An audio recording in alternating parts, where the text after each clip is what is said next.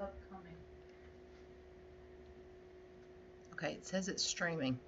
I know. Remember, there's always a delay. The lag. Yeah.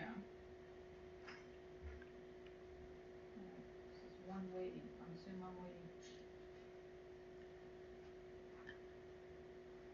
Waiting for Thorn Code. Okay, so should I start the intro?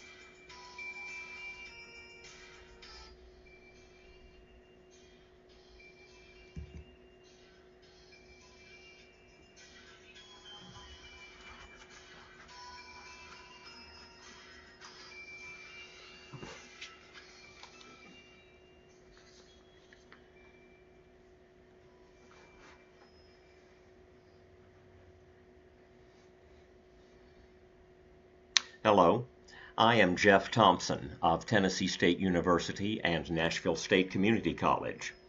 Let's begin with one of Poe's greatest poems, a strange mixture of love and horror that I call horribly romantic.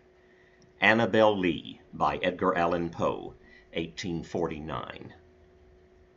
It was many and many a year ago in a kingdom by the sea that a maiden there lived whom you may know by the name of Annabel Lee.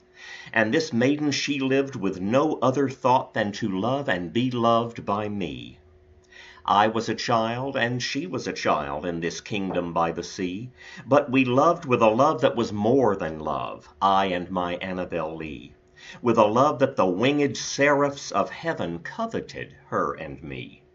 And this was the reason that long ago in this kingdom by the sea a wind blew out of a cloud, chilling my beautiful Annabel Lee, so that her high-born kinsman came and bore her away from me, to shut her up in a sepulchre in this kingdom by the sea.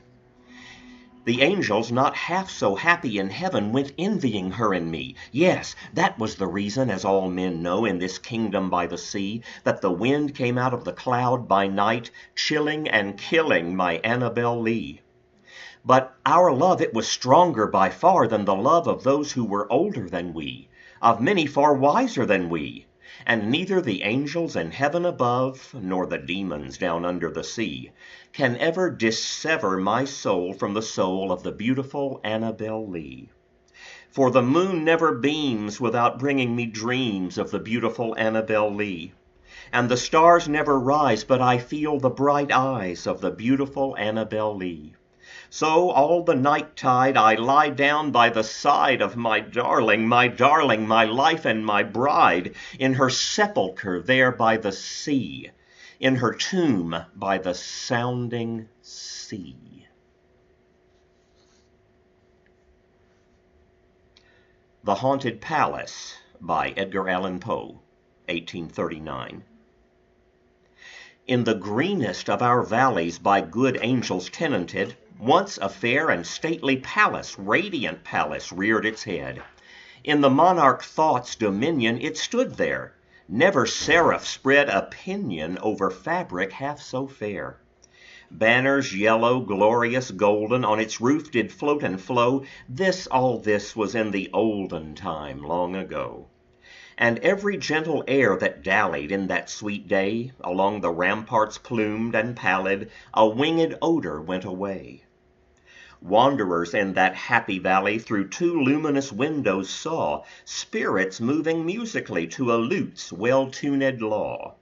Round about a throne where sitting Porphyrogene, in state his glory well befitting, the ruler of the realm was seen.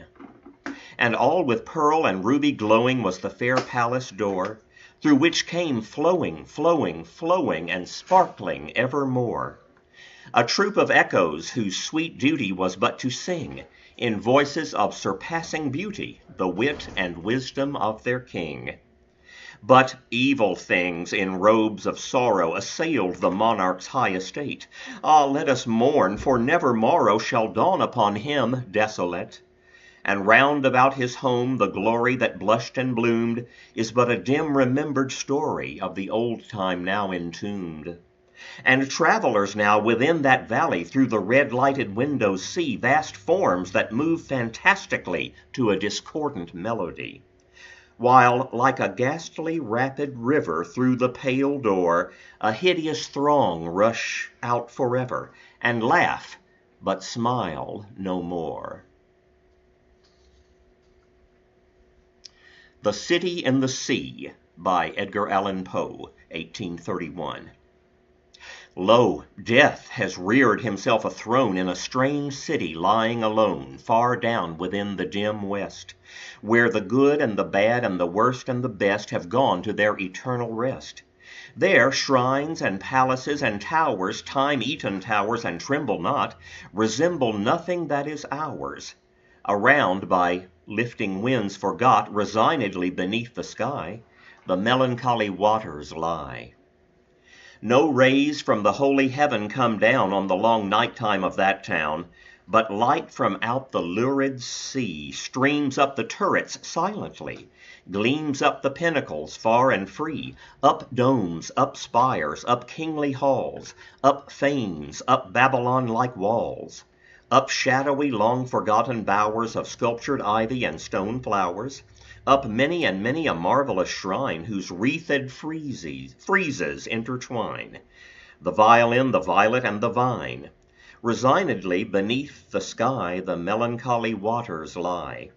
So blend the turrets and shadows there that all seem pendulous in air, while from a proud tower in the town Death looks gigantically down.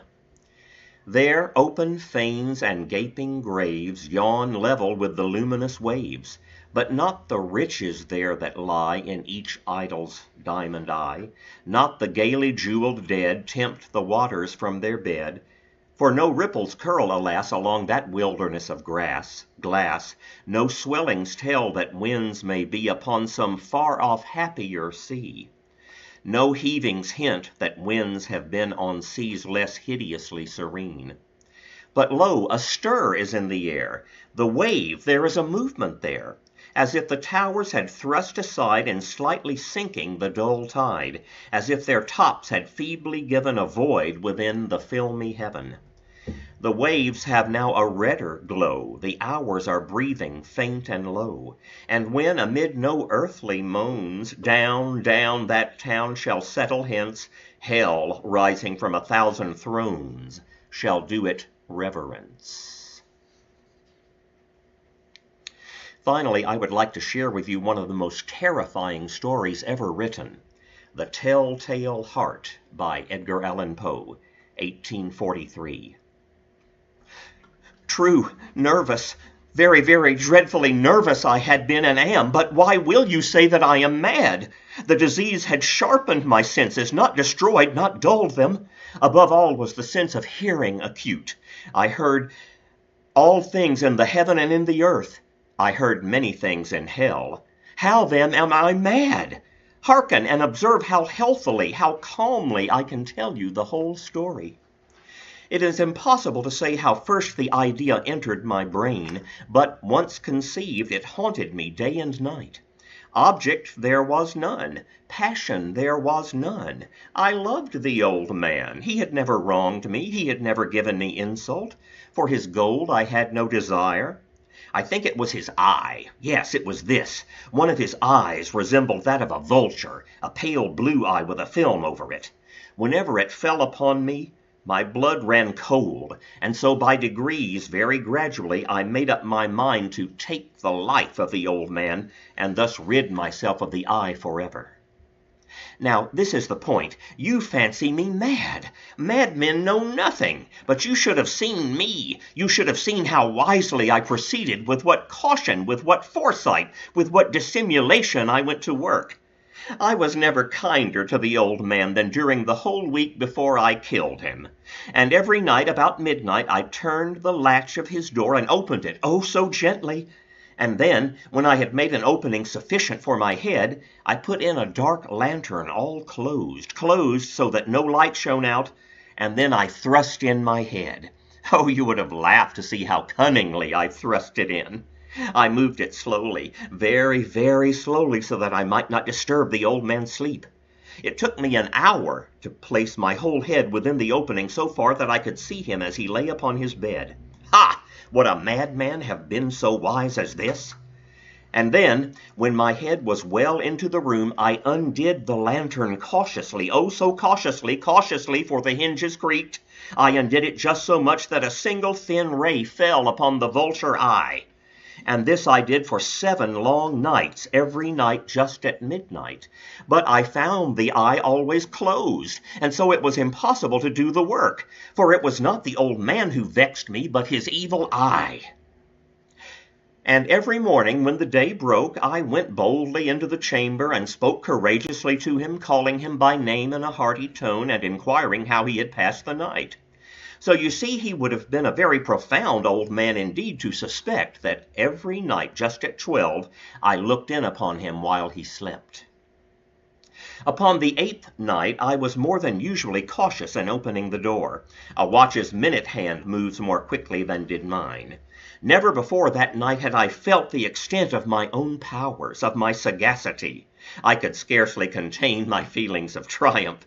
To think that there I was, opening the door little by little, and he not even to dream of my secret deeds or thoughts. I fairly chuckled at the idea, and perhaps he heard me, for he moved on the bed suddenly as if startled.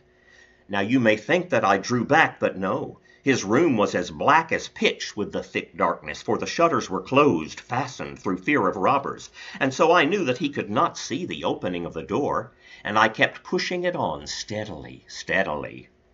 I had my head in, and was about to open the lantern when my thumb slipped upon the tin fastening, and the old man sprang up in the bed, crying out, "Who's there?" I kept quite still and said nothing. For a whole hour I did not move a muscle, and in the meantime I did not hear him lie back down. He was still sitting up in the bed, listening, just as I have done night after night, hearkening to the death-watch beetles in the wall. Presently I heard a slight groan, and I knew it was the groan of mortal terror. It was not a groan of pain or of grief. Oh no, it was the low stifled sound that arises from the bottom of the soul when overcharged with awe. I knew the sound well. Many a night just at midnight, when all the world slept, it had welled up from my own bosom, deepening with its dreadful echo the terrors that distracted me. I say I knew it well. I knew what the old man felt, and pitied him, although I chuckled at heart. I knew that he had been lying awake ever since the first slight noise when he had turned in the bed. His fears had been ever since growing upon him. He had been trying to fancy them causeless, but could not. He had been saying to himself, "Oh, it is nothing but the wind in the chimney, it is only a mouse crossing the floor, or it is merely a cricket which has made a single chirp." Yes, he has been trying to comfort himself with these suppositions, but he had found all in vain, because death, in approaching him, had stalked with his black shadow before him and enveloped the victim. And it was the mournful influence of the unperceived shadow that caused him to feel, although he neither saw nor heard, to feel the presence of my head within the room. When I had waited a long time very patiently without hearing him lie down, I resolved to open a very, very little crevice in the lantern. So I opened it. You cannot imagine how stealthily, until at length a single dim ray like the thread of the spider shot from out the crevice and fell upon the vulture eye. It was open, wide open, and I grew furious as I gazed upon it. I saw it with perfect distinctness, all a dull blue with a hideous veil over it that chilled the very marrow in my bones. But I could see nothing else of the old man's face or person, for I had directed the ray as if by instinct precisely upon the damned spot. And now have I not told you that what you mistake for madness is but over-acuteness of the senses? Now, I say, there came to my ears a low, dull, quick sound, such as a watch makes when enveloped in cotton. I knew that sound well, too. It was the beating of the old man's heart. It increased my fury as the beating of a drum stimulates the soldier into courage. But even yet I refrained and kept still. I scarcely breathed. I held the lantern motionless. I tried how steadily I could to maintain the ray upon the eye. Meantime, the hellish beating of the heart increased. It grew quicker and louder every instant. The old man's terror must have been extreme.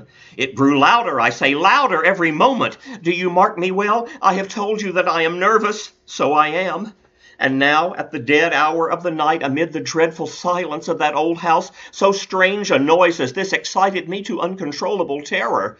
Yet, for some minutes longer, I refrained and stood still.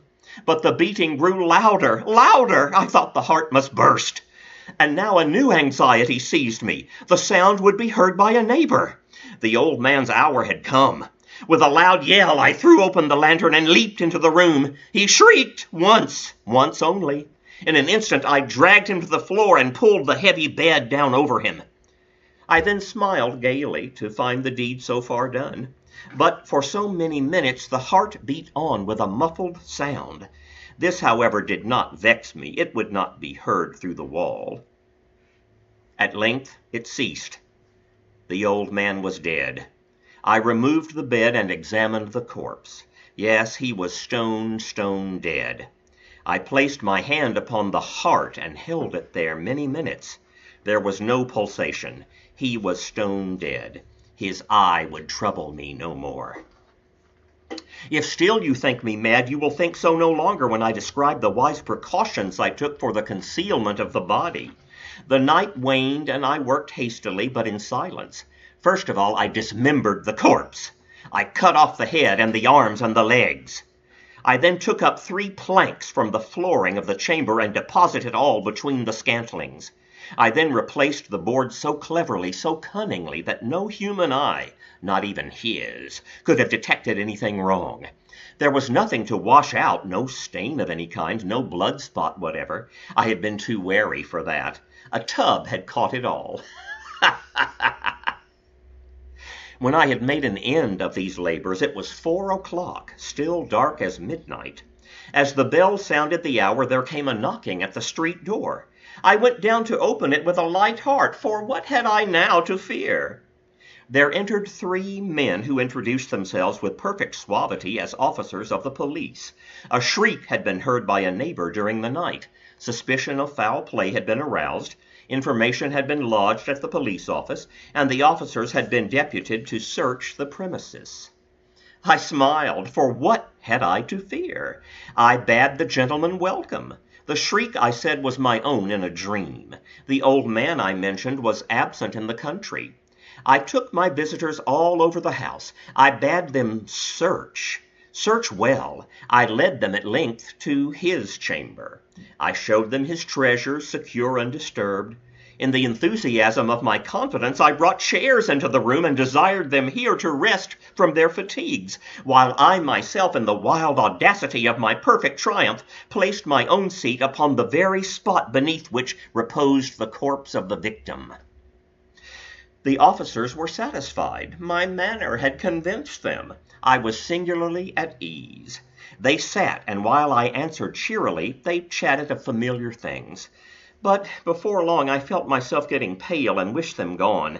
My head ached, and I fancied a ringing in my ears, but still they sat and still chatted. The ringing became more distinct. It continued and became more distinct. I talked more freely to get rid of the feeling, but it continued and gained definitiveness, until at length I found that the noise was not within my ears. No doubt I now grew very pale, but I talked more fluently and with a heightened voice. Yet the sound increased, and what could I do?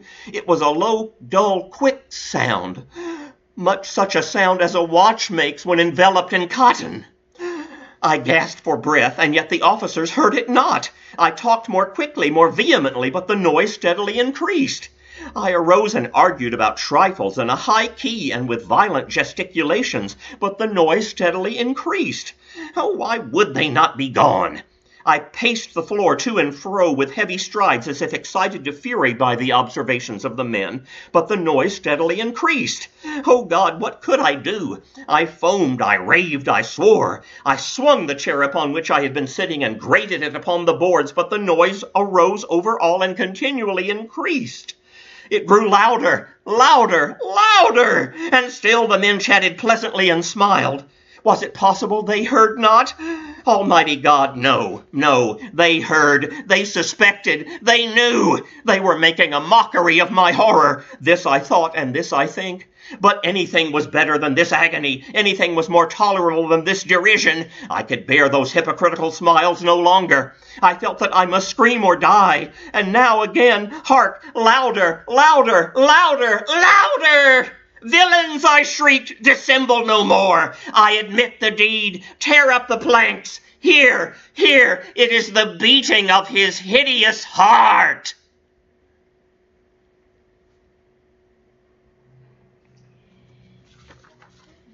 Thank you.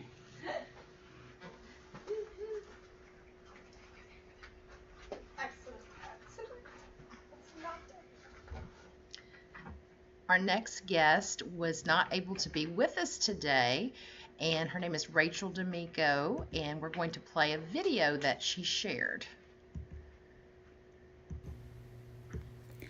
Take this kiss upon the brow, and in parting from you now, this much let me avow. You are not wrong who deem that my days have been a dream. Yet if hope has flown away, in a night or in a day, in a vision or in none, is it therefore less gone? All that we see or seem is but a dream within a dream. I stand amid the roar of a surf-tormented shore, and I hold within my hand grains of the golden sand. How few, yet how they creep through my fingers to the deep. While I weep, O God, can I not grasp them with a tighter clasp? O God, can I not save one from the pitiless wave? Is all that we see or seem but a dream within a dream?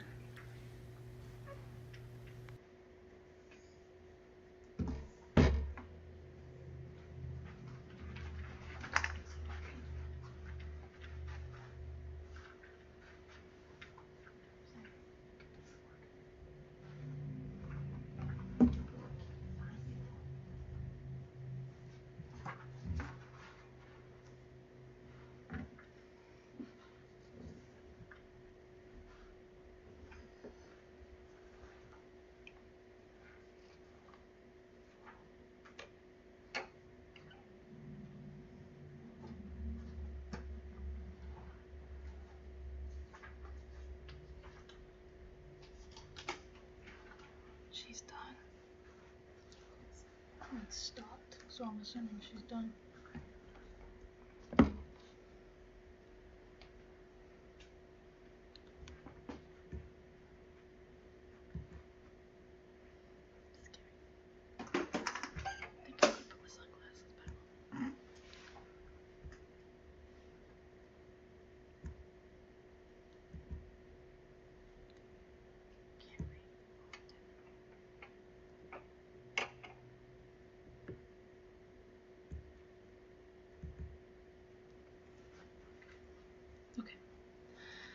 Welcome, welcome, everyone. I am one half of the Potastic 2, Miss Jeannie Smith, and I am going to be reading for you The Devil in the Belfry. What o'clock is it?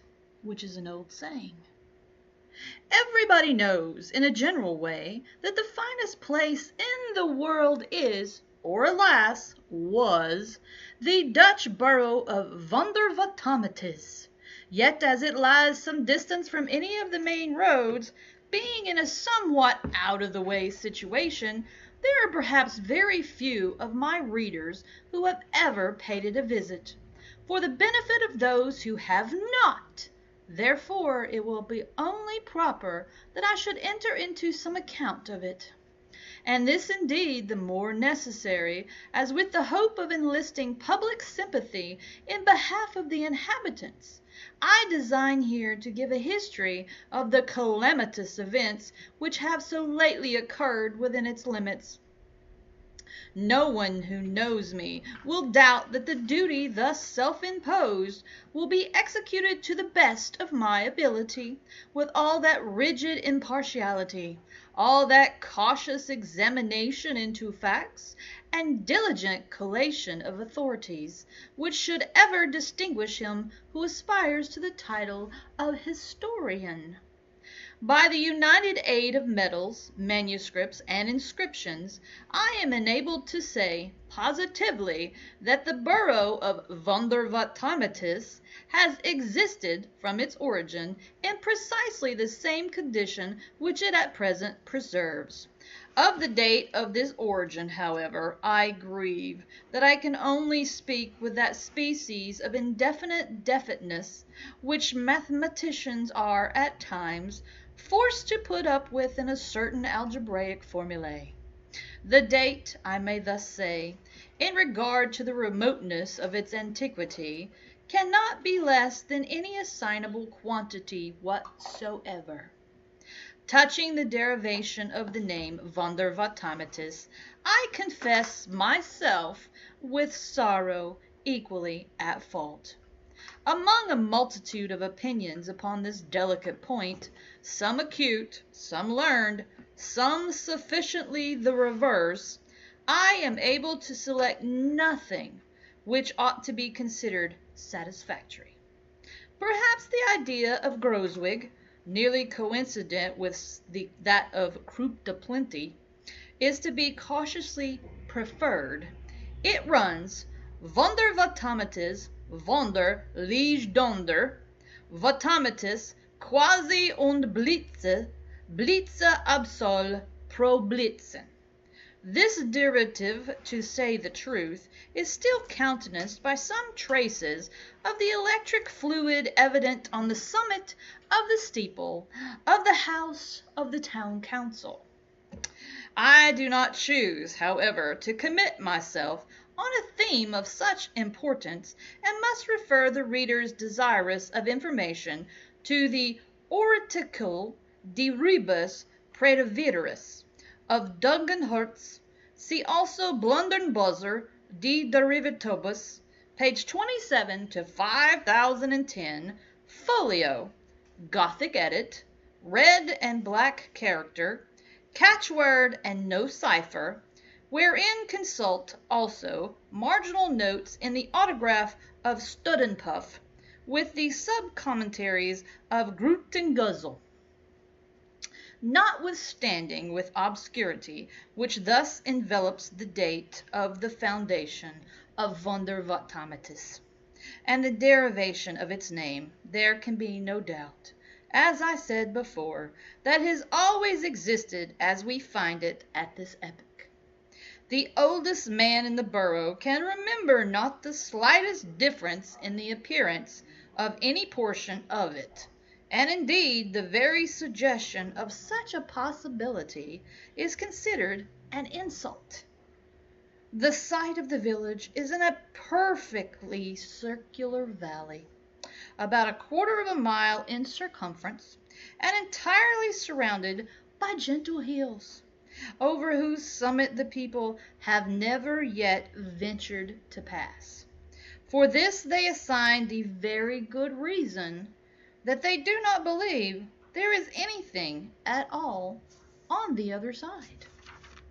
Round the skirts of the valley, which is quite level and paved throughout with flat tiles, extends a continuous row of 60 little houses.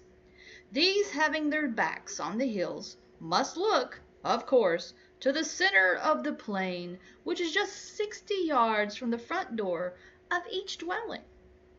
Every house has a small garden before it, with a circular path, a sundial, and 24 cabbages. The buildings themselves are so precisely alike that one can in no manner be distinguished from the other. Owing to the vast antiquity, the style of architecture is somewhat odd, but it is not for that reason the less strikingly picturesque. They are fashioned of hard-burned little bricks, red, with black ends, so that the walls look like a chessboard upon a great scale. The gables are turned to the front, and there are cornices, as big as all the rest of the house, over the eaves and over the main doors. The windows are narrow and deep, with very tiny panes and great deal of sash.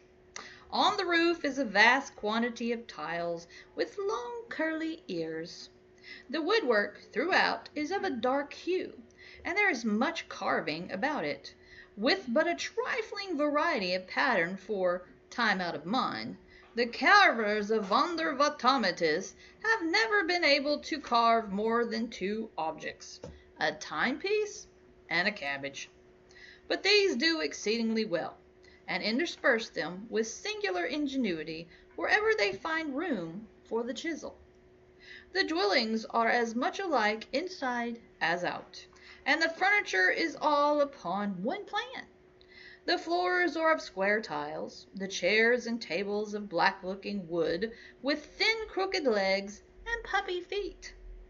The mantelpieces are wide and high, and have not only timepieces and cabbages sculptured over the front, but a real timepiece, which makes a prodigious ticking on the top in the middle, with a flower pot containing a cabbage standing on each extremity by way of outrider. Between each cabbage and the timepiece, again, is the little China man having a large stomach with a great round hole in it, through which is seen the dial plate of a watch. The fireplaces are large and deep, with fierce crooked-looking fire-dogs. There is constantly a rousing fire, and a huge pot over it, full of sauerkraut and pork, to which the good woman of the house is always busy in attending. She is a little fat old lady, with blue eyes and a red face, and wears a huge cap like a sugar loaf, ornamented with purple and yellow ribbons.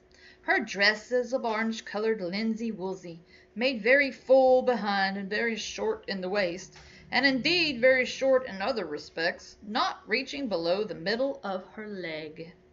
This is somewhat thick, and so are her ankles, but she has a fine pair of green stockings to cover them. Her shoes of pink leather are fastened each with a bunch of yellow ribbons puckered up in the shape of a cabbage. In her left hand she has a little heavy Dutch watch. In her right hand she wields a ladle for the sauerkraut and pork. By her side there stands a fat tabby cat, with a gilt toy repeater tied to its tail, which the boys have there fastened by way of a quiz. The boys themselves are, all three of them, in the garden attending the pig. They are each 2 feet in height. They have 3-cornered cocked hats, purple waistcoats reaching down to their thighs, buckskin knee breeches, red woolen stockings, heavy shoes with big silver buckles, and long serge-out coats with large buttons of mother of pearl. Each, too, has a pipe in his mouth, and a little dumpy watch in his right hand. He takes a puff and a look, and then a look and a puff.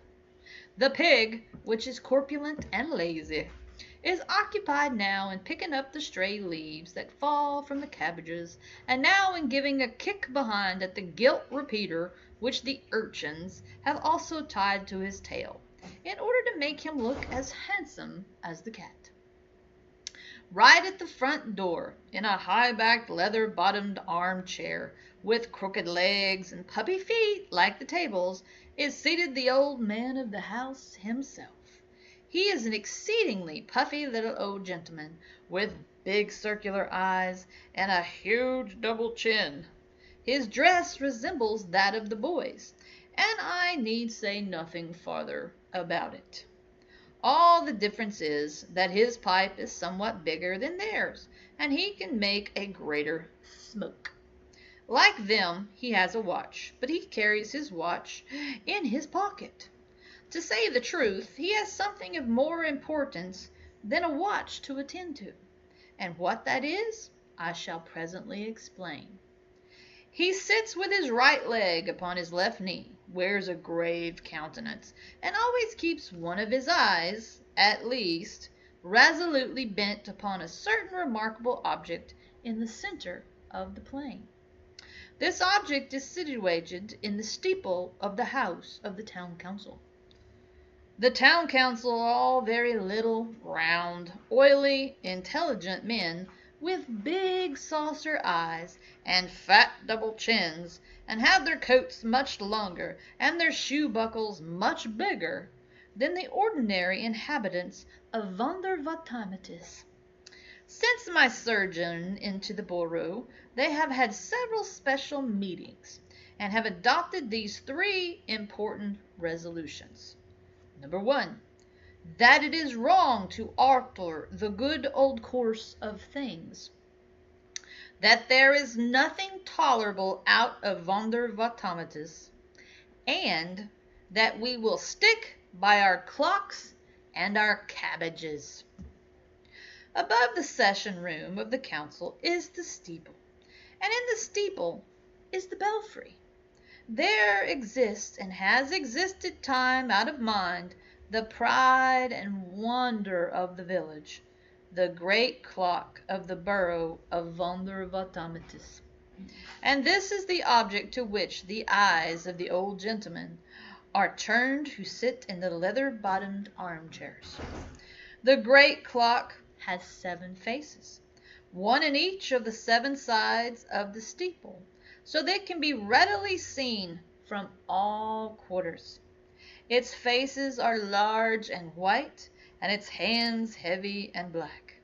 There is a belfryman whose sole duty is to attend to it, but this duty is the most perfect of sinecures, for the clock of Vondervotteimittis was never yet known to have anything the matter with it. Until lately, the bare supposition of such a thing was considered heretical. From the remotest period of antiquity to which the archives have reference, the hours have been regularly struck by the big bell. And indeed the case was just the same with all the other clocks and watches in the borough.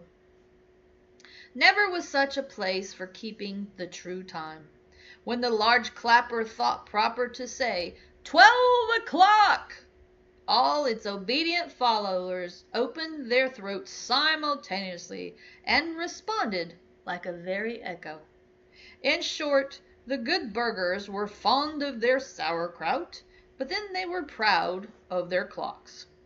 All people who hold sinecure offices are held in more or less respect, and as the belfryman of Vondervotteimittis has the most perfect of sinecures, he is the most perfectly respected of any man in the world. He is the chief dignitary of the borough, and the very pigs look up to him with a sentiment of reverence. His coat tail is very far longer, his pipe, his shoe buckles, his eyes, and his stomach very far bigger than those of any other gentleman in the village. And as to his chin, It's not only double, but triple. I have thus painted the happy estate of Vondervottamitus. Alas, that so fair a picture should ever experience a reverse. There has been long a saying among the wisest inhabitants that no good can come from over the hills.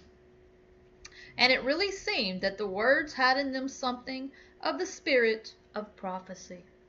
It wanted 5 minutes of noon on the day before yesterday, when there appeared a very odd-looking object on the summit of the ridge of the eastward.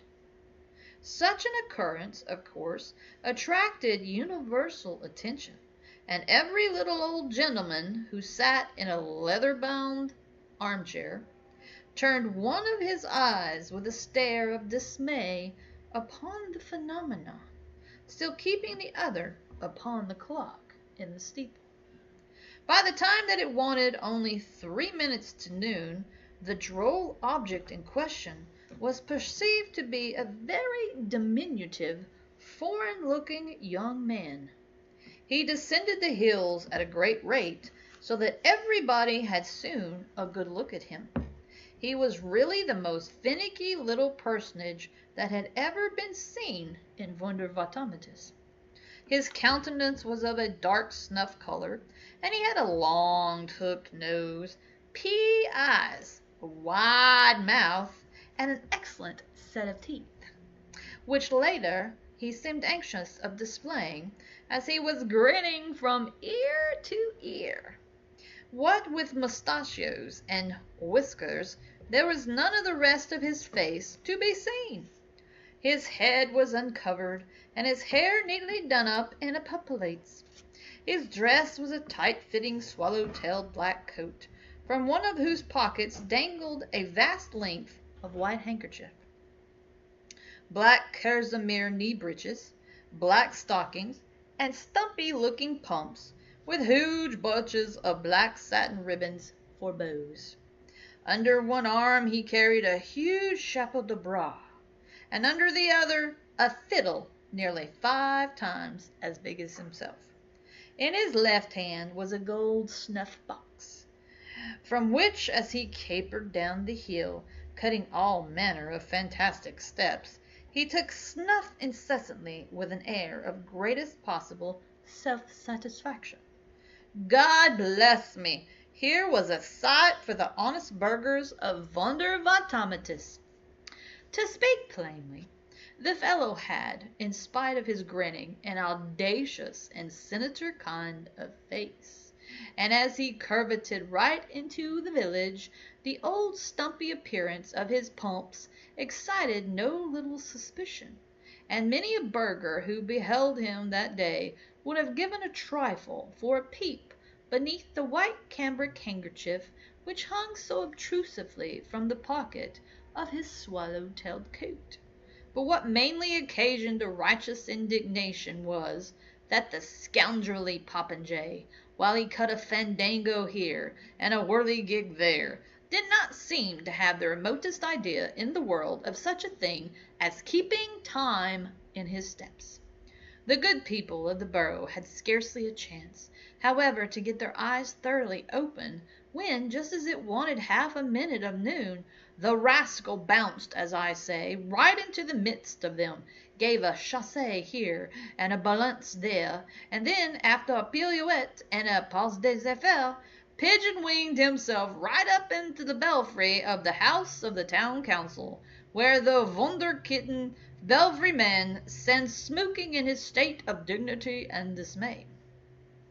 But the little chap seized him at once by the nose, gave it a swing and a pull, clapped the big chapeau de bras upon his head, knocked it down over his eyes and mouth, and then, lifting up the big fiddle, beat him with it so long and so soundly that what with the belfry man being so fat and the fiddle being so hollow, you would have sworn that there was a regiment of double-bass drummers all beating the devil's tattoo up in the belfry of the steeple of Vondervottamitus. There is no knowing to what desperate act of vengeance this unprincipled attack might have aroused in the inhabitants but for the important fact that now it wanted only a half a second of noon.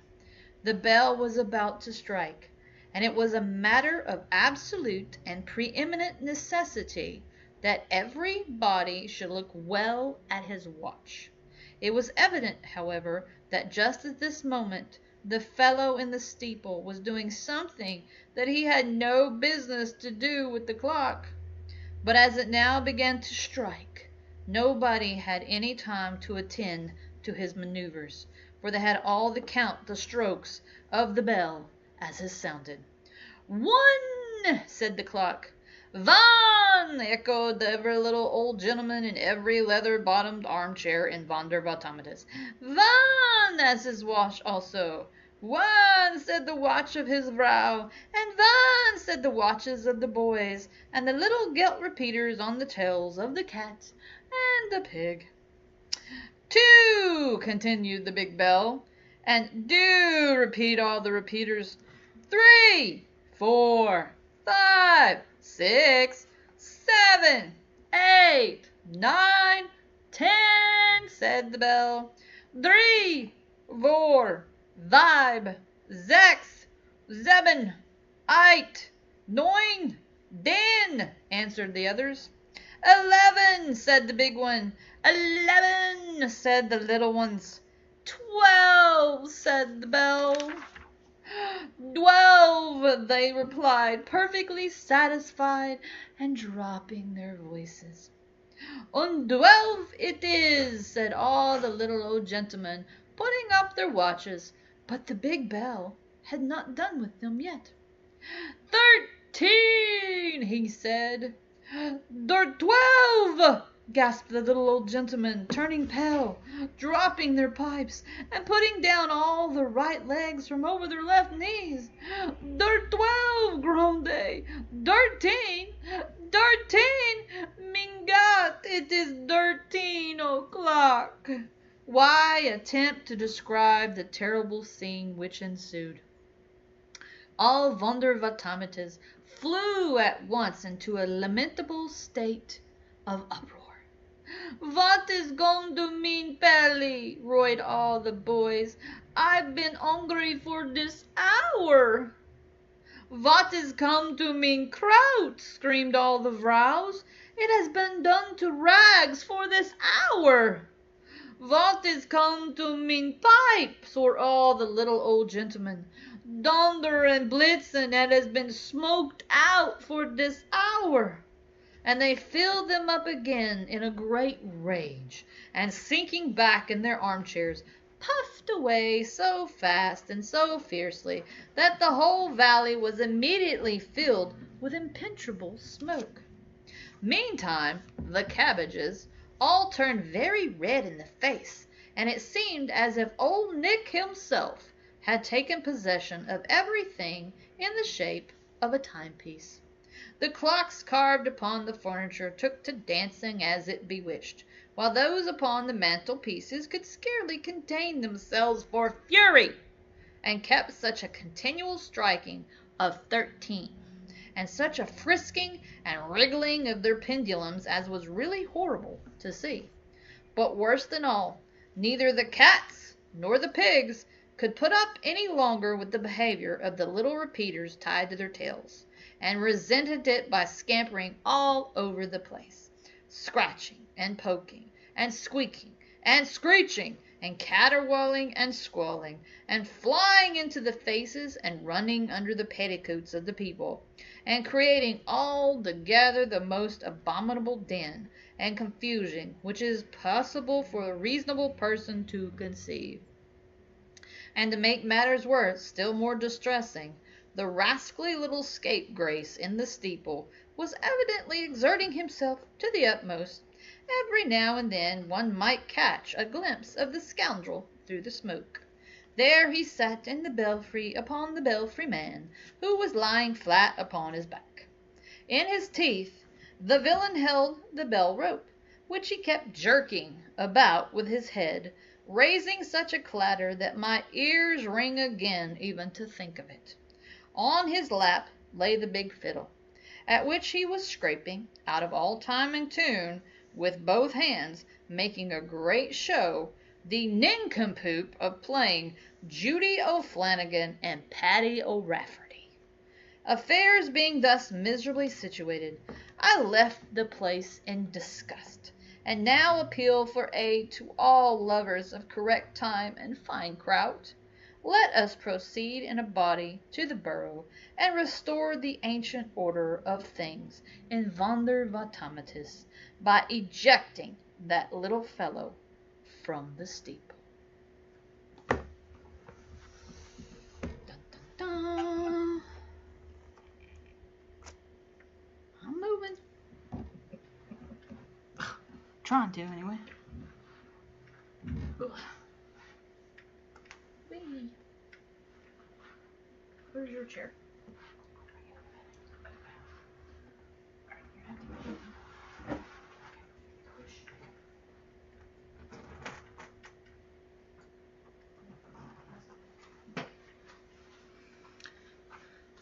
Thank you, Jeannie. And so our next guest is also not going to be able to be with us, and we wish he was. And his name is Larry Underwood. Many Nashvillians and Middle Tennesseans probably know him as Dr. Gangrene, and he is going to be reading Spirits of the Dead. Give me just a moment to...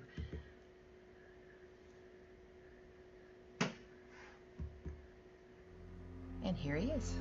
Thy soul shall find itself alone mid dark thoughts of the gray tombstone. Not one of all the crowd to pry into thine hour of secrecy. Be silent in that solitude, which is not loneliness, for then the spirits of the dead who stood in life before thee are again in death around thee, and their will shall overshadow thee. Be still. The night, though clear, shall frown, and the stars shall not look down from their high thrones in the heaven with light like hope to mortals given. But their red orbs without beam to thy weariness shall seem as a burning and a fever which would cling to thee forever. Now are thoughts thou shalt not banish, now are visions near to vanish. From thy spirit shall they pass no more like dewdrop from the grass.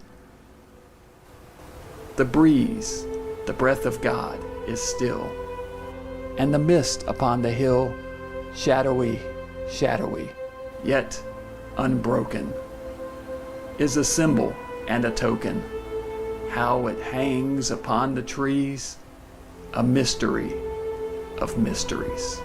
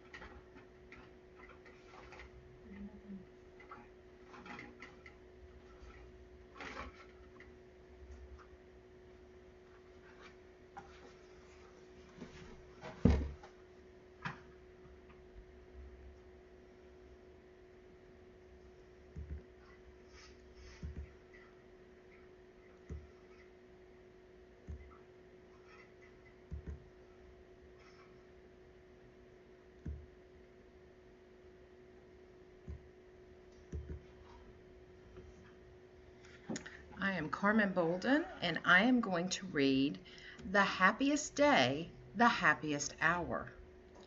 The happiest day, the happiest hour, My seared and blighted heart hath known the highest hope of pride and power I feel hath flown. Of power, said I? Yes, such I ween, but they have vanished long, alas! The visions of my youth have been, but let them pass. And pride, what have I now with thee? Another brow may even inherit the venom thou hast poured on me. Be still, my spirit. The happiest day, the happiest hour, mine eyes shall see, have ever seen. The brightest glance of pride and power I feel have been. But were that hope of pride and power now offered with the pain, even then I felt that brightest hour I would not live again. For on its wing was dark alloy, and as it fluttered fell an essence powerful to destroy a soul that knew it well.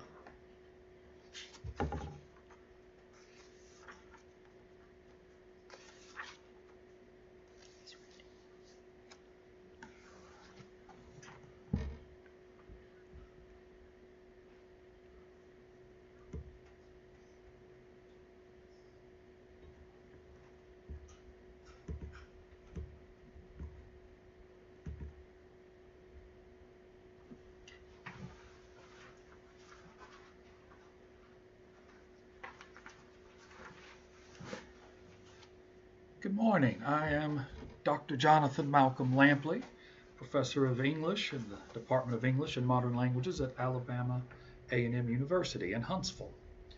And today I will be reading the poem To One in Paradise and the story Ligeia, which includes the Conqueror Worm.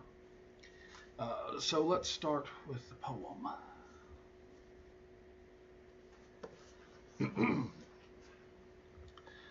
Thou wast that all to me, love, for which my soul did pine, a green isle in the sea, love, a fountain and a shrine, all wreathed with fairy fruits and flowers, and all the flowers were mine. Ah, dream too bright to last! Ah, starry hope, that didst arise but to be overcast! A voice from out the future cries, on, but o'er the past, dim gulf, my spirit hovering lies, mute, motionless, aghast. For alas, alas, with me the light of life is o'er. No more, no more, no more. Such language holds the solemn sea to the sands upon the shore. Shall blast the thunder-blasted tree or the stricken eager soar. And all my days are trances, and all my nightly dreams are where thy grey eye glances, and where thy footstep gleams, in what ethereal dances, by what eternal streams. And now, Ligeia, originally published in 1838. This is the revised version from 1845.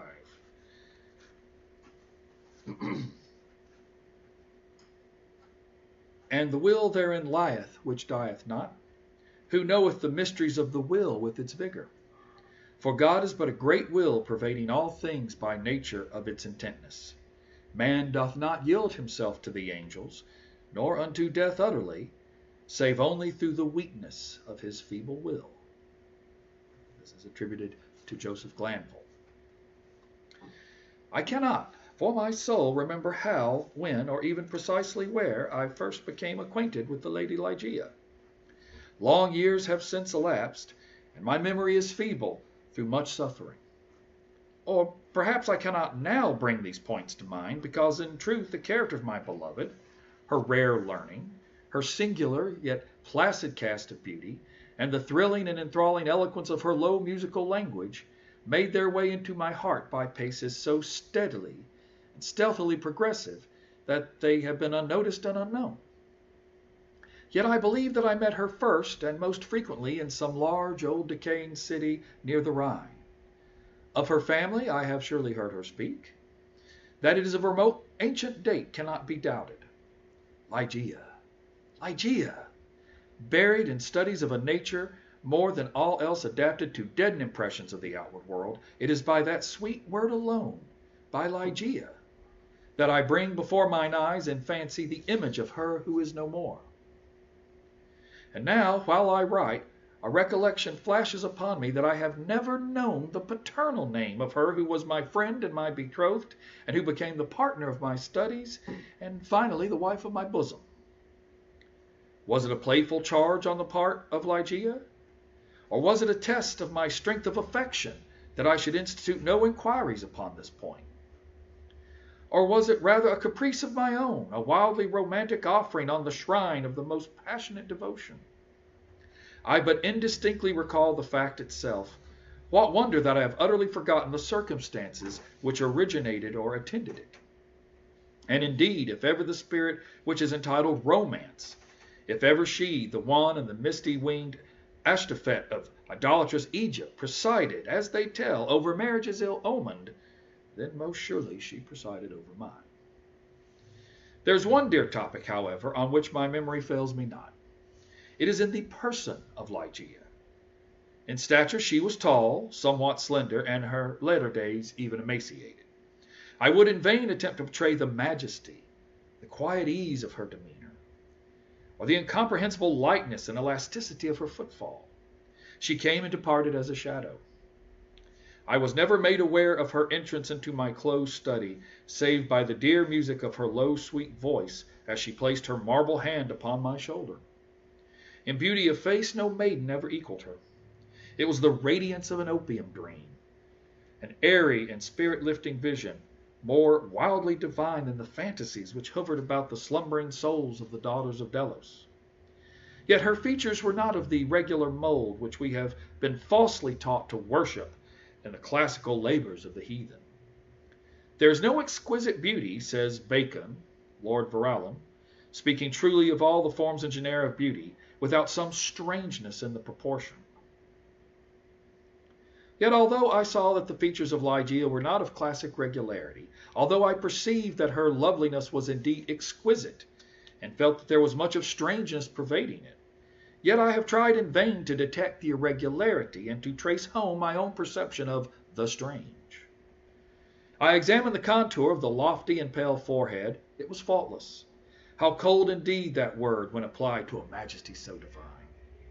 The skin rivaling the purest ivory, the commanding extent and repose, the gentle prominence of the regions above the temples, and all then the raven black, the glossy, the luxuriant and naturally curling tresses, setting forth the full force of the Homeric epithet hyacinthine. I looked at the delicate outlines of the nose, and nowhere but in the grateful medallions of the Hebrews had I seen a similar perfection. There were the same luxurious smoothness of surface, the same scarcely perceptible tendency of the aquiline, the same harmoniously curved nostrils speaking of the free spirit. I regarded the sweet mouth. Here was indeed the triumph of all things heavenly. The magnificent turn of the short upper lip, the soft, voluptuous slumber of the under, the dimples which sported and the colors which spoke, the teeth glancing back with a brilliancy almost startling, every ray of the holy light which fell upon them in her serene and placid, yet most exultingly radiant of all smiles.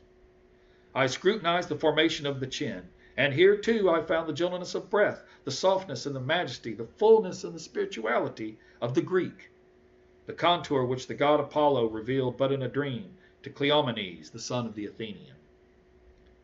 And then I peered into the large eyes of Ligeia. For eyes we have no models in the remotely antique.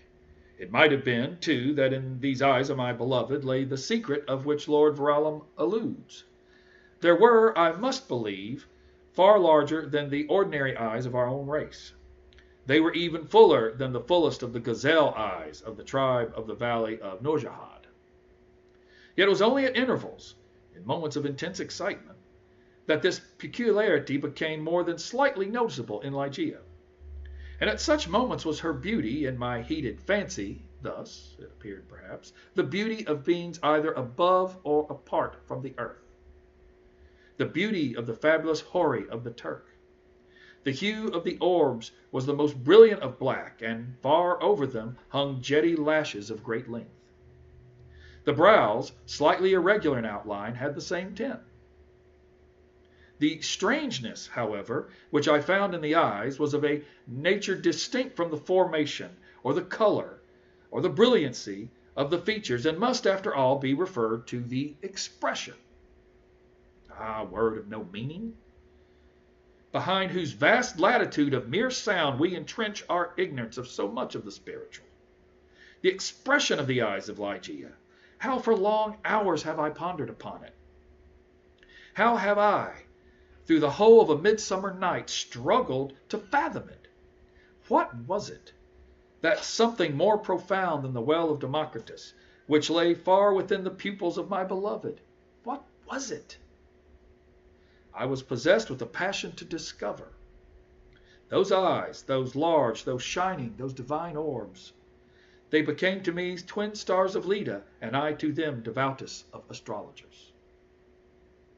There is no point, among the many incomprehensible anomalies of the science of mind, more thrillingly exciting than the fact, never, I believe, recovered in the schools, that in our endeavors to recall to memory something long forgotten, we often find ourselves upon the very verge of remembrance, without being able, in the end, to remember. And thus how frequently, in my intense scrutiny of Ligeia's eyes, have I felt approaching the full knowledge of their expression, felt it approaching, yet not quite be mine, and at length entirely depart. And strange, oh strangest mystery of all, I found in the commonest objects of the universe a circle of analogies to that expression. I mean to say that, subsequently to the period when Ligeia's beauty passed into my spirit, there dwelling in a shrine, I derived from many existences in the material world a sentiment such as I felt always around me, within me, by her large and luminous orbs. Yet not the more could I define that sentiment, or analyze, or even steadily view it. I recognized it. Let me repeat, sometimes in the survey of a rapidly growing vine, in the contemplation of a moth, a butterfly, a chrysalis, a stream of running water. I have felt it in the ocean, in the falling of a meteor. I have felt it in the glances of unusually aged people. And there are one or two stars in heaven, one especially, a star of the 6th magnitude, double and changeable, to be found near the large star in Lyra, and a telescopic scrutiny of which I have been made aware of the feeling. I have been filled with it by certain sounds from stringed instruments, and not infrequently by passages from books. Among innumerable other instances, I well remember something in a volume of Joseph Glanville, which, perhaps merely from its quaintness, who shall say, never failed to inspire me with the sentiment. And the will therein lies which dieth not. Who knoweth the mysteries of the will with its vigor? For God is but a great will, pervading all things by nature of its intentness. Man doth not yield him to the angels, nor unto death utterly, save only through the weakness of his feeble will. Length of years and subsequent reflection have enabled me to trace, indeed, some remote connection between this passage in the English moralist and a portion of the character of Ligeia. And intensity in thought, action, or speech was possibly in her a result, or at least an index, of that gigantic volition which, during our long intercourse, failed to give other and more immediate evidence of its existence. Of all the women whom I have ever known, she, the outwardly calm, ever-placid Ligeia, was the most violently a prey to the tumultuous vultures of stern passion. And of such passion I could form no estimate, save by the miraculous expansion of those eyes, which at once so delighted and appalled me, by the almost magical melody, modulation, distinctness, and placidity of her very low voice, and by the fierce energy, rendered doubly effective by contrast with her manner of utterance, of the wild words which she habitually uttered. I have spoken of the learning of Ligeia. It was immense, such as I have never known in a woman. In the classical tongues was she deeply proficient, and, as far as my own acquaintance extended in regard to the modern dialects of Europe, I have never known her at fault. Indeed, upon any theme of the most admired, because simply the most abstruse of the boasted erudition of the Academy, have I ever found Ligeia at fault. How singularly, how thrillingly, this one point in the nature of my wife has forced itself, at this late period only, upon my attention. I said her knowledge was such as I have never known in woman, but where breathes the man who has traversed, and successfully, all the wide areas of moral, physical, and mathematical science? I saw not then what I now clearly perceive, which is that the acquisitions of Ligeia were gigantic, were astounding. Yet I was sufficiently aware of her infinite supremacy to resign myself, with a childlike innocence, to her guidance through the chaotic world of metaphysical investigation at which I was most busily occupied during the earlier years of our marriage.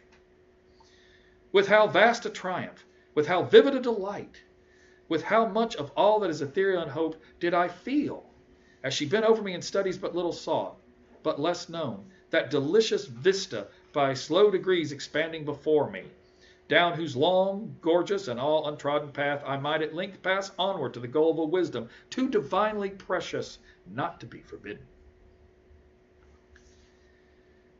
There must have been grief which, after some years, I beheld my well-grounded expectations take wings to themselves and fly away. Without Ligeia, I was but as a child groping benighted. Her presence, her readings alone, rendered vividly luminous the many mysteries of the transcendentalism in which we were immersed. Wanting the radiant luster of her eyes, letters, lambent and golden, grew duller than Saturnian lead. And now those eyes shone less and less frequently upon the pages over which I pored. Ligeia grew ill. The wild eyes blazed with a too glorious effulgence. The pale fingers became of the transparent waxen hue of the grave. The blue veins upon the lofty forehead swelled and sank impetuously with the tides of the most gentle emotion. I saw that she must die, and I struggled desperately in spirit with the grim Azrael. And the struggles of the passionate wife were, to my astonishment, even more energetic than my own. There had been much in her stern nature to impress me with the belief that, to her, death would have come without its terrors. But not so. Words are impotent to convey any just idea of the fierceness of resistance with which she wrestled with the shadow. I groaned in anguish at the pitiable spectacle. I would have soothed, I would have reasoned, but in the intensity of her wild desire for life, but for life, solace and reason were alike the uttermost folly. Yet not until the last instance, among the most convulsive writhings of her fierce spirit, was shaken the external placidity of her demeanor. Her voice grew more gentle, grew more low. Yet I would not wish to dwell upon the wild meaning of the quietly uttered words. My brain reeled as I hearkened, entranced, to a melody more than mortal, to assumptions and aspirations which mortality has never before known. That she loved me I should not have doubted, and I might have been easily aware that, in a bosom such as hers, love would have reigned no ordinary passion. But in death only was I fully impressed with the strength of her affection. For long hours, detaining my hand, would she pour out before me the overflowing of a heart whose more than passionate devotion amounted to idolatry. How had I deserved to be so blessed by such confessions? How had I deserved to be so cursed with the removal of my beloved in the hour of her making them? But upon that subject I cannot bear to dilate. Let me say only that in Ligeia's more than womanly abandonment to a love, alas, all unmerited, all unworthily bestowed, I at length recognized the principle of her longing, with so wildly earnest a desire for the life which was now fleeing so rapidly away. It is this wild longing, it is this eager vehemence of desire for life, but for life, that I have no power to portray, no utterance capable of expression. At high noon on the day in which she departed, beckoning me to her side, she bade me repeat certain verses composed by herself not many days before. I obeyed her. They were these. Lo, 'tis a gala night within the lonesome latter years. An angel throng, bewinged, bedight in veils, drowned in tears, sit in a theatre to see a play of hopes and fears, while the orchestra breathes fitfully the music of the spheres. Mimes in the form of God on high mutter and mumble low and hither and thither fly. Mere puppets they, who come and go at bidding of vast formless things that shift the scenery to and fro. flapping from out their condor wings invisible woe. That motley drama, oh, be sure it shall not be forgot, with its phantom chased for evermore by a crowd that sees it not, through a circle that ever returneth in to the self-same spot, and much of madness, and more of sin, and horror the soul of the plot. But see amid the mimic rout a crawling shape intrude, a blood-red thing that rise from out the scenic solitude. It writhes, it writhes. With mortal pangs the mimes become its food, and the seraphs sob at vermin fangs in human gore imbued.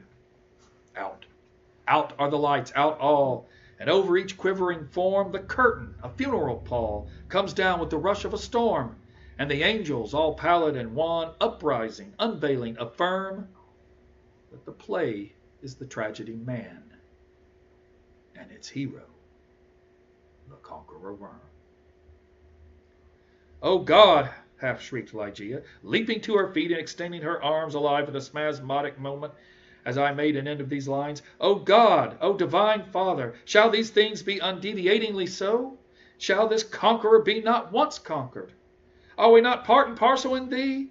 Who knoweth the mysteries of the will with its vigor? Man doth not yield him to the angels, nor unto death utterly, only through the weakness of his feeble will." And now, as if exhausted with emotion, she suffered her white arms to fall and returned solemnly to her bed of death. And as she breathed her last sighs, there came mingled with them a low murmur from her lips. I bent to them my ear, and distinguished again the concluding words of the passage in Glanville. "Man doth not yield him to the angels, nor unto death utterly, save only through the weakness of his feeble will." She died. And I, crushed into the very dust with sorrow, could no longer endure the lonely desolation of my dwelling in the dim and decaying city by the Rhine. I had no lack of what the world calls wealth. Ligeia had brought me far more, very far more than ordinarily falls to the lot of mortals. After a few months, therefore, of weary and aimless wandering, I purchased and put in some repair an abbey, which I shall not name, in one of the wildest and least frequented portions of fair England. The gloomy and dreamy grandeur of the building, the almost savage aspect of the domain, the many melancholy and time-honored memories connected with both, had much in unison with the feelings of utter abandonment which had driven me into that remote and unsocial region of the country. Yet although the external abbey, with its verdant decay hanging about it, suffered but little alteration, I gave way, with a childish perversity, and perchance with a faint hope of alleviating my sorrows, to a display of more than regal magnificence within. For such follies, even in childhood, I had imbibed a taste, and now they came back to me as if in the dotage of grief. Alas, I feel how much even of incipient madness might have discovered in the gorgeous and fastic draperies, in the solemn carvings of Egypt, in the wild cornices and furniture, in the bedlam patterns of the carpets of tufted gold. I had become a bounden slave in the trammels of opium, and my labors and my orders had taken a coloring from my dreams. But these absurdities I must not pause to detail. Let me speak only of the one chamber ever accursed, whither in a moment of mental alienation I led from the altar as my bride, as the successor of the unforgotten Ligeia, the fair-haired and blue-eyed Lady Rowena Trevanion of Tremaine. There is no individual portion of the architecture and decoration of that bridal chamber which is not now visibly before me. Where were the souls of the haughty family of the bride when, through thirst of gold, they permitted to pass the threshold of apartments so bedecked, a maiden and daughter so beloved? I have said that I minutely remember the details of the chamber, yet I am sadly forgetful on topics of deep moment, and here there was no system, no keeping in the fantastic display, to take hold upon the memory. The room lay in a high turret of the castellated abbey, was pentagonal in shape and of capricious size. Occupying the whole southern face of the pentagon was the sole window, an immense sheet of unbroken glass from Venice, a single pane, intended of a leaden hue, so that the rays of either the sun or moon passing through it fell with a ghastly luster on the objects within. Over the upper portion of this huge window extended the trellis work of an aged vine, which clambered up the massy walls of the turret. The ceiling, of gloomy-looking oak, was excessively lofty, vaulted, and elaborately fretted, with the wildest and most grotesque specimens of a semi-Gothic, semi-Druidical vaulting. From out the central recess of this melancholy room depended, by a single chain of gold with long links, a huge censer of the same metal, Saracenic in pattern, and with many perforations so contrived that they writhed in and out of them as if imbued with a serpent vitality, a continual succession of party-colored fires.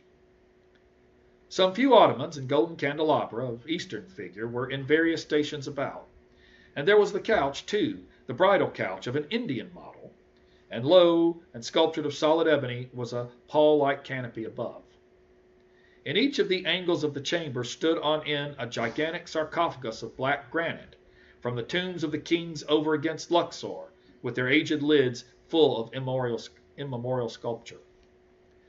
But in the draping of the apartments lay, alas, the chief fantasy of all. The lofty walls, gigantic in height, even unproportionately so, were hung from summit to foot in vast folds with a heavy and massive-looking tapestry of a material which was found alike as a carpet on the floor, as a covering for the ottomans and the ebony bed, as a canopy for the bed, and as the gorgeous volutes of the curtains which partially shaded the window. The material was the richest cloth of gold.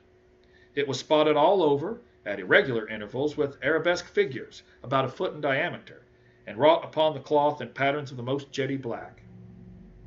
But these figures partook of the true character of the arabesque only when regarded from a single point of view. By a contrivance now common, and indeed traceable to a very remote period of antiquity, they were made changeable in aspect.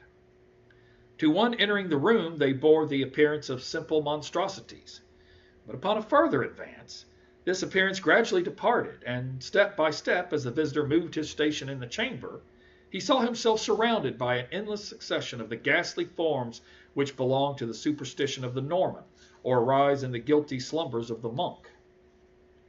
The phantasmagoric effect was vastly heightened by the artificial introduction of a strong, continual current of wind behind the draperies, giving a hideous and uneasy animation to the whole. In halls such as these, in a bridal chamber such as this, I passed with the Lady of Tremaine the unhallowed hours of the first month of our marriage, passed them with but little disquietude. That my wife dreaded the fierce moodiness of my temper, that she shunned me and loved me but little, I could not help perceiving, but it gave me pleasure rather than otherwise. I loathed her with a hatred belonging more to demon than to man. My memory flew back to Ligeia, the beloved, the august, the beautiful, the entombed. I reveled in recollections of her purity, of her wisdom, of her lofty, her ethereal nature, of her passionate, her idolatrous love. Now, then, did my spirit fully and freely burn with more than all the fires of her own. In the excitement of my opium dreams, for I was habitually fettered to the shackles of the drug, I would call out upon her name, during the silence of the night or among the sheltered recesses of the glens by day, as if through the wild eagerness, the solemn passion, the consuming ardor of my longing for the departed, I could restore her to the pathway she had abandoned. Ah, could it be forever upon the earth? About the commencement of the second month of the marriage, the Lady Rowena was attacked with sudden illness, from which her recovery was slow. The fever which consumed her rendered her nights uneasy, and in her perturbed state of half slumber she spoke of sounds and of motions in and about the chamber of the turret, which I concluded had no origin save in the distemper of her fancy, or perhaps in the phantasmagoric influences of the chamber itself. She became at length convalescent, and finally well. Yet but a brief period elapsed ere a second, more violent disorder again threw her upon a bed of suffering, and from this attack her frame, at all times feeble, never altogether recovered. Her illnesses were, after this epoch, of alarming character and of more alarming recurrence, defying alike the knowledge of the great exertions of her physicians. With the increase of the chronic disease, which had thus apparently taken too sure hold upon her constitution to be eradicated by human means, I could not fail to observe a similar increase in the nervous irritation of her temperament and her excitability by trivial causes of fear. She spoke again, and now more frequently, of the sounds, of the slight sounds, and of the unusual motions among the tapestries to which she had formerly alluded. One night, near the closing of September, she pressed this distressing subject with more than usual emphasis upon my attention.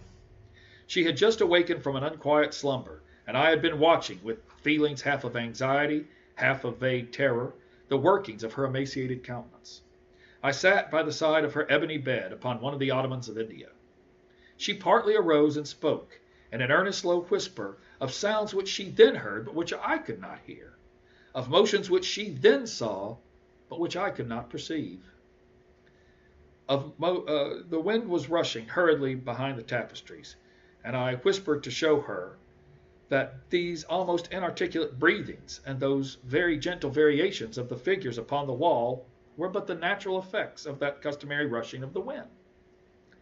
But a deadly pallor, overspreading her face, had proved to me that my exertions to reassure her would be fruitless. She appeared to be fainting, and no attendants were within call. I remembered where was deposited a decanter of light wine which had been ordered by her physicians, and hastened across the chamber to procure it.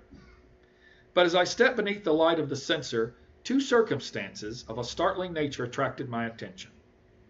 I had felt that some palpable, although invisible, object had passed lightly by my person, and I saw that there lay upon the golden carpet, in the very middle of the rich luster thrown from the censer, a shadow, a faint indefinite shadow of an angelic aspect, such as might be fancied for the shadow of a shade. But I was wild with the excitement of an immoderate dose of opium, and heeded these things but little, nor spoke of them to Rowena. Having found the wine, I recrossed the chamber and poured out a gobletful, which I held to the lips of the fainting lady. She had now partially recovered, however, and took the vessel herself, while I sank upon an ottoman near me, with my eyes fastened upon her person. It was then that I became distinctly aware of a gentle footfall upon the carpet, near the couch, and in a second thereafter, as Rowena was in the act of raising the wine to her lips, I saw, or may have dreamed that I saw, fall within the goblet, as if from some invisible spring in the atmosphere of the room, 3 or 4 large drops of a brilliant and ruby-colored fluid. If this I saw, not so Rowena. She swallowed the wine unhesitatingly, and I forbore to speak to her of a circumstance which must, after all, I considered, have been but the suggestion of a vivid imagination, rendered morbidly active by the terror of this lady, by the opium, and by the hour. Yet I cannot conceal it from my own perception that, immediately subsequent to the fall of the ruby drops, a rapid change for the worse took place in the disorder of my wife. So that on the 3rd subsequent night the hands of her menials prepared her for the tomb, and on the 4th I sat alone, with her shrouded body, in that fantastic chamber which had received her as my bride. Wild visions, opium engendered, flitted, shadow-like, before me. I gazed with unquiet eye upon the sarcophagi in the angles of the room, upon the varying figures of the drapery, and upon the writhing of the party-colored fires in the censer overhead. My eyes then fell, as I called to mind the circumstances of a former night, to the spot beneath the glare of the censer where I had seen the faint traces of the shadow. It was there, however, no longer, and breathing with greater freedom, I turned my glances to the pallid and rigid figure upon the bed. Then rushed upon me 1,000 memories of Ligeia, and then came back upon my heart with the turbulent violence of a flood the whole of that unutterable woe with which I had regarded her thus enshrouded. The night waned, and still, with the bosom full of bitter thoughts of the one and supremely beloved, I remained gazing upon the body of Rowena. It might have been midnight, or perhaps earlier or later, for I had taken no note of time, when a sob, low, gentle, but very distinct, startled me from my reverie. I felt that it came from the bed of ebony, the bed of death. I listened in an agony of superstitious terror, but there was no repetition of the sound. I strained my vision to detect any motion of the corpse, but there was not the slightest perceptible. Yet I could not have been deceived. I had heard the noise, however faint, and my soul was awakened within me. I resolutely and perseveringly kept my attention riveted upon the body. Many minutes elapsed before any circumstance occurred tending to throw light upon the mystery. At length it became evident that a slight, A very feeble and barely noticeable tinge of color had flushed up within the cheeks and along the sunken small veins of the eyelids. Through a species of unutterable horror and awe, for which the language of mortality has no sufficiently energetic expression, I felt my heart cease to beat, my limbs grow rigid where I sat. Yet a sense of duty finally operated to restore my self-possession. I could no longer doubt that we had been precipitate in our preparations, that Rowena still lived. It was necessary that some immediate exertion be made, yet the turret was altogether apart from the portion of the abbey tenanted by the servants. There were none within call. I had no means of summoning them to my aid without leaving the room for many minutes, and this I could not venture to do. I therefore struggled alone in my endeavors to call back the spirit still hovering. A short period it was certain, however, that a relapse had taken place. The color disappeared from both eyelid and cheek, leaving a wanness even more than that of marble.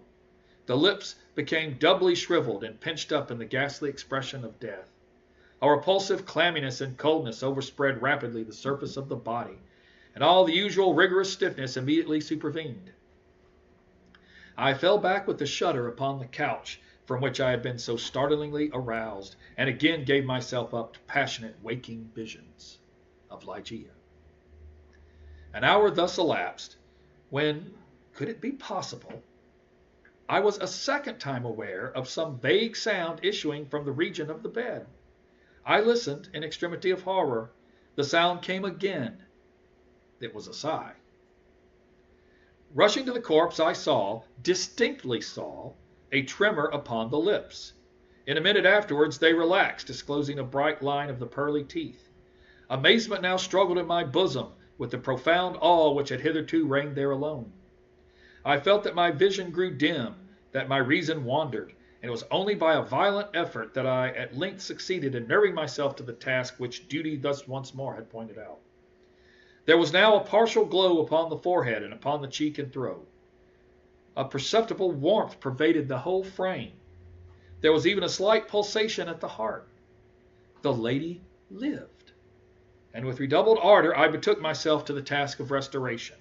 I chafed and bathed the temples and the hands, and used every exertion which experience and no little medical reading could suggest, but in vain. Suddenly the color fled, the pulsation ceased, the lips resumed the expression of the dead, and an instant afterward the whole body took upon itself the icy chilliness, the livid hue, the intense rigidity, the sunken outline, and all the loathsome peculiarities of that which had been, for many days, a tenant of the tomb. And again I sunk into visions of Ligeia, and again there reached my ears a low sob from the region of the ebony bed. But why shall I minutely detail the unspeakable horrors of that night? Why shall I pause to relate how, time after time, until near the period of the grey dawn, this hideous drama of revivification was repeated? How each terrible relapse was only into a sterner and apparently more irredeemable death? How each agony wore the aspect of a struggle with some invisible foe, and how each struggle was succeeded by I know not what of wild change in the personal appearance of the corpse? Let me hurry to a conclusion. The greater part of the fearful night had worn away, and she who had been dead once again stirred, and now more vigorously than hitherto, although arousing from a dissolution more appalling in its utter hopelessness than any. I had long ceased to struggle or to move, and remained sitting rigidly upon the ottoman, a helpless prey to a whirl of violent emotions, of which extreme awe was perhaps the least terrible, the least consuming. The corpse, I repeat, stirred, and now more vigorously than before. The hues of life flushed up with unwonted energy into the countenance. The limbs relaxed, and save that the eyelids were yet pressed heavily together, and that the bandages and draperies of the grave still imparted their charnel character to the figure, I might have dreamed that Rowena had indeed shaken off utterly the fetters of death.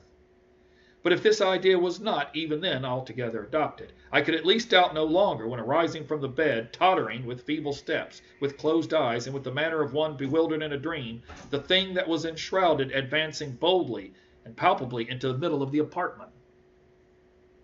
I trembled not, I stirred not, for a crowd of unutterable fancies connected with the air, the stature, the demeanor of the figure, rushing hurriedly through my brain, had paralyzed, had chilled me into stone. I stirred not, but gazed upon the apparition. There was a mad disorder in my thoughts, a tumult unappeasable. Could it indeed be the living Rowena who confronted me? Could it indeed be Rowena at all? The fair-haired, the blue-eyed Lady Rowena Trevanion of Tremaine? Why should I doubt it? The bandage lay heavily about the mouth. But then, might it not be the mouth of the breathing Lady of Tremaine? And the cheeks? There were the roses as in her noon of life, yet these might indeed be the fair cheeks of the living Lady of Tremaine. And the chin, with its dimples and in health, might it not be hers? But had she then grown taller since her malady? What inexpressible madness seized me with that thought? One bound, and I had reached her feet. Shrinking from my touch, she let fall from her head, unloosened, the ghastly cerements which had confined it, and there streamed forth into the rushing atmosphere of the chamber huge masses of long and dishevelled hair. It was blacker than the raven wings of midnight. And now slowly opened the eyes of the figure who stood before me. Here then at last, I shrieked aloud. Can I never be mistaken? These are the full and the black and the wild eyes of my lost love, of the Lady Ligeia. Thank you very much.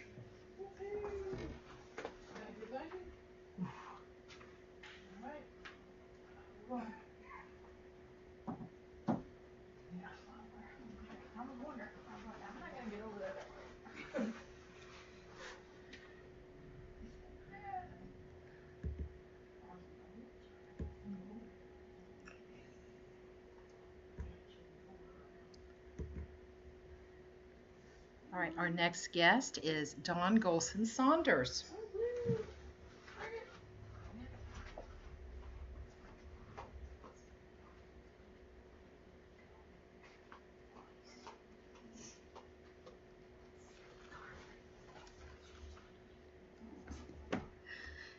Hello, I'll be reading The Cask of Amontillado.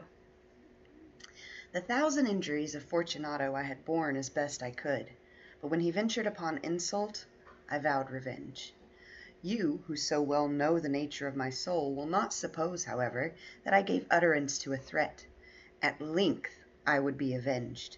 This was a point definitely settled, but the very definitiveness with which it was resolved precluded the idea of risk. I must not only punish, but punish with impunity. A wrong is unredressed when retribution overtakes its redresser. It is equally unredressed when the avenger fails to make himself felt as such to him who has done the wrong. It must be understood that neither by word nor deed had I given Fortunato cause to doubt my good will. I continued, as was my wont, to smile in his face, and he did not perceive that my smile now was at the thought of his immolation. He had a weak point, this Fortunato, although in other regards he was a man to be respected and even feared. He prided himself on his connoisseurship in wine. Few Italians have the true virtuoso spirit. For the most part, their enthusiasm is adapted to suit the time and opportunity, to practice imposture upon the British and Austrian millionaires. In painting and gimmery, Fortunato, like his countrymen, was a quack, but in the matter of old wines he was sincere. In this respect, I did not differ from him materially.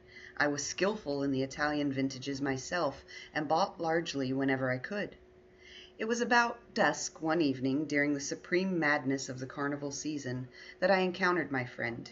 He accosted me with excessive warmth, for he had been drinking much. The man wore motley. He had on a tight-fitting party-striped dress, and his head was surmounted by the conical cap and bells. I was so pleased to see him that I thought I should never have done wringing his hand. I said to him, "My dear Fortunato, you are luckily met. How remarkably well you are looking today.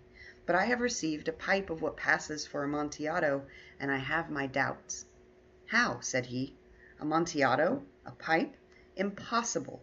And in the middle of the carnival?" "I have my doubts," I replied, "and I was silly enough to pay the full Amontillado price without consulting you in the matter. You were not to be found, and I was fearful of losing a bargain." "Amontillado?" "I have my doubts." "Amontillado, and I must satisfy them." "Amontillado." "As you are engaged, I am on my way to Lucchesi. If anyone has a critical turn, it is he. He will tell me, Luchesi cannot tell Amontillado from sherry. And yet some fools will have it that his taste is a match for your own. Come, let us go. Whither? To your vaults. My friend, no. I will not impose upon your good nature. I perceive you have an engagement. Luchesi, I have no engagement. Come. My friend, no. It is not the engagement, but the severe cold with which I perceive you are afflicted. The vaults are insufferably damp. They are encrusted with nitre. Let us go, nevertheless. The cold is merely nothing. Amontillado, you have been imposed upon. And as for Luchesi, he cannot distinguish sherry from Amontillado. Thus speaking, Fortunato possessed himself of my arm. Putting on a mask of black silk and drawing a roquelaire closely about my person, I suffered him to hurry me to my palazzo. There were no attendants at home. They had absconded to make merry in honor of the time. I had told them that I should not return until the morning, and had given them explicit orders not to stir from the house. These orders were sufficient, I well knew, to ensure their immediate disappearance, one and all, as soon as my back was turned. I took from their sconces 2 flambeaux, and giving one to Fortunato, bowed him through several suites of rooms to the archway that led into the vaults. I passed down a long and winding staircase, requesting him to be cautious as he followed. We came at length to the foot of the descent, and stood together on the damp ground of the catacombs of the Montresors. The gait of my friend was unsteady, and the bells upon his cap jingled as he strode. "The pipe?" said he. "It's farther on," said I, "but observe the white web-work which gleams from these cavern walls." He turned toward me and looked into my eyes with 2 filmy orbs that distilled the rheum of intoxication. "Nitre?" he laughed, and he asked at length. "Nitre," I replied. "How long have you had that cough?" "Ugh, ugh, ugh, ugh, ugh, ugh." My poor friend found it impossible to reply for many minutes. "It is nothing," he said at last. "Come," I said with decision. "We will go back. Your health is precious. You are rich, respected, admired, beloved. You are happy, as once I was. You are a man to be missed. For me it is no matter. We will go back. You will be ill, and I cannot be responsible. Besides, there is Luchesi." "Enough," he said. "The cough is a mere nothing. It will not kill me. I shall not die of a cough." "True, true," I replied, "and indeed I had no intention of alarming you unnecessarily, but you should use all proper caution. A draught of this medoc will defend us from the damps." Here I knocked off the neck of a bottle which I drew from a long row of its fellows that lay upon the mould. "Drink," I said, presenting him the wine. He raised it to his lips with a leer. He paused and nodded to me familiarly, while his bells jingled. "I drink," he said, "to the buried that repose around us." "And I to your long life." He again took my arm, and we proceeded. "These vaults," he said, "are extensive." "The Montresors," I replied, "were a great and numerous family." "I forget your arms." "A huge human foot d'or in a field azure. The foot crushes a serpent rampant whose fangs are embedded in the heel."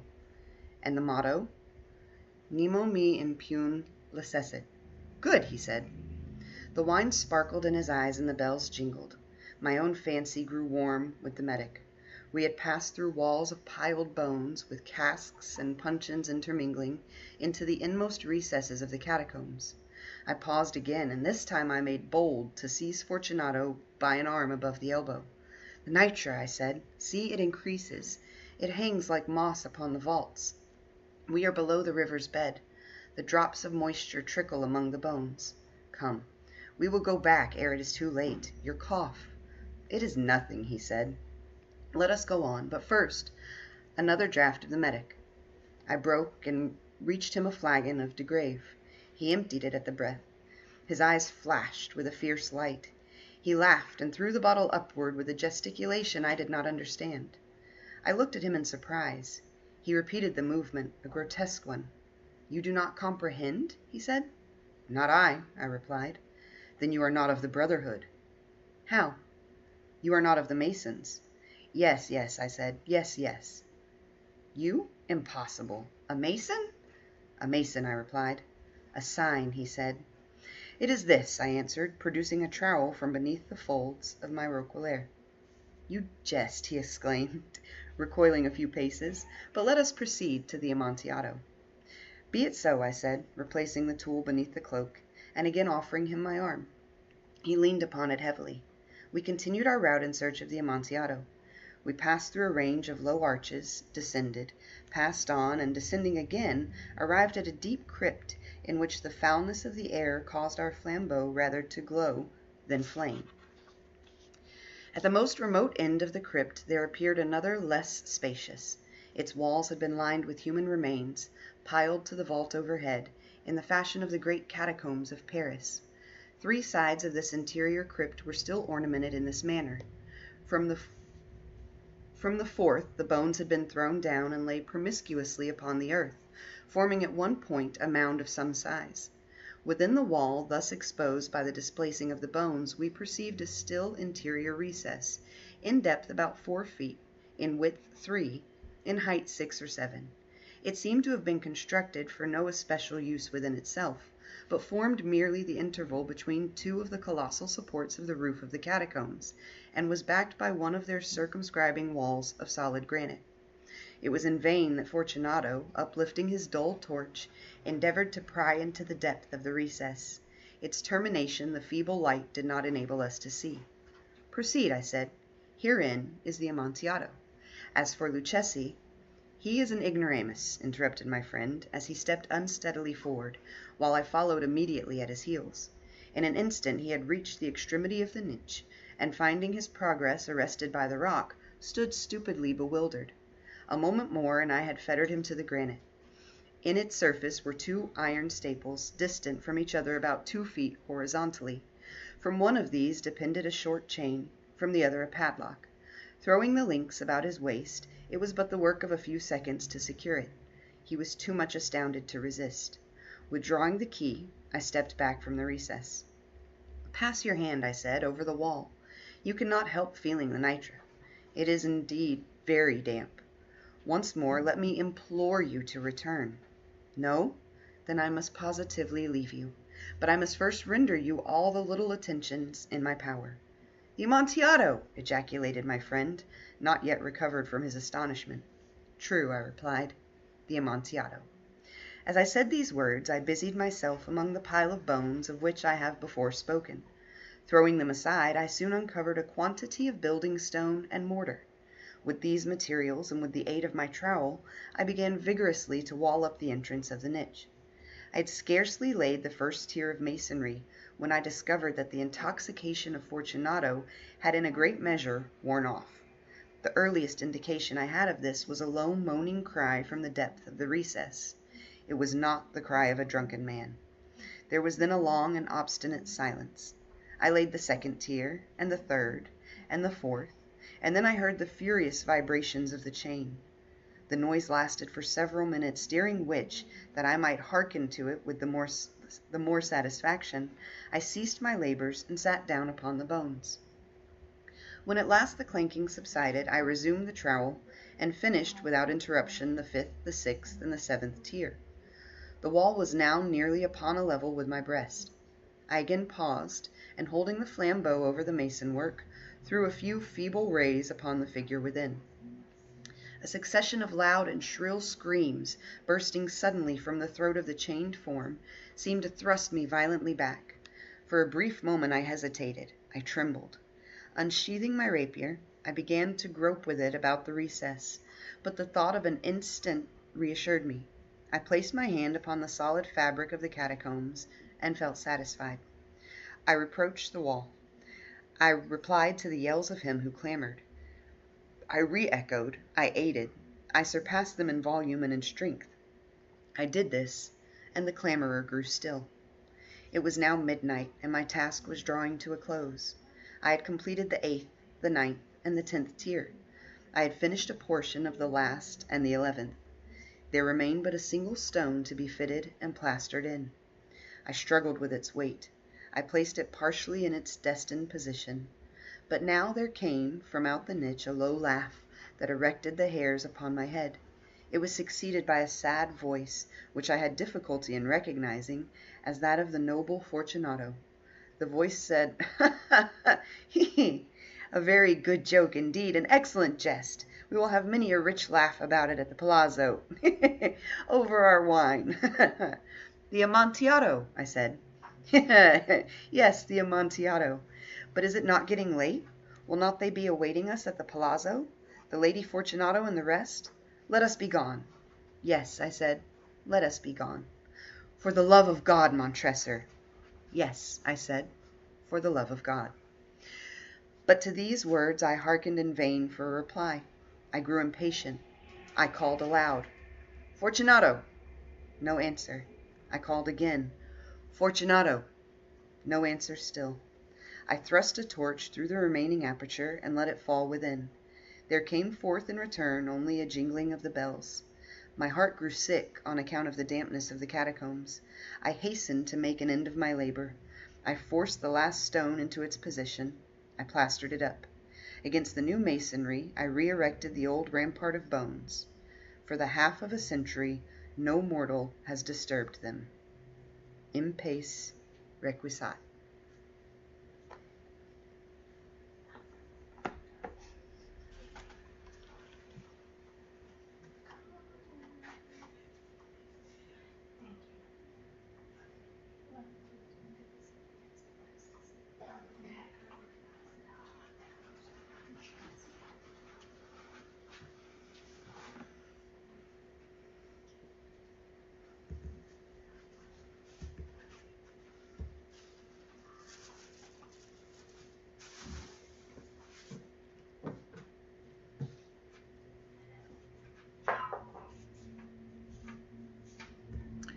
Our next guest is Derek Martin.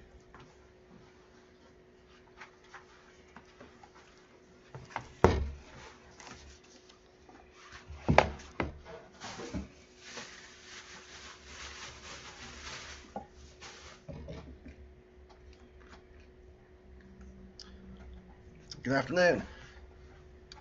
Today's reading of The Black Cat, I'm dedicating that to Dario Argento, the great Italian horror film director. Dario Argento is most known for movies like Suspiria and Deep Red. However, in 1990, he directed a part of a two-part anthology film called Two Evil Eyes, and the part he directed was called The Black Cat, a nice adaptation of this story starring Harvey Keitel. So, The Black Cat by Edgar Allan Poe. For the most wild yet most homely narrative which I am about to pen, I neither expect nor solicit belief. Mad indeed would I be to expect it, in a case where my very senses reject their own evidence. Yet mad I am not, and very surely do I not dream. But tomorrow I die, and today I would unburden my soul. My immediate purpose is to place before the world, plainly, succinctly, and without comment, a series of mere household events. In their consequences, these events have terrified, have tortured, have destroyed me. Yet I will not attempt to expound them. To me, they have presented little but horror. To many they will seem less terrible than Baroque's. Hereafter, perhaps, some intellect may be found which will reduce my phantasm to the commonplace. Some intellect more calm, more logical, and far less excitable than my own, which will perceive, in the circumstances I detail with awe, nothing more than an ordinary succession of very natural causes and effects. From my infancy I was noted for the docility and humanity of my disposition. My tenderness of heart was even so conspicuous as to make me the jest of my companions. I was especially fond of animals, and was indulged by my parents with a great variety of pets. With these I spent most of my time, and never was so happy as when feeding and caressing them. This peculiarity of character grew with my growth, and in my manhood I derived from it one of my principal sources of pleasure. To those who have cherished an affection for the faithful and sagacious dog, I need hardly be at the trouble of explaining the nature or the intensity of the gratification thus derivable. There is something in the unselfish and self-sacrificing love of a brute, which goes directly to the heart of him who has had frequent occasion to test the paltry friendship and gossamer fidelity of mere man. I married early, and was very happy to find in my wife a disposition not uncongenial with my own. Observing my partiality for domestic pets, she lost no opportunity of procuring those of the most agreeable kind. We had birds, goldfish, a fine dog, rabbits, a small monkey, and a cat. This latter was a remarkably large and beautiful animal, entirely black, sagacious to an astonishing degree. In speaking of his intelligence, my wife, who at heart was a little tinted with superstition, made frequent allusion to an ancient popular notion which regarded all black cats as witches in disguise. Not that she was ever serious upon this point, and I mention the matter at all for no better reason than it happens just now to be remembered. Pluto was the cat's name, was my favorite pet and playmate. I alone fed him, and he attended me whenever I went about the house. It was even with difficulty that I could prevent him from following me through the streets. Our friendship lasted in this manner for several years, during which my general temperament and character, through the instrumentality of the fiend intemperance, had, I blush to confess it, experienced a radical alteration for the worse. I grew, day by day, more moody, more irritable, more regardless of the feelings of others. I suffered myself to use intemperate language to my wife. At length, I even offered her personal violence. My pets, of course, were made to feel for the change in my disposition. I not only neglected, but ill-used them. For Pluto, however, I still retained sufficient regard to restrain me from maltreating him, as I made no scruple of maltreating the rabbits, the monkey, or even the dog, when by accident, or through affection, they came in my way.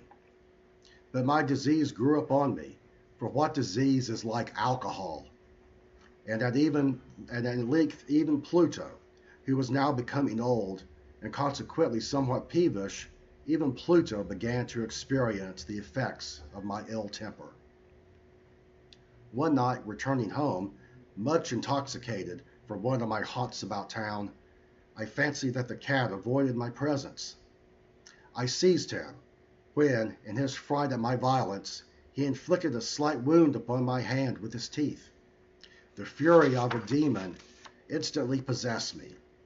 I knew myself no longer.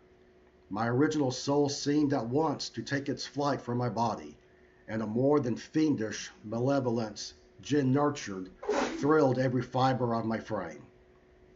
I took from my waistcoat pocket a penknife, opened it, and grasped the poor beast by the throat, and deliberately cut one of its eyes from its socket. I blush, I burn, I shudder, while I pen the damnable atrocity. When reason returned with the morning, when I had slept off the fumes of the night's debauch, I experienced a sentiment half of horror, half of remorse, for the crime of which I had been guilty. But it was, at best, a feeble and equivocal feeling, and the soul remained untouched. I again plunged into excess, and soon drowned in wine all memory of the deed. In the meantime, the cat slowly recovered. The socket of the lost eye presented, it is true, a frightful appearance, but he no longer appeared to suffer any pain. He went about the house as usual, but as might be expected, fled in extreme terror at my approach. I had so much of my old heart left as to be first grieved by this evident dislike on the part of a creature which had once so loved me. But the feeling soon gave way to irritation, and then came, as if to my final and irrevocable overthrow, the spirit of perverseness.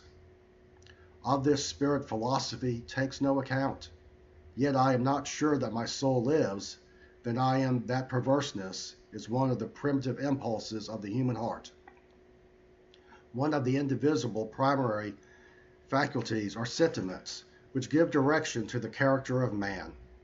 Who has not, 100 times, found himself committing a vile or a silly action for no other reason than because he knows he should not? Have we not a perpetual inclination, in the teeth of our best judgment, to violate that which is law, merely because we understood it to be such? This spirit of perverseness, I say, came to my final overthrow. It was this unfathomable longing of the soul to vex itself, to offer violence in its own nature, to do wrong for the wrong's sake only, that urged me to continue and finally to consummate the injury I had inflicted upon the unoffending brute. One morning, in cool blood, I slipped a noose around its neck and hung it to the limb of a tree, hung it with the tears streaming from my eyes and with the bitterest remorse at my heart, hung it because I knew that it had loved me and because I felt that it had given me no reason of offense, hung it because I knew that in doing so I was committing a deadly sin that would so jeopardize my immortal soul as to place it, if such a thing were possible, even beyond the reach of the infinite mercy of the most merciful and most terrible God. On the night of the day on which this cruel deed was done, I was aroused from sleep by the cry of fire. The curtains of my bed were in flames. The whole house was blazing. It was with great difficulty that my wife, a servant, and myself made our escape from the conflagration. The destruction was complete. My entire worldly wealth was swallowed up, and I resigned myself thenceforward to despair. I am above the weakness of seeking to establish a sequence of cause and effect between the disaster and the atrocity, but I am detailing a chain of facts and wish not to leave even a possible leak imperfect. On the day succeeding the fire, I visited the ruins. The walls, with one exception, had fallen in. The exception was found in a compartment wall, not very thick, which stood about the middle of the house, and against which had rested the head of my bed. The plastering had here, in great measure, resisted the action of the fire, a fact which I attributed to its having been recently spread. About this wall a dense crowd were collected, and many persons seemed to be examining a particular portion of it with very minute and eager attention. The words strange, singular, and other similar expressions excited my curiosity. I approached and saw, as if graven in bas relief upon the white surface, the figure of a gigantic cat. The impression was given with an accuracy truly marvelous. There was a rope around the animal's neck. When I first beheld this apparition, for I could scarcely regard it as less, my wonder and my terror were extreme. But at length my reflection came to my aid. The cat, I remembered, had been hung in a garden adjacent to the house. Upon the alarm of fire, this garden had been immediately filled by the crowd, by some of whom the animal must have been cut from the tree and thrown through an open window into my chamber. This had probably been done with the view of arousing me from sleep. The falling of other walls had compressed the victim of my cruelty into the substance of the freshly spread plaster, the lime of which, with the flames, and the ammonia from the carcass, had then accomplished the portraiture as I saw it. Although I thus readily accounted to my reason, if not altogether to my conscience, for the startling fact just detailed, it did not the less fail to make a deep impression upon my fancy. For months I could not rid myself of the phantasm of the cat, and during this period there came back into my spirit a half sentiment that seemed, but was not, remorse. I went so far as to regret the loss of the animal, and to look about me, among the vile haunts which I now habitually frequented, for another pet of the same species, and of somewhat similar appearance, with which to supply its place. One night as I sat, half stupefied, in a den of more than infamy, my attention was suddenly drawn to some black object, reposing upon the head of one of the immense hogsheads of gin, or of rum, which constituted the chief furniture of the apartment. I had been looking steadily at the top of this hogshead for some minutes, and what now caused me surprise was the fact that I had not sooner perceived the object thereon. I approached it and touched it with my hand. It was a black cat, a very large one, fully as large as Pluto, and closely resembling him in every respect. But one, Pluto had not a white hair upon any portion of his body, but this cat had a large, although indefinite, splotch of white, covering nearly the whole region of the breast. Upon my touching him, he immediately arose, purred loudly, rubbed against my hand, and appeared delighted with my notice. This, then, was the very creature of which I was in search. I at once offered to purchase it of the landlord, but the person made no claim to it, knew nothing of it, had never seen it before. I continued my caresses, and when I prepared to go home, the animal evinced a disposition to accompany me. I permitted it to do so, occasionally stooping and patting it as I proceeded. When it reached the house, it domesticated itself at once, and became immediately a great favorite with my wife. For my own part, I soon found a dislike to it arising within me. This was just the reverse of what I had anticipated, but I know not how or why it was. Its evident fondness for myself rather disgusted and annoyed. By slow degrees, these feelings of disgust and annoyance rose into the bitterness of hatred. I avoided the creature, a certain sense of shame, and the remembrance of my former deed of cruelty, preventing me from physically abusing it.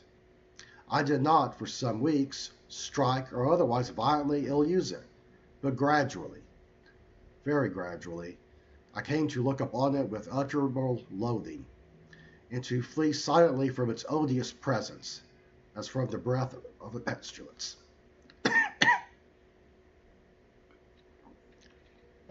What added, no doubt, to my hatred of the beast was the discovery on the morning after I brought it home that, like Pluto, it also had been deprived of one of its eyes.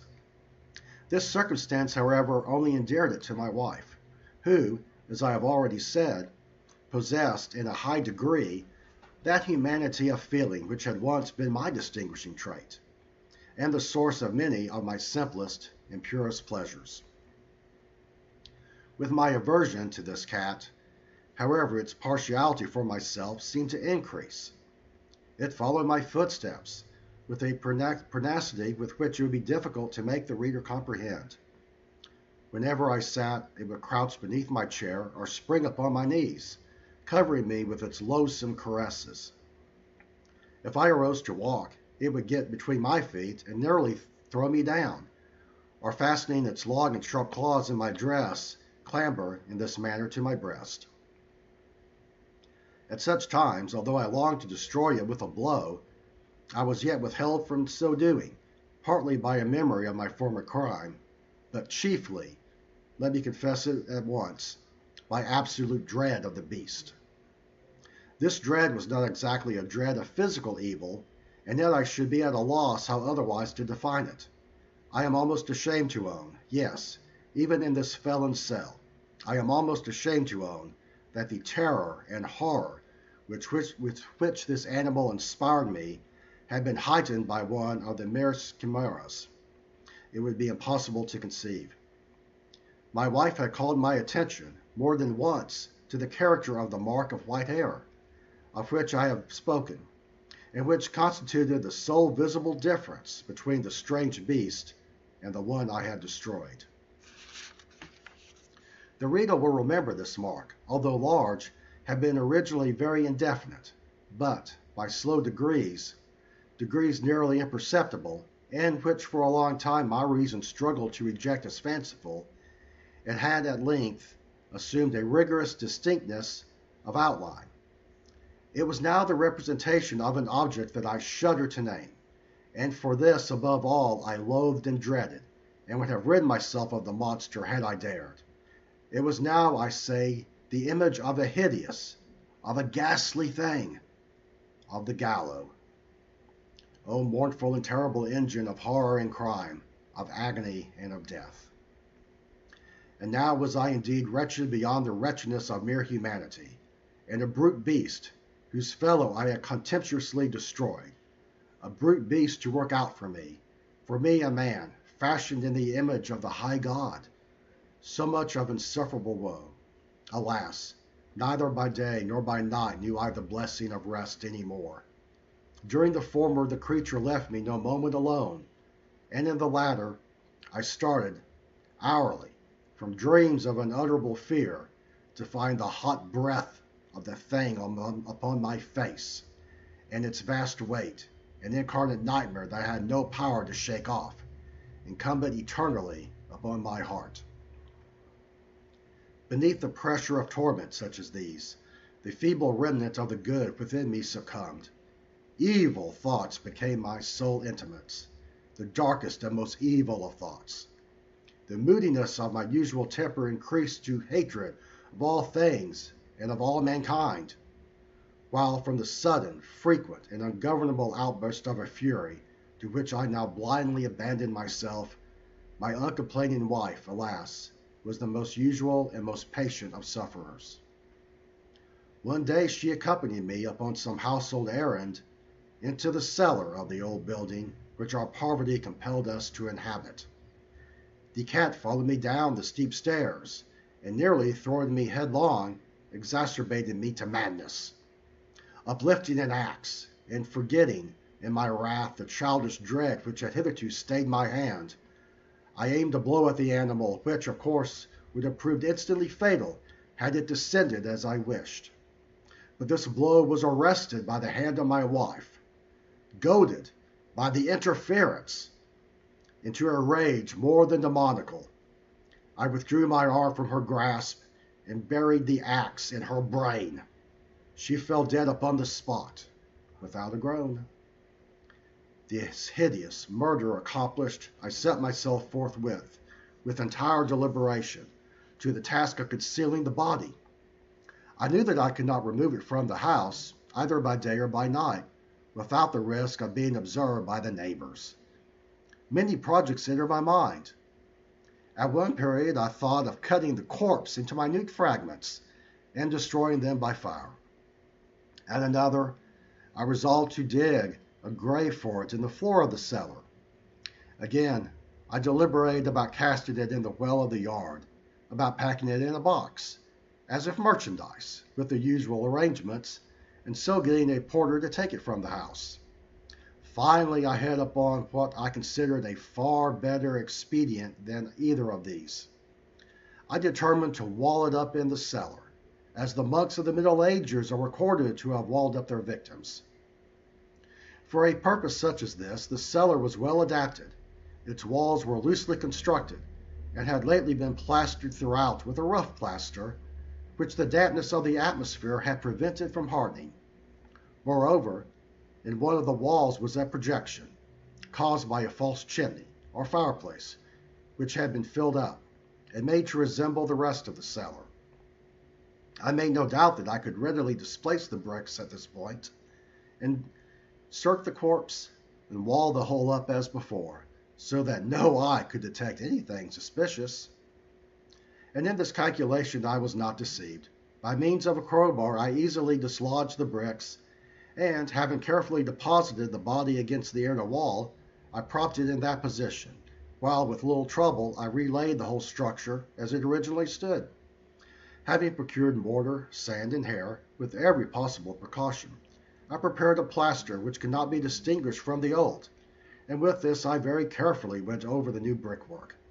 When I had finished, I felt satisfied that all was right. The wall did not present the slightest appearance of having been disturbed. The rubbish on the floor was picked up with the minutest care. I looked around triumphantly, and said to myself, "Here at least, then, my labor has not been in vain." My next step was to look for the beast which I made the cause of so much wretchedness, for I had at length firmly resolved to put it to death. Had I been able to meet with it at the moment, there could be no doubt of its fate. But it appeared that the crafty animal had been alarmed at the violence of my previous anger, and forbore itself in my present mood. It is impossible to describe, or to imagine, the deep, the blissful sense of relief which the absence of the detested creature occasioned in my bosom. It did not make its appearance during the night, and thus for one night at least, since its introduction into the house, I soundly and tranquilly slept. I slept even with the burden of murder upon my soul. The second and the third day passed, and still my tormentor came not. Once again I breathed as a free man. The monster, in terror, had fled the premises forever. I should behold it no more. My happiness was supreme. The guilt of my dark deed disturbed me but little. Some few inquiries had been made, but these had been readily answered. Even a search had been instituted, but of course nothing was to be discovered. I looked upon my future felicity as secured.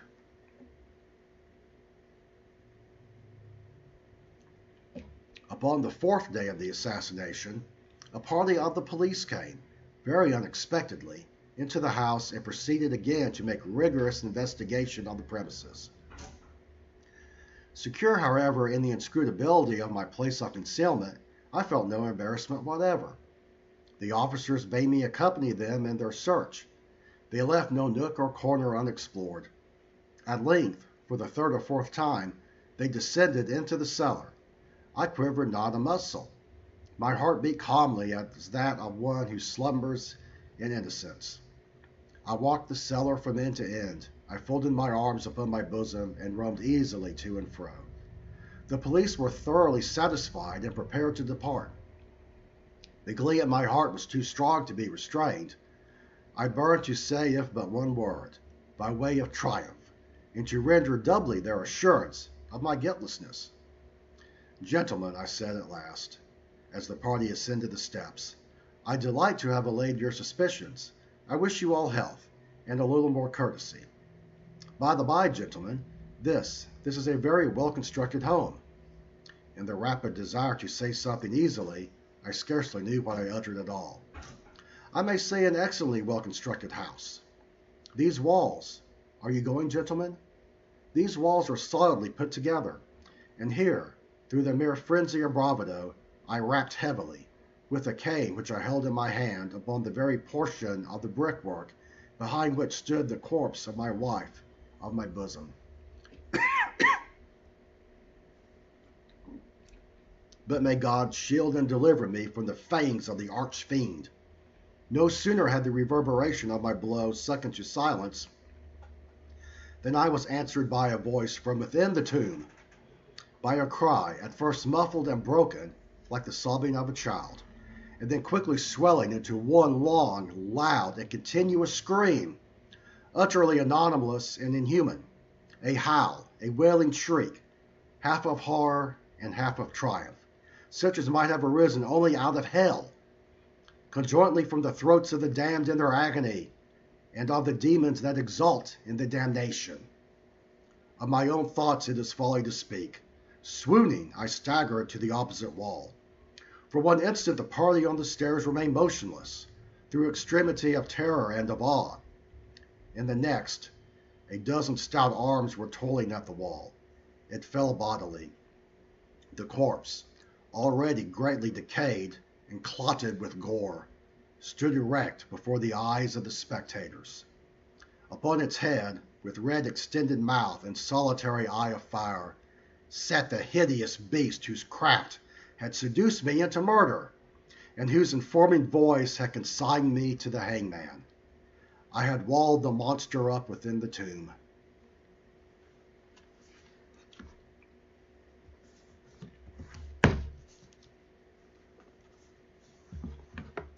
Our next story will be The Fall of the House of Usher. I'd like to dedicate this to Basil Rathbone. Many know Basil Rathbone for his 14 films about Sherlock Holmes and other movies like Tower of London and Son of Frankenstein.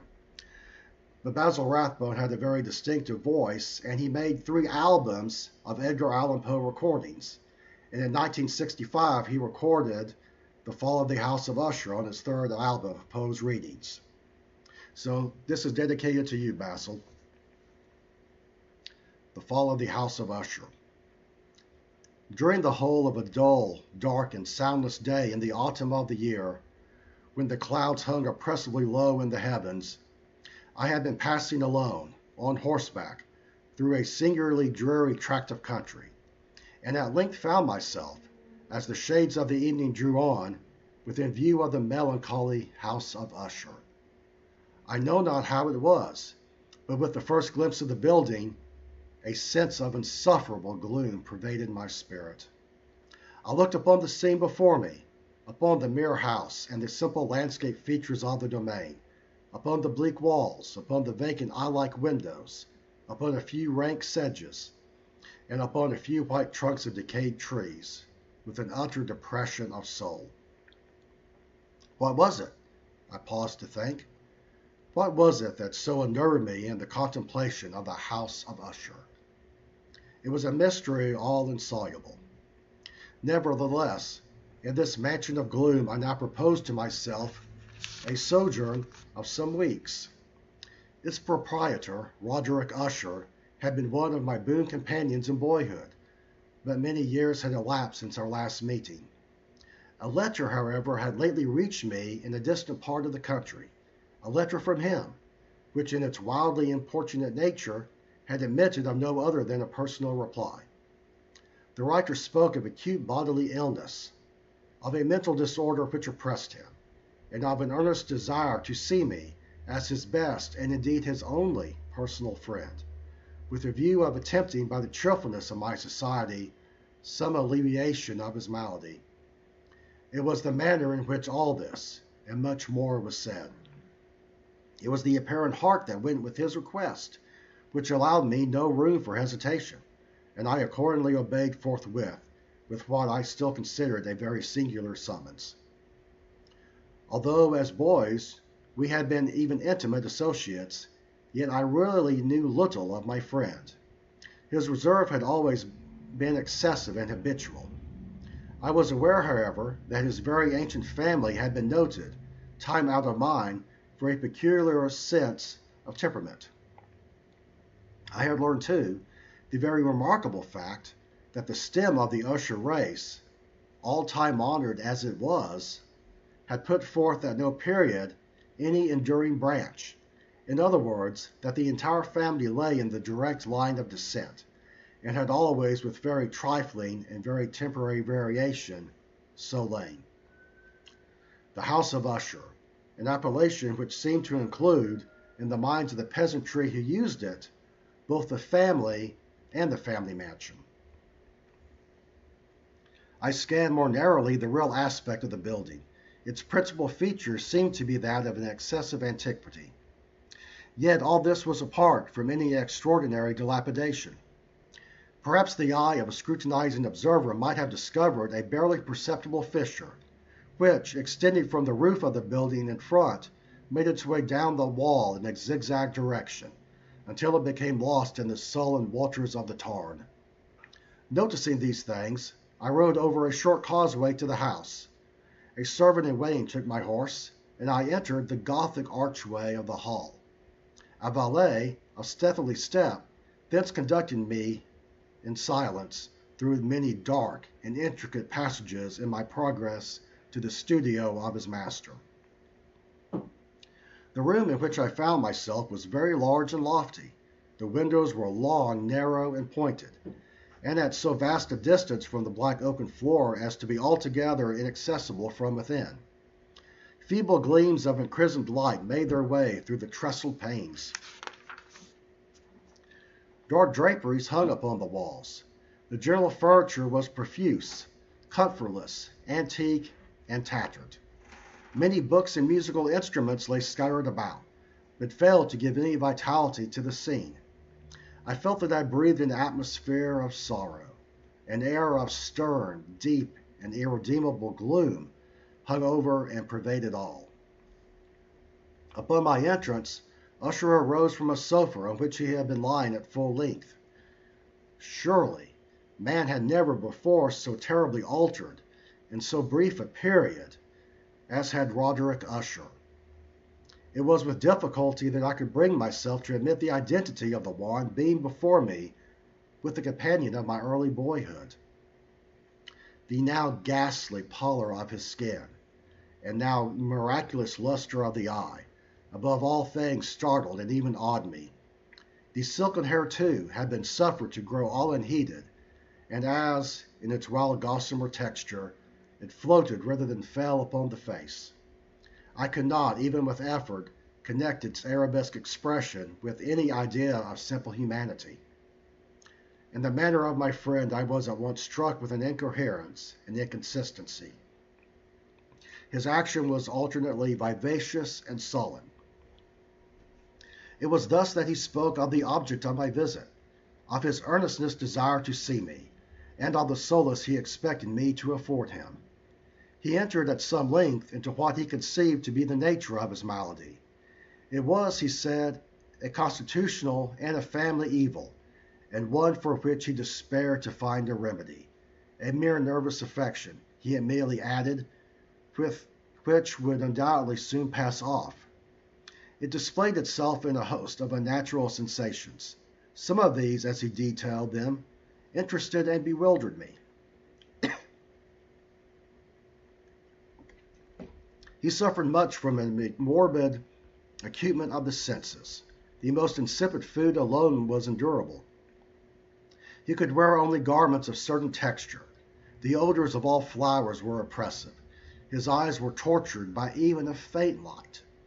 And there were but peculiar sounds, and these from stringed instruments, which did not inspire him with horror. To an anomalous species of terror I found him a bounden slave. I shall perish, said he. I must perish in this deplorable folly. I dread the events of the future, not in themselves, but in their results. I shudder at the thought of any, even the most trivial incident, which may operate above this intolerable agitation of soul. I learned, moreover, at intervals and through broken and equivocal hints, another singular feature of his mental condition. He was enchained by certain superstitious impressions in regard to the dwelling which he tenanted, and whence, for many years, he had never ventured forth. He admitted, however, although with hesitation, that much of his peculiar gloom which thus afflicted him could be traced to a more natural and far more palatable origin, to the severe and long-continued illness, indeed to the evidently approaching dissolution of a tenderly beloved sister, his sole companion for long years, his last and only relative on earth. Her decease, he said, with a bitterness which I can never forget, would leave him the hopeless and the frail, the last of the ancient race of the Ushers. While he spoke, the Lady Madeline, for so she was called, passed slowly through a remote portion of the apartment, and without having noticed my presence, disappeared. I regarded her with an utter astonishment, not unmingled with dread, and yet I found it impossible to account for such feelings. When the door at length closed upon her, my glance sought instinctively and eagerly the countenance of the brother. But he had buried his face in his hands, and I could only perceive that a far more than ordinary wanness had overspread the emaciated fingers through which trickled many passionate tears. The disease of the Lady Madeline had long baffled the skill of her physicians. A settled apathy, a gradual wasting away of the person, and frequent, although transient affections of a partially calyptical character were the unusual diagnosis. Hitherto she had steadily borne up against the pressure of her malady, and had not betaken herself finally to bed. But, on the closing of the evening of my arrival at the house, she succumbed, as her brother told me at night with inexpressible agitation. And I learned that the glimpse I had obtained of her person would thus probably be the last I should obtain, that the lady, at least while living, would be seen by me no more. For several days ensuing, her name was unmentioned by either Usher or myself, and during this period I was busied in earnest endeavors to alleviate the melancholy of my friend. We painted and read together, or I listened, as if in a dream, to the wild improvisations of his speaking a guitar, and thus, as a closer and still closer intimacy admitted me more unreservedly into the recesses of his spirit, the more bitterly did I perceive the futility of all attempt at shirring a mind from which darkness, as if an inherent positive quality, poured forth upon all objects of the moral and physical universe, in one unceasing radiation of gloom. I shall ever bear about me a memory of the many solemn hours I thus spent alone with the master of the house of Usher. His long improvised dirges will ring forever in my ears.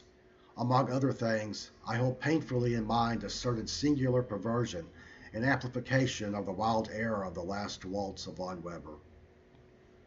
I have just spoken of that morbid condition of the auditory nerve which rendered all music intolerable to the sufferer, with the exception of certain effects of stringed instruments.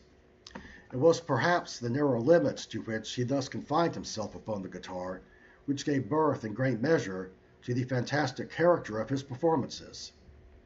But the fervent facility of his impromptus cannot be so accounted for. They must have been and were in the notes as well as in the words of his wild fantasias, for he not unfrequently accompanied himself with rhymed verbal improvisations, the result of that intense mental collectedness and concentration to which I have previously alluded as observable only in particular moments of the highest artificial excitement. The words of one of these rhapsodies I have easily remembered. I was, perhaps, the more forcibly impressed with it, as he gave it, because, in the under or mystic current of its meaning, I fancy that I perceived, and for the first time, a full consciousness on the part of Usher, of the tottering of his lofty reason upon her throne. The verses, which were entitled "The Haunted Palace," ran very nearly, if not accurately, thus: In the greenest of our valleys, by good angels tenanted, upon a fair and stately palace, radiant palace reared its head. In the monarch thought's dominion it stood there. Never seraph spread a pinion over fabric half so fair. Banners yellow, glorious, golden, on its roof did float and flow. This, all this, was of the olden time long ago. And every gentle air that dallied in that sweet day, along the ramparts plumbed and pallid, a winged odor went away. Wanderers in that happy valley through two luminous windows saw spirits moving musically to a lute's well-tuned law. Round about a throne, where sitting Pyphorogeny, in state his glory well befitting, the ruler of the realm was seen. And all with pearl and ruby glowing was the fair palace door, through which came flowing, and sparkling evermore, a troop of echoes whose sweet duty was but to sing, in voices of surpassing beauty, the wit and wisdom of their king. But evil things in robes of sorrows assailed the monarch's high estate. Ah, let us mourn, for never morrow shall dawn upon him desolate. And, round about his home, the glory that blushed and bloomed is but a dim remembered story of the old time entombed. And travelers now within that valley, through the red litten windows, see vast forms that move fantastically to a discordant melody, while, like a rapid ghastly river through the pale door, a hideous throng rush out forever, and laugh, but smile no more. I will remember that suggestions arising from this ballad led us into a train of thought wherein there became manifest an opinion of Usher's, which I mention not so much on account of its novelty, for other men have thought thus, but on account was that from the sentience of all vegetable things. But in his disordered fancy the idea had assumed a more daring character and trespassed, under certain conditions, upon the kingdom of inorganization. I lack words to express the full extent or the earnest abandonment of his persuasion. The belief, however, was connected, as I previously hinted, with the gray stones of the home of his forefathers. The conditions of the sentience had been here, he imagined, fulfilled in the method of collocation of these stones, in the order of their arrangement, as well as in that of the many fungi which overspread them, and of the decayed trees which stood round, above all, in the long undisturbed endurance of this arrangement, and its reduplication in the still waters of the Tarn.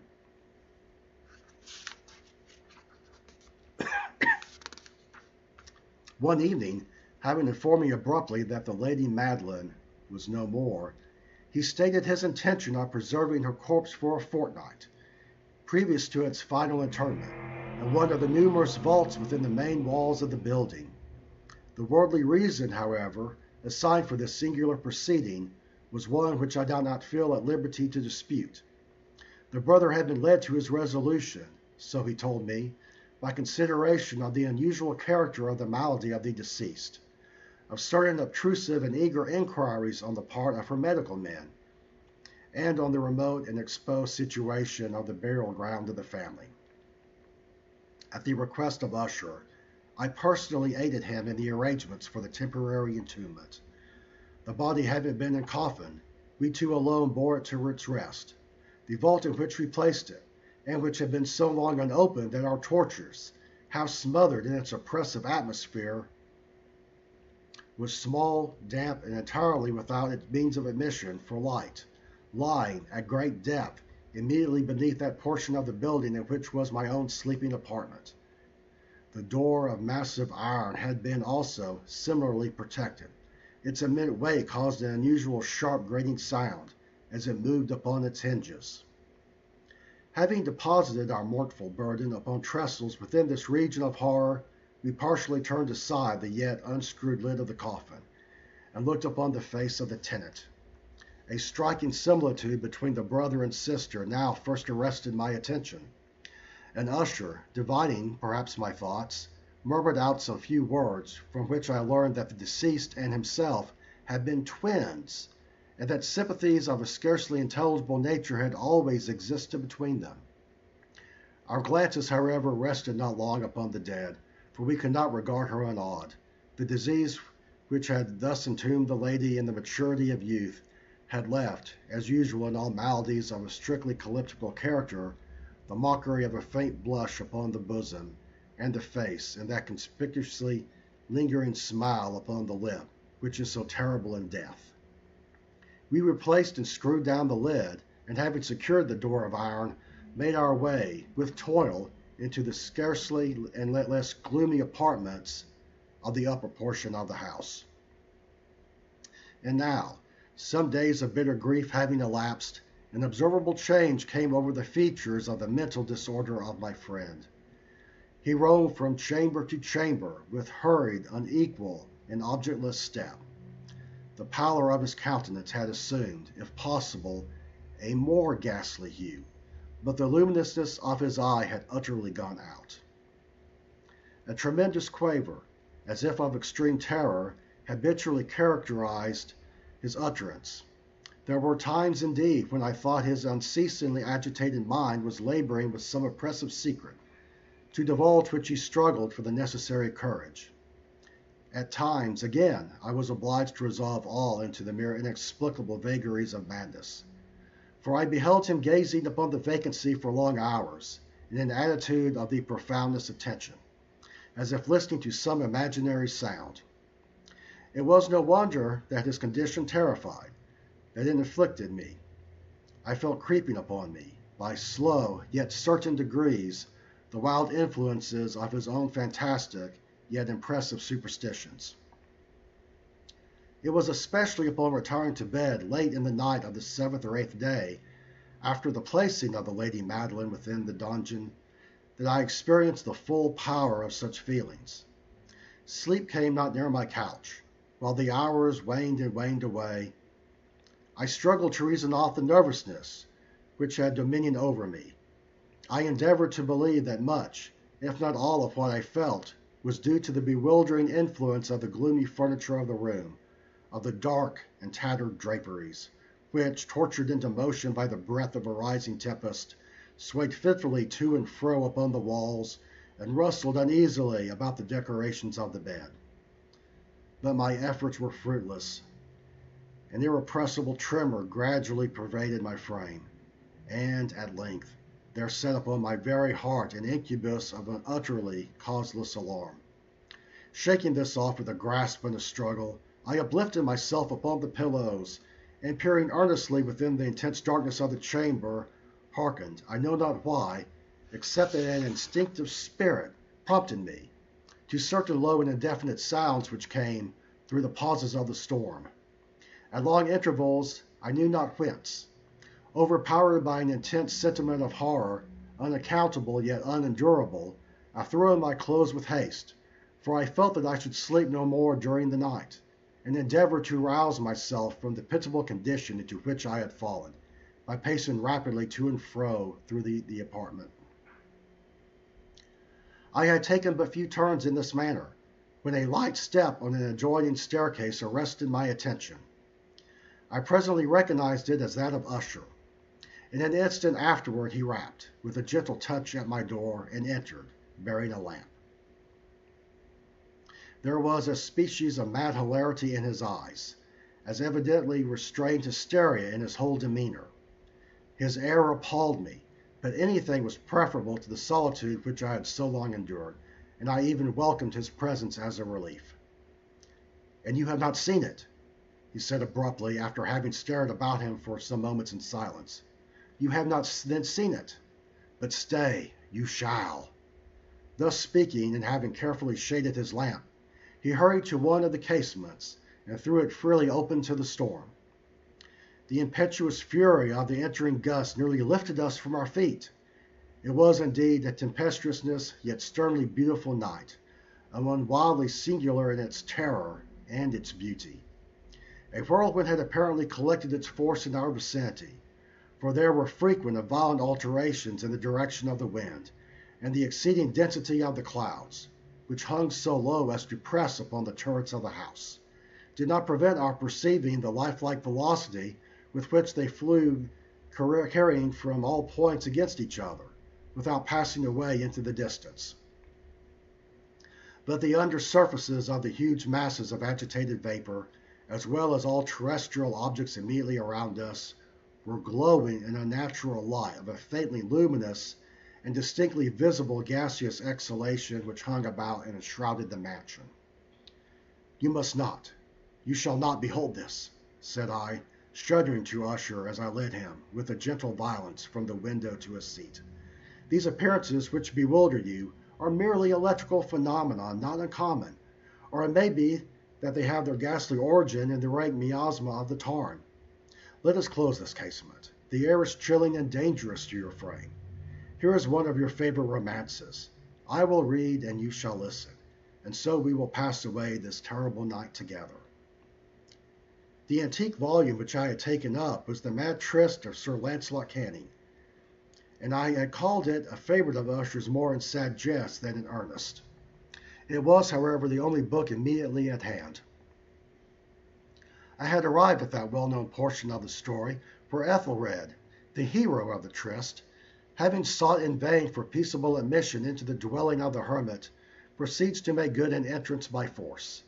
Here, it will be remembered, the words of the narrative ran thus: "And Ethelred, who was by nature of a doughty heart, and who was now mighty withal, on account of the powerfulness of the wine which he had drunken, waited no longer to hold parley with the hermit, who, in sooth, was of an obstinate and maliceful turn, but, feeling the rain upon his shoulders, and fearing the rising of the tempest, uplifted his mace outright, and, with blows, made quickly in room the plankings of the door, for which his gaunted hand, and now pulling therewith steadily, he so cracked and ripped and tore all asunder, that the noise of the dry and hollow sounding alarmed and reverberated throughout the forest." At the termination of this sentence I started, and for a moment paused, for it appeared to me, although I at once concluded that my excited fancy had deceived me, it appeared to me that, from some very remote portion of the mansion, there came, indistinctly, to my ears, what might have been, in its exact similarity of character, the echo, but a stifled and dull one certainly, of the very cracking and ripping sound which Sir Launcelot had so particularly described. It was, beyond doubt, the coincidence alone which had arrested my attention, for amid the rattling of the sashes of the casements, and the ordinary commingled noises of the still increasing storm, the sound in itself had nothing, surely, which should have interested or disturbed me. I continued the story. But the good champion Ethelred, now entering within the door, was sore engaged and amazed to perceive no signal of the maliceful hermit. But, in the stead thereof, a dragon of a scaly and prodigious demeanor, and of a fiery tongue, which sate in guard before a palace of gold, with a floor of silver, and upon the wall there hung a shield of shiny brass, with this legend enwritten: Who entereth herein, a conqueror hath been. Who slayeth the dragon, the shield he shall win. And Ethelred uplifted his mace and struck upon the head of the dragon, which fell before him, and gave up his pesky breath, with a shriek so hard and harsh, and withal so piercing, that Ethelred had fain to close his ears with his hands against the dreadful noise of it, the like whereof was never before heard. Here again I paused abruptly, and now with a feeling of wild amazement, for there could be no doubt wherever that in this instance I did actually hear, although from what direction it proceeded I found impossible to say, a low and apparently distant, but harsh, protracted, and most unusual screaming or grating sound, the exact counterpart of what my fancy had already conjured up for the dragon's unnatural shriek, as described by the romancer. Oppressed as I surely was upon the occurrence of this second and most extraordinary coincidence, by 1,000 conflicting sensations in which wonder and extreme terror were predominant, I still retained sufficient presence of mind to avoid exciting, by any observation, the sensitive nervousness of my companion. I was by no means certain that he had noticed the sounds in question, although assuredly a strange alteration had, during the last few minutes, taken place in his demeanor. From a position fronting my own, he had gradually brought round his chair, so as to sit with his face to the door of the chamber, and thus I could but partially perceive his features, although I saw that his lips trembled as if he were murmuring inaudibly. His head had dropped upon his breast, yet I knew that he was not asleep, from the wide and rigid opening of the eye as I caught a glance of it in profile. The motion of his body, too, was at variance with this idea, for he rocked from side to side with a gentle, yet constant and uniform sway. Having rapidly taken notice of all this, I resumed the narrative of Sir Lancelot, which thus proceeded. And now the champion, having escaped from the terrible fury of the dragon, bethinking himself of the brazen shield, and of the breaking up of the enchantment which was upon it, removed the carcass from out of the way before him, and approached valorously over the silver pavement of the castle to where the shield was upon the wall, which in sooth tarried not for his full coming, but fell down at his feet upon the silver floor, with a mighty great and terrible ringing sound. No sooner had these syllables passed my lips, than, as if a shield of brass had indeed at the moment fallen heavily upon a floor of silver, I became aware of a distinct, hollow, metallic, and clangorous, yet apparently muffled reverberation. Completely unnerved, I leapt to my feet, but the measured, rocking movement of Usher was undisturbed. I rushed to the chair in which he sat. His eyes were bent fixedly before me, and throughout his whole countenance there reigned a stony rigidity. But, as I placed my hand upon his shoulder, there came a strong shudder over his whole person. A sickly smile quivered about his lips, and I saw that he spoke in a low, hurried, and gibbering murmur, as if unconscious of my presence. Bending closely over him, I at length drank in the hideous import of his words. Not hear it? Yes, I hear it, and have heard it. Long, long, long, many minutes, many hours, many days have I heard it, yet I dare not. Oh, pity me, miserable wretch that I am. I dare not speak. We have put her living in the tomb.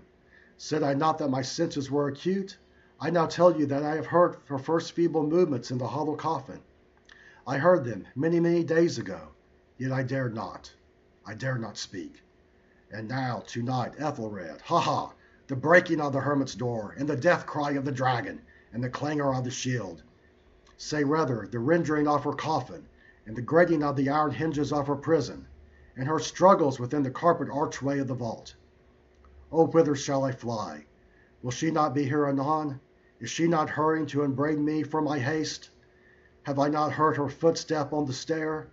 Do I not distinguish that heavy and horrible beating of her heart? Madman! Here he sprang furiously to his feet, and shrieked out all his syllables, as if in the effort he were giving up his soul. Madman, I tell you that she now stands without the door. As if in the superhuman energy of his utterance there had been found the potency of his spell. The huge antique panels to which the speaker pointed threw slowly back upon the instant their ponderous and ebony jaws. It was the work of the rushing gust. But then without those doors there did stand the lofty and enshrouded figure of the Lady Madeline of Usher. There was blood upon her white robes, and the evidence of some bitter struggle upon every portion of her emaciated frame. For a moment she remained trembling and reeling to and fro upon the threshold. Then, with a low, moaning cry, fell heavily inward upon the person of her brother, and in her violent and now final death agonies bore him to the floor a corpse, and the victims to the terrors he had anticipated. From that chamber and from that mansion I fled aghast. The storm was still abroad in all its wrath as I found myself crossing the old causeway. Suddenly there shot along the path a wild light, and I turned to see whence so gleam so unusual could have issued. For the vast house and its shadows were alone around behind me. The radiance was that of the full, setting, and blood-red moon, which now shone vividly through that once barely discernible fissure, of which I have before spoken as extending from the roof of the building in a zigzag direction to the base. While I gazed, this fissure rapidly widened. There came a fierce breath of the whirlwind. The entire orb of the satellite burst at once upon my sight. My brain reeled as I saw the mighty walls rushing asunder. There was a long, tumultuous shouting sound like the sound of 1,000 waters, and the deep and dank tarn at my feet closed sullenly and silently over the fragments of the house of Usher.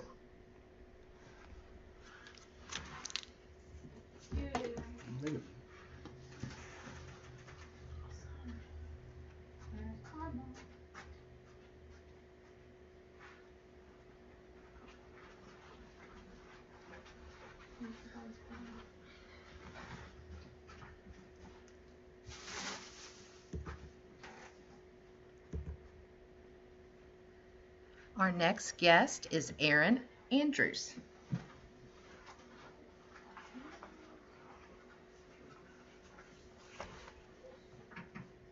Good afternoon. It's a pleasure to be here. Thank you for joining us as we read through Edgar Allan Poe. I have chosen two works today that, to me, are interesting and reflective of how enthusiastic I am about Edgar Allan Poe, his ability to create powerful imagery, as well as his work to capture sort of the America of his period. I'm a big fan of that as a historian and an educator myself. I always love to see those connections between the literature of a time and the history of a time. Today I'm going to read two works.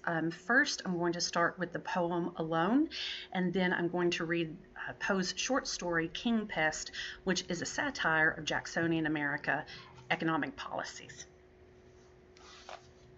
Alone. From childhood's hour I have not been as others were.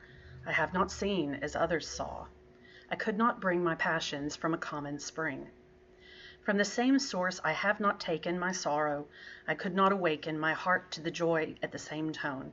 And all I loved alone. Then, in my childhood, in the dawn of a most stormy life, was drawn from every depth of good and ill the mystery which binds me still. From the torrent or the fountain, from the red cliff of the mountain, from the sun that round me rolled in its autumn tint of gold, from the lightning in the sky as it passed me flying by, from the thunder and the storm and the cloud that took the form, when the rest of heaven was blue, of a demon in my view.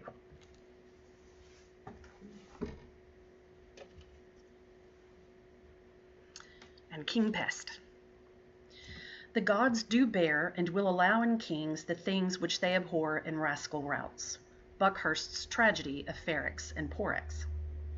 About 12 o'clock, one night in the month of October, and during the chivalrous reign of the 3rd Edward, two seamen belonging to the crew of the Free and Easy, a trading schooner plying between Sluice and the Thames, and then at anchor in that river, were much astonished to find themselves seated in the tap room of an alehouse in the parish of St. Andrews, London, which alehouse bore for sign the portraiture of a jolly tar. The room, although ill-contrived, smoke-blackened, low-pitched, and in every other respect agreeing with the general character of such places at the period, was, nevertheless, in the opinion of the grotesque groups scattered here and there within it, sufficiently well adapted to its purpose. Of these groups, our two seamen formed, I think, the most interesting, if not the most conspicuous. The one who appeared to be the elder, and whom his companion addressed by the characteristic appellation of Legs, was at the same time much the taller of the two. He might have measured 6 feet and a half, and an habitual stoop in the shoulders seemed to have been the necessary consequence of an altitude so enormous. Superfluities in height were, however, more than accounted for by deficiencies in other respects.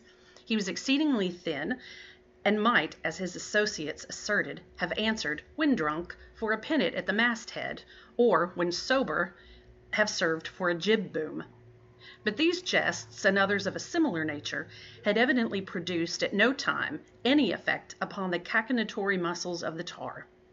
With high cheekbones, a large hawk nose, retreating chin, fallen underjaw, and huge protruding white eyes, the expression of his countenance, although tinged with a species of dogged indifference to matters and things in general, was not the less utterly solemn and serious beyond all attempts at imitation or description. The younger seaman was, in all outward appearance, the converse of his companion. His stature could not have exceeded 4 feet.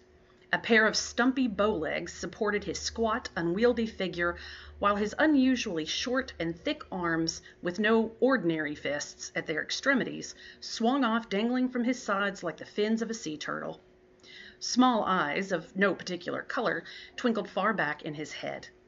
His nose remained buried in the mass of flesh which enveloped his round, full, and purple face, and his thick upper lip rested upon the still thicker one beneath with an air of complacent self-satisfaction much heightened by the owner's habit of licking them at intervals. He evidently regarded his tall shipmate with a feeling half wondrous, half quizzical, and stared up occasionally in his face as the red setting sun stares up at the crags of Ben Nevis. Various and eventful, however, had been the peregrinations of the worthy couple in and about the different tap-houses of the neighborhood during the earlier hours of the night. Funds, even the most ample, are not always everlasting, and it was with empty pockets our friends had ventured upon the present hostelry. At the precise period, then, when this history properly commences, Legs and his fellow Hugh Tarpaulin sat, each with both elbows resting upon the large oaken table in the middle of the floor, and with a hand upon either cheek. They were eyeing, from behind a huge flagon of unpaid-for humming stuff, the portentous words, "No chalk," which, to their indignation and astonishment, were scored over the doorway by means of that very mineral whose presence they purported to deny. Not that the gift of deciphering written characters, a gift among the commonalty of that day considered little less cabalistic than the art of inditing, could, in strict justice, have been laid to the charge of either disciple of the sea. But there was, to say the truth, a certain twist in the formation of the letters, an indescribable lee-lurch about the whole, which foreboded, in the opinion of both seamen, a long run of dirty weather, and determined them at once, in the allegorical words of Legs himself, to pump ship, clew up all sail, and scud before the wind. Having accordingly disposed of what remained of the ale, and looped up the points of their short doublets, they finally made a bolt for the street. Although Tarpaulin rolled twice into the fireplace, mistaking it for the door, yet their escape was at length happily effected, and half after 12 o'clock found our heroes ripe for mischief and running for life down a dark alley in the direction of St. Andrew's Stair, hotly pursued by the landlady of the Jolly Tar. At the epoch of this eventful tale, and periodically for many years before and after, all England, but more especially the metropolis, resounded with the fearful cry of plague. The city was in a great measure depopulated, and in those horrible regions in the vicinity of the Thames, where amid the dark, narrow, and filthy lanes and alleys, the demon of disease was supposed to have had his nativity, awe, terror, and superstition were alone to be found stalking abroad. By authority of the king, such districts were placed under ban, and all persons forbidden, under pain of death, to intrude upon their dismal solitude.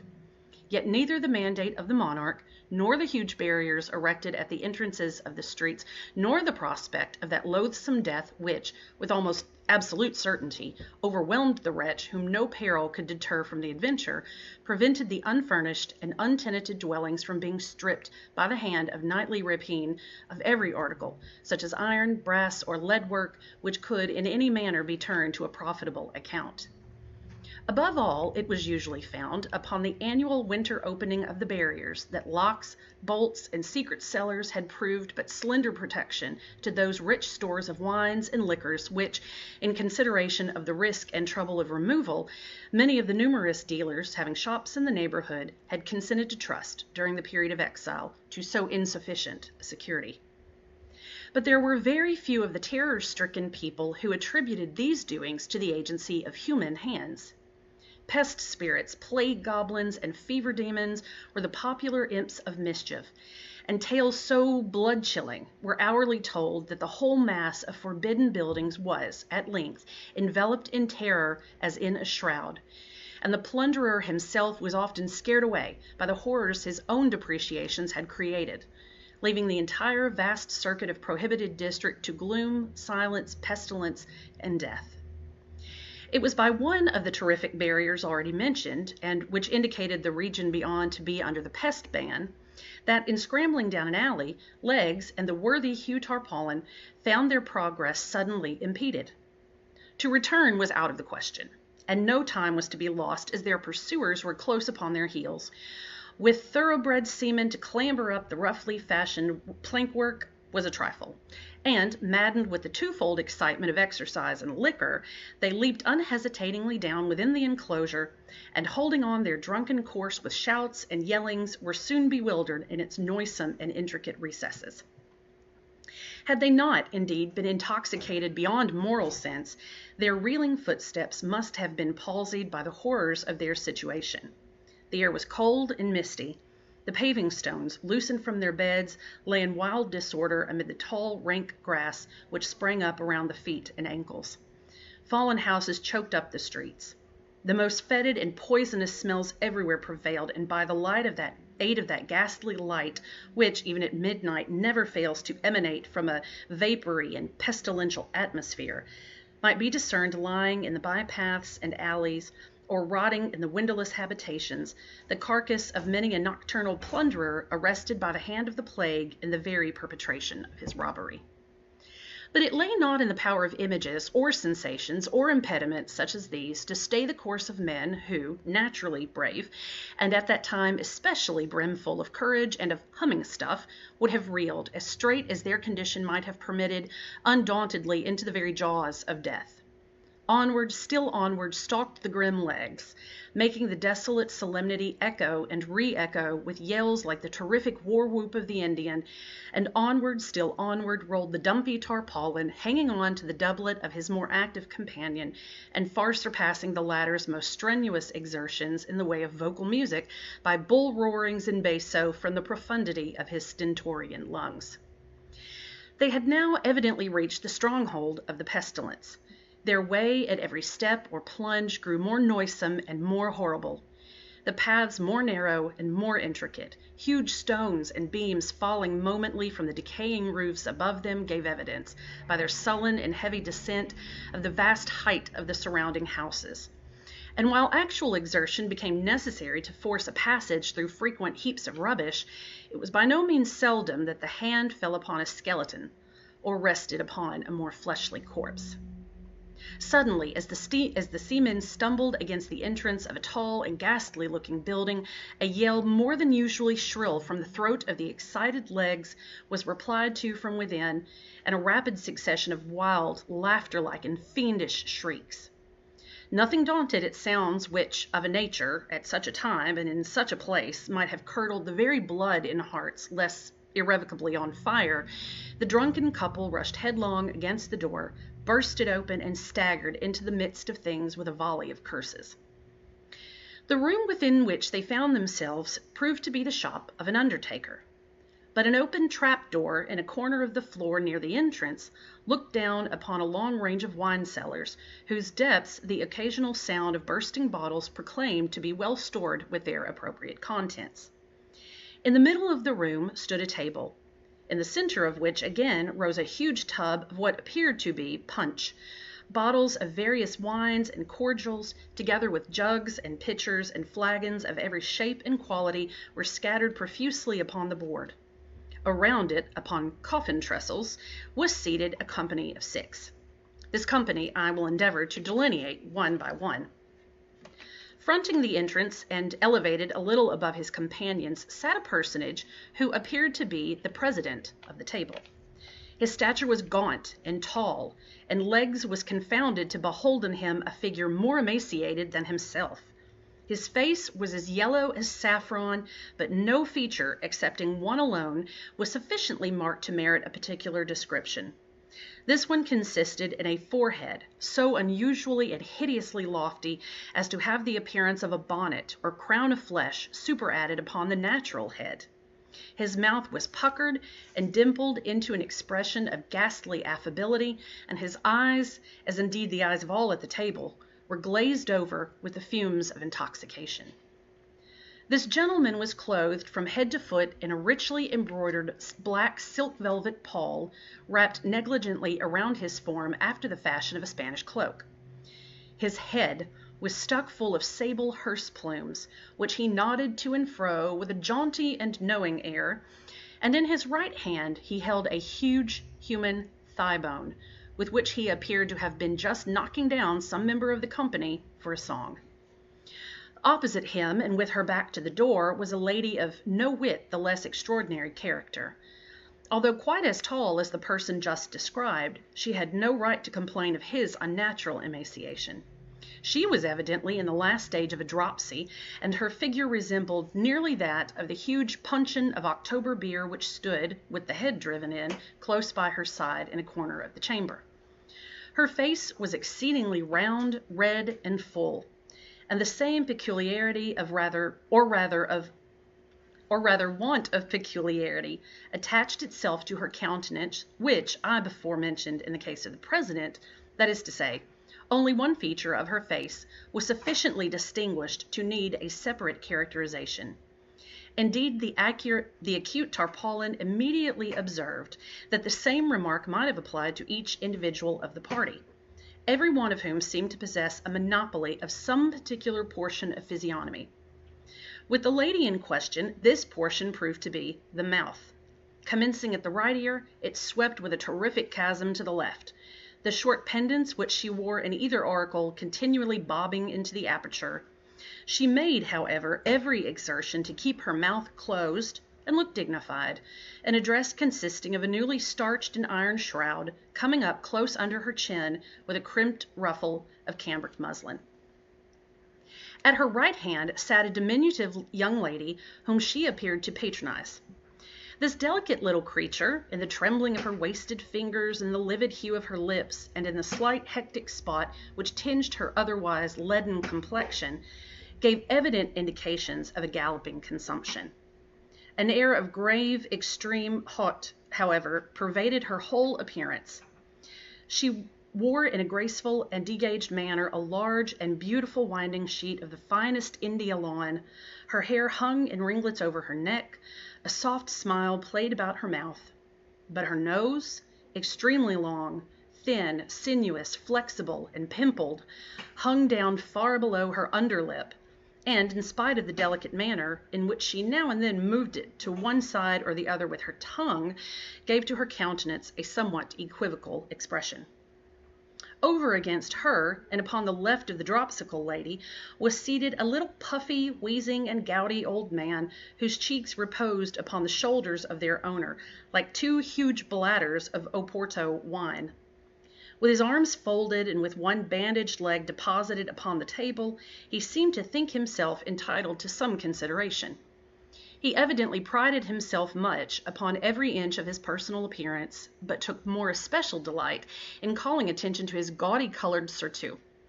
This, to say the truth, must have cost him no little money, and was made to fit him exceedingly well, being fashioned from one of the curiously embroidered silken covers appertaining to those glorious escutcheons which, in England and elsewhere, are customarily hung up in some conspicuous place upon the dwellings of departed aristocracy. Next to him, and at the right hand of the president, was a gentleman in long white hose and cotton drawers. His frame shook, in a ridiculous manner, with a fit of what Tarpaulin called the horrors.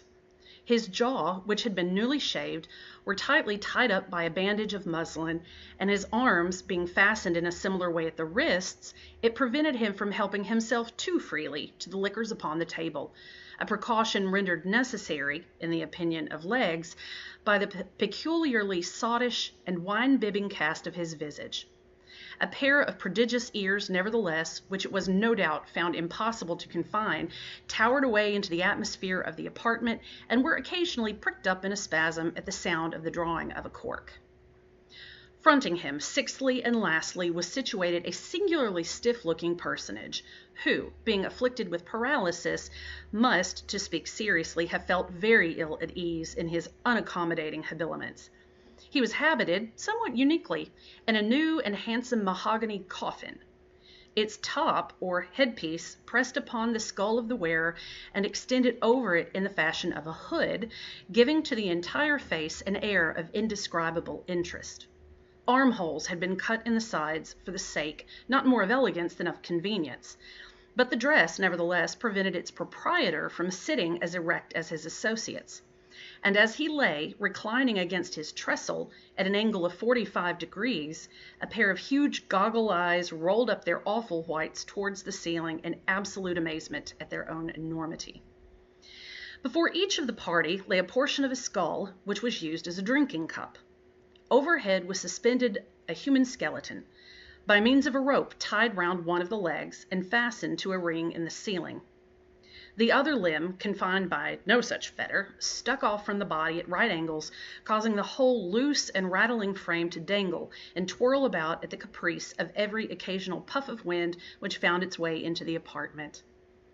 In the cranium of this hideous thing lay quantity of ignited charcoal, which threw a fitful but vivid light over the entire scene, while coffins and other wares appertaining to the shop of an undertaker were piled high up around the room and against the windows, preventing any ray from escaping into the street.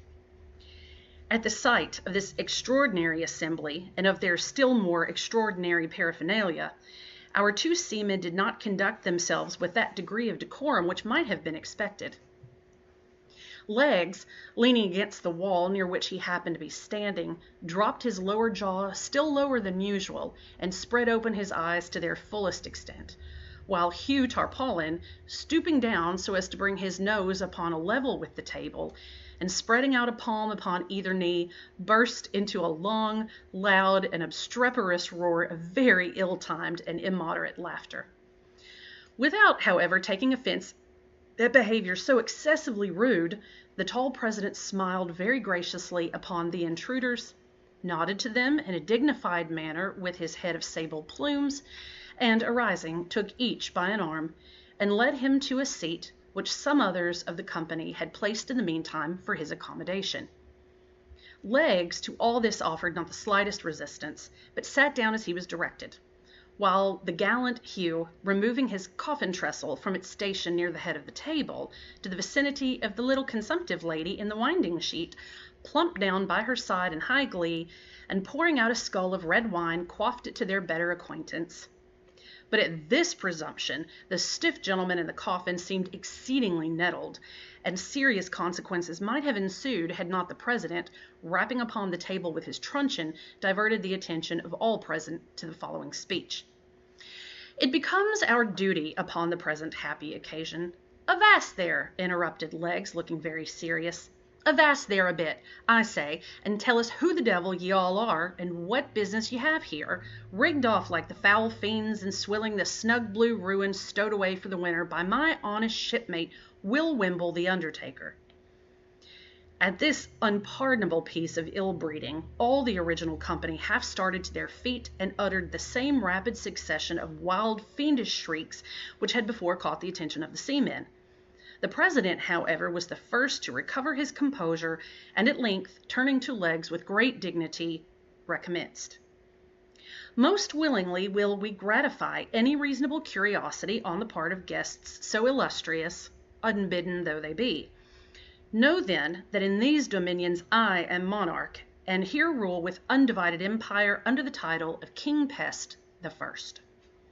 This apartment, which you no doubt profanely suppose to be the shop of Will Wimble the undertaker, a man whom we know not, and whose plebeian appellation has never before this night thwarted our royal ears, this apartment, I say, is the dais chamber of our palace, devoted to the councils of our kingdom and to other sacred and lofty purposes. The noble lady who sits opposite is Queen Pest, our serene consort. The other exalted personages whom you behold are all of our family, and wear the insignia of the blood royal under the respective titles of His Grace the Archduke Pestiferous, His Grace the Duke Pestilential, His Grace the Duke Tempest, and Her Serene Highness the Archduchess Anapest. As regards, continued he, your demand of the business upon which we sit here in council, we might be pardoned for replying that it concerns, and concerns alone, our own private and regal interest, and is in no manner important to any other than ourself. But in consideration of those rights to which, as guests and strangers, you may feel yourselves entitled, we will furthermore explain that we are here this night, prepared by deep research and accurate investigation, to examine, analyze, and thoroughly determine the indefinable spirit, the incomprehensible qualities and nature of those inestimable treasures of the palate, the wines, ales, and liqueurs of this goodly metropolis, by so doing to advance not more our own designs than the true welfare of that unearthly sovereign whose reign is over us all, whose dominions are unlimited, and whose name is death. Whose name is Davy Jones, ejaculated Tarpaulin, helping the lady by his side to a skull of liqueur and pouring out a second for himself. Profane varlet, said the president, now turning his attention to the worthy Hugh, profane and execrable wretch. We have said that in consideration of those rights which, even in thy filthy person, we feel no inclination to violate, we have condescended to make reply to thy rude and unseasonable inquiries. We, nevertheless, for your unhallowed intrusion upon our counsels, believe it our duty to mulct thee and thy companion in each a gallon of blackstrap, having imbibed which to the prosperity of our kingdom, at a single draught and upon your bended knees, ye shall be forthwith free, either to proceed upon your way or remain, and be admitted to the privileges of our table, according to your respective and individual pleasures. It would be a matter of utter impossibility, replied Legs, whom the assumptions and dignity of King Pest the First had evidently inspired some feelings of respect, and who arose and steadied himself by the table as he spoke. It would, please your majesty, be a matter of utter impossibility to stow away in my hold even 1/4 part of the same liquor which your majesty has just mentioned, to say nothing of the stuffs placed on board in the forenoon by way of ballast, and not to mention the various ales and liqueurs shipped this evening at different seaports. I have at present a full cargo of humming stuff taken in and duly paid for at the sign of the Jolly Tar. You will, therefore, please your majesty, be so good as to take the will for the deed, for by no manner of means either can I or will I swallow another drop, least of all a drop of that villainous bilge water that answers to the hail of black strap. Belay that, interrupted Tarpaulin, astonished not more at the length of his companion's speech than at the nature of his refusal. Belay that, you tubber, and I say, Legs, none of your palaver. My hull is still light, although I confess you yourself seem to be a little top-heavy. And as for the matter of your share of the cargo, why, rather than raise a squall, I would find stowaway room for it myself. But this proceeding, interposed the president, is by no means in accordance with the terms of the mulct or sentence, which is in its nature Median, and not to be altered or recalled. The conditions we have imposed must be fulfilled to the letter, and that without a moment's hesitation, in failure of which fulfillment we decree that you do here be tied neck and heels together and duly drowned as rebels in yon hogshead of October beer. A sentence, a righteous and just sentence, a glorious decree, a most worthy and upright and holy condemnation, shouted the pest family all together. The king elevated his forehead into innumerable wrinkles. The gouty little old man puffed like a pair of bellows. The lady of the winding sheet waved her nose to and fro. The gentleman in the cotton drawers pricked up his ears. She of the shroud gasped like a dying fish, and he of the coffin looked stiff and rolled up his eyes. Chuckled Tarpaulin without heeding the general excitation. I was saying, said he, when Mr. King Pest poked in his marlin spike, that as for the matter of 2 or 3 gallons more or less of blackstrap, it was a trifle to a tight sea-boat like myself, not overstowed. But when it comes to drinking the health of the devil and going down upon my marrow bones to his ill-favored majesty there, whom I know as well as I know myself to be a sinner, to be nobody in the whole world but Tim Hurlygurly the stage player, why, it's quite another guess sort of a thing, and utterly and altogether past my comprehension. He was not allowed to finish this speech in tranquillity. At the name Tim Hurlygurly, the whole assembly leaped from their named seats. Treason, shouted His Majesty King Pest I. Treason, said the little man with the gout. Treason, screamed the Archduchess Anna Pest. Treason, muttered the gentleman with his jaws tied up. Treason, growled he of the coffin. Treason, treason, shrieked Her Majesty of the Mouth, and, seizing by the hinder part of his breeches the unfortunate Tarpaulin, who had just commenced pouring out for himself a skull of liqueur, she lifted him high into the air and let him fall without ceremony into the huge open puncheon of his beloved ale. Bobbing up and down for a few seconds like an apple in a bowl of toddy, he at length finally disappeared amid the whirlpool of foam which, in the already effervescent liquor, his struggles easily succeeded in creating. Not tamely, however, did the tall seaman behold the discomfiture of his companion. Jostling King Pest through the open trap, the valiant leg slammed the door down upon him with an oath and strode toward the center of the room. Here, tearing down the skeleton which swung over the table, he laid it about him with so much energy and goodwill that, as the last glimpses of light died away within the apartment, he succeeded in knocking out the brains of the little gentleman with the gout. Rushing then with all his force against the fatal hogshead full of October ale and Hugh Tarpaulin, he rolled it over and over in an instant. Out burst a deluge of liquor so fierce, so impetuous, so overwhelming, that the room was flooded from wall to wall. The loaded table was overturned, the trestles were thrown upon their backs, the tub of punch into the fireplace, and the ladies into hysterics. Piles of death furniture floundered about, jugs, pitchers, and carboys mingled promiscuously in the melee, and wicker flagons encountered desperately with bottles of junk. The man with the horrors was drowned upon the spot. The little stiff gentleman floated off in his coffin, and the victorious legs, seizing by the waist the fat lady in the shroud, rushed out with her into the street and made a beeline for the Free and Easy, followed under easy sail by the redoubtable Hugh Tarpaulin, who, having sneezed 3 or 4 times, panted and puffed after him with the Archduchess Anna Pest. Thank you.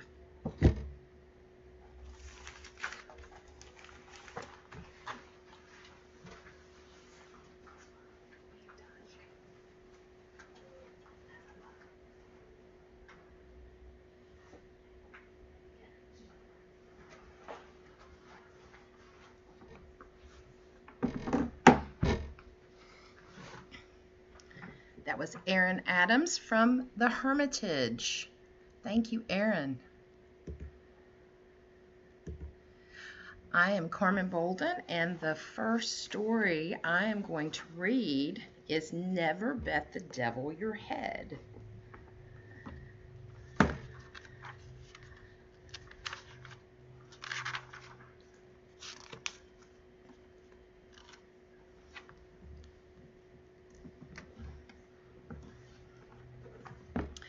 Never bet the devil your head, a tale with a moral. Con tal que las costumbres de un autor, says Don Thomas de las Torres in the preface to his amatory poems. sean puras y castas importa muy poco que no sean igualmente severas sus obras. Meaning, in plain English, that, provided the morals of an author are pure personally, it signifies nothing what are the morals of his books. We presume that Don Thomas is now in purgatory for the assertion. It would be a clever thing, too, in the way of poetical justice to keep him there until his amatory poems get out of print, or are laid definitely upon the shelf through lack of readers. Every fiction should have a moral, and, what is more to the purpose, the critics have discovered that every fiction has.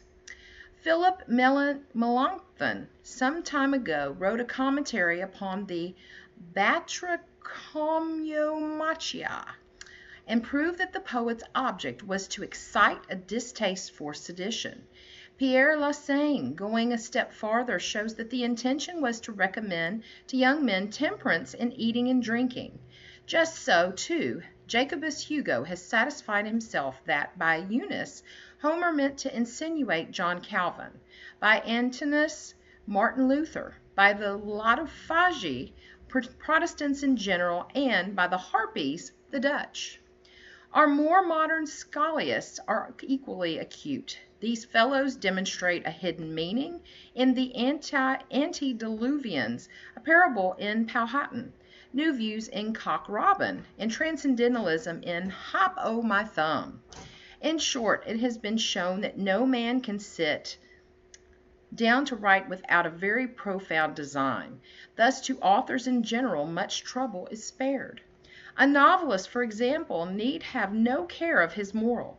It is there, that is to say, it is somewhere, and the moral and the critics can take care of themselves. When the proper time arrives, all that the gentleman intended and all that he did not intend will be brought to light in the Dial or the Down Easter, together with all that he ought to have intended and the rest that he clearly meant to intend, so that it will all come very straight in the end.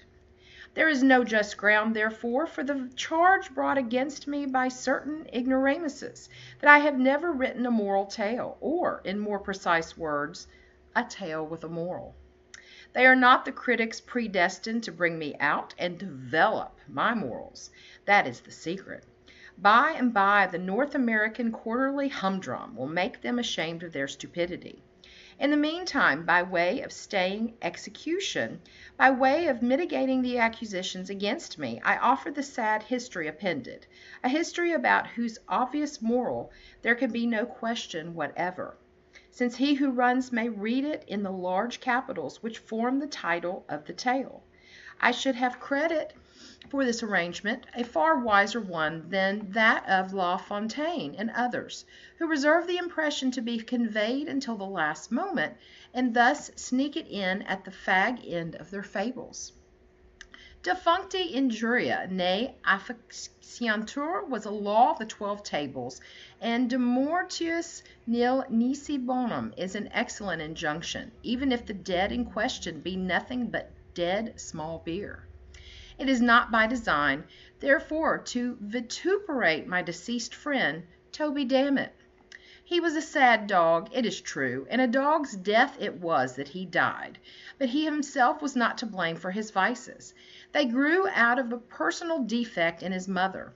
She did her best in the way of flogging him while an infant, for duties to her well-regulated mind were always pleasures, and babies, like tough steaks or the modern Greek olive trees, are invariably the better for beating. But, poor woman, she had the misfortune to be left-handed, and a child flogged left-handedly had better be unflogged. The world revolves from right to left. It will not do to whip a baby from left to right. If each blow in the proper direction drives an evil propensity out, it follows that every thump in an opposite one knocks its quota of wickedness in. I was often present at Toby's chastisements, and, even by the way in which he kicked, I could perceive that he was getting worse and worse every day. At last I saw, through the tears in my eyes, that there was no hope of the villain at all, and one day when he had been cuffed until he grew so black in the face that one might have mistaken him for a little African, and no effect had been produced beyond that of making him wriggle himself into a fit, I could stand it no longer, but went down upon my knees forthwith, and uplifting my voice, made prophecy of his ruin. The fact is that his precocity in vice was awful. At 5 months of age he used to get into such passions that he was unable to articulate. At 6 months I caught him gnawing a pack of cards. At 7 months he was in the constant habit of catching and kissing the female babies. At 8 months he peremptorily refused to put his signature to the temperance pledge. Thus he went on increasing in iniquity, month after month, until, at the close of the first year, he not only insisted upon wearing moustaches, but he had contracted a propensity for cursing and swearing, and for backing his assertions by bets. Through this latter most ungentlemanly practice, the ruin which I had predicted to Toby Dammit overtook him at last. The fashion had grown with his growth and strengthened with his strength, so that when he came to be a man, he could scarcely utter a sentence without interlarding it with a proposition to gamble. Not that he actually laid wagers. No, I will do my friend the justice to say that he would as soon have laid eggs. With him the thing was a mere formula, nothing more. His expressions on this head had no meaning attached to them whatever. They were simple, if not altogether innocent, expletives, imaginative phrases wherewith to round off a sentence. When he said, "I'll bet you so-and-so," nobody ever thought of taking him up, but still I could not help thinking it my duty to put him down. The habit was an immoral one, and so I told him. It was a vulgar one. This I begged him to believe. It was discountenanced by society. Here, I said, nothing but the truth. It was forbidden by the act of Congress. Here I had not the slightest intention of telling a lie. I remonstrated, but to no purpose. I demonstrated in vain. I entreated, he smiled. I implored, he laughed. I preached, he sneered. I threatened, he swore. I kicked him, he called for the police. I pulled his nose, he blew it, and offered to bet the devil his head that I would not venture to try that experiment again. Poverty was another vice which the peculiar physical deficiency of Dammit's mother had entailed upon her son. He was detestably poor, and this was the reason, no doubt, that his expletive expressions about being seldom took a pecuniary turn. I will not be bound to say that I ever heard him make use of such a figure of speech as, "I'll bet you $1." It was usually, "I'll bet you what you please," or "I'll bet you what you dare," or "I'll bet you a trifle," or else, more significantly still, "I'll bet the devil my head." This latter form seemed to please him best, perhaps because it involved the least risk, for Dammit had become excessively parsimonious. Had anyone taken him up, his head was small, and thus his loss would have been small too.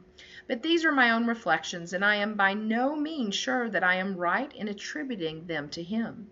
At all events, the phrase in question grew daily in favor, notwithstanding the gross impropriety of a man betting his brains like banknotes.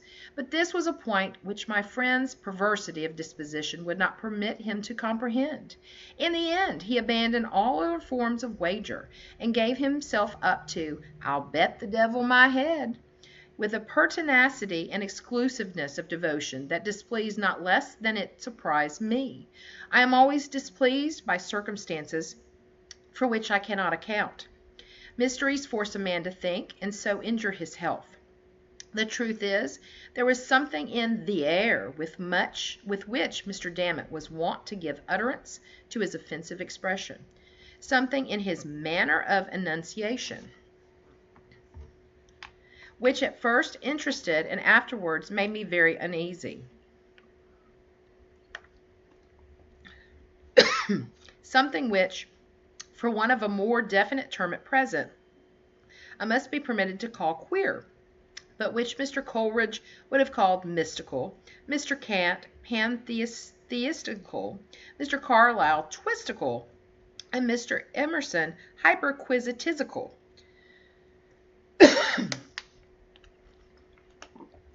I began not to like it at all. Mr. Dammit's soul was in a perilous state. I resolved to bring all my eloquence into play to save it. I vowed to serve him as St. Patrick in the Irish Chronicle is said to have served the toad, that is to say, awaken him to a sense of his situation. I addressed myself to the task forthwith. Once more I betook myself to remonstrance. Again I collected my energies for a final attempt at expostulation. When I had made an end of my lecture, Mr. Dammit indulged himself in some very equivocal behavior. For some moments he remained silent, merely looking me inquisitively in the face, but presently he threw his head to one side and elevated his eyebrows to great extent. Then he spread out the palms of his hands and shrugged up his shoulders. Then he winked with the right eye. Then he repeated the operation with the left. Then he shut them both up very tight. Then he opened them both so very wide that I became seriously alarmed for the consequences. Then, applying his thumb to his nose, he thought proper to make an indescribable movement with the rest of his fingers. Finally, setting his arms akimbo, he condescended to reply. I can call to mind only the heads of his discourse. He would be obliged to me if I would hold my tongue. He wished none of my advice. He despised all my insinuations. He was old enough to take care of himself. Did I still think him baby Dammit? Did I mean to say anything about his character? Did I intend to insult him? Was I a fool?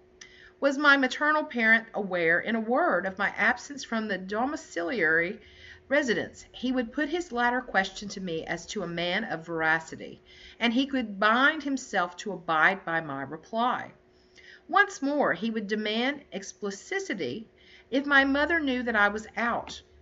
My confusion, he said, betrayed me, and he would be willing to bet the devil his head that she did not. Mr. Dammit did not pause for my rejoinder. Turning upon his heel, he left my presence with undignified precipitation. It was well for him that he did so. My feelings had been wounded, even my anger had been aroused.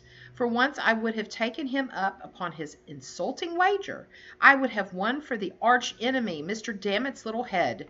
For the fact is, my mamma was very well aware of the merely temporary absence from home. But coda shifa midihid, heaven gives relief, as the Mussulmans say when you tread upon their toes. It was in pursuance of my duty that I had been insulted, and I bore the insult like a man. It now seemed to me, however, that I had done all that he could be required of me in the case of this miserable individual, and I resolved to trouble him no longer with my counsel, but to leave him to his conscience and himself. But although I forbore to intrude with my advice, I could not bring myself to give up his society altogether. I even went so far as to humor some of his less reprehensible propensities, and there were times when I found myself lauding his wicked jokes, as epicures do mustard, with tears in my eyes. So profoundly did it grieve me to hear his evil talk. One fine day, having strolled out together, arm in arm, our route led us in the direction of a river. There was a bridge, and we resolved to cross it. It was roofed over by way of protection from the weather, and the archway, having but few windows, was thus very uncomfortably dark. As we entered the passage, the contrast between the external glare and the interior gloom struck heavily upon my spirits. Not so upon those of the unhappy Dammit, who offered to bet the devil his head that I was hipped. He seemed to be in an unusual good humor. He was excessively lively, so much so that I entertained I know not what of uneasy suspicion. It is not impossible that he was affected with the transcendentals. I am not well enough versed, however, in the diagnosis of this disease to speak with decision upon the point, and unhappily there were none of my friends of the dial present. I suggest the idea, nevertheless, because of a certain species of austere merry andrewism which seemed to beset my poor friend, and caused him to make quite a tomfool of himself.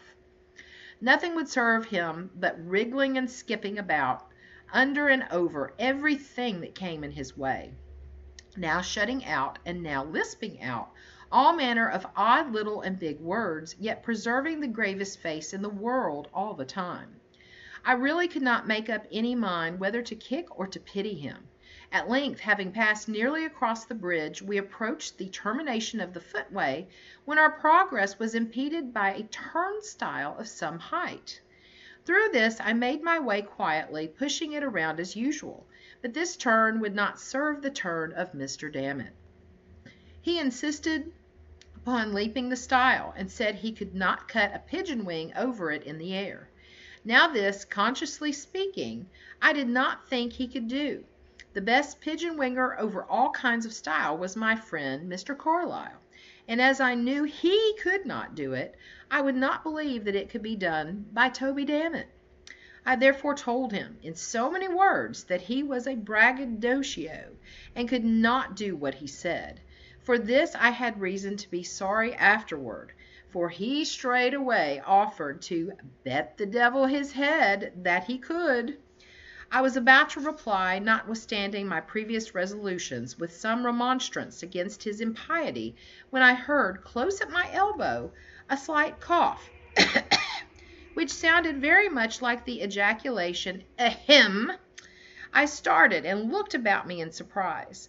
My glance at length fell into a nook of the framework of the bridge, and upon the figure of a little lame old gentleman of venerable aspect.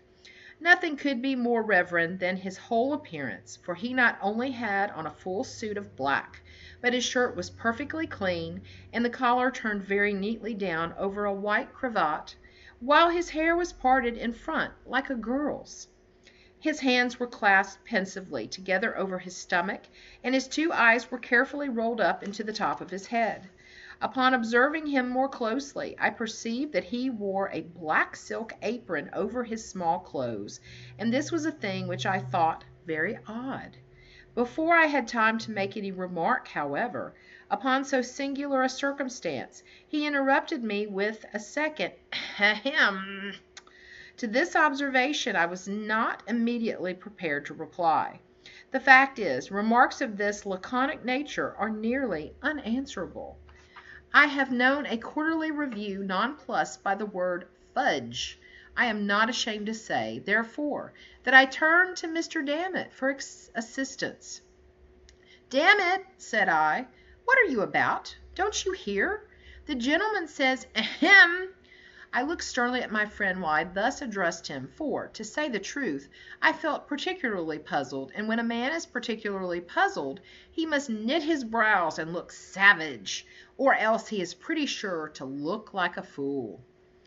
"Damn it," observed I, although this sounded very much like an oath, than which nothing was further from my thoughts. "Damn it," I suggested, "the gentleman says ahem." I do not attempt to defend my remark on the score of profundity. I did not think it profound myself, but I have noticed that the effect of our speeches is not always proportionate with their importance in our own eyes, and if I had shot Mr. D through and through with a Paxson bomb, or knocked him in the head with the Poets and Poetry of America, he could hardly have been more discomfited than when I addressed him with those simple words, "Damn it, what are you about? Don't you hear? The gentleman says, ahem." "You don't say so," gasped he at length, after turning more colors than a pirate runs up, one after the other, when chased by a man of war. "Are you quite sure he said that? Well, at all events I am in for it now, and may as well put a bold face upon the matter. Here goes then. Ahem." At this the little old gentleman seemed pleased. God only knows why. He left his station at the nook of the bridge, limped forward with a gracious air, took Dammit by the hand, and shook it cordially, looking all the while straight up in his face with an air of most unadulterated benignity, which it is possible for the mind of a man to imagine.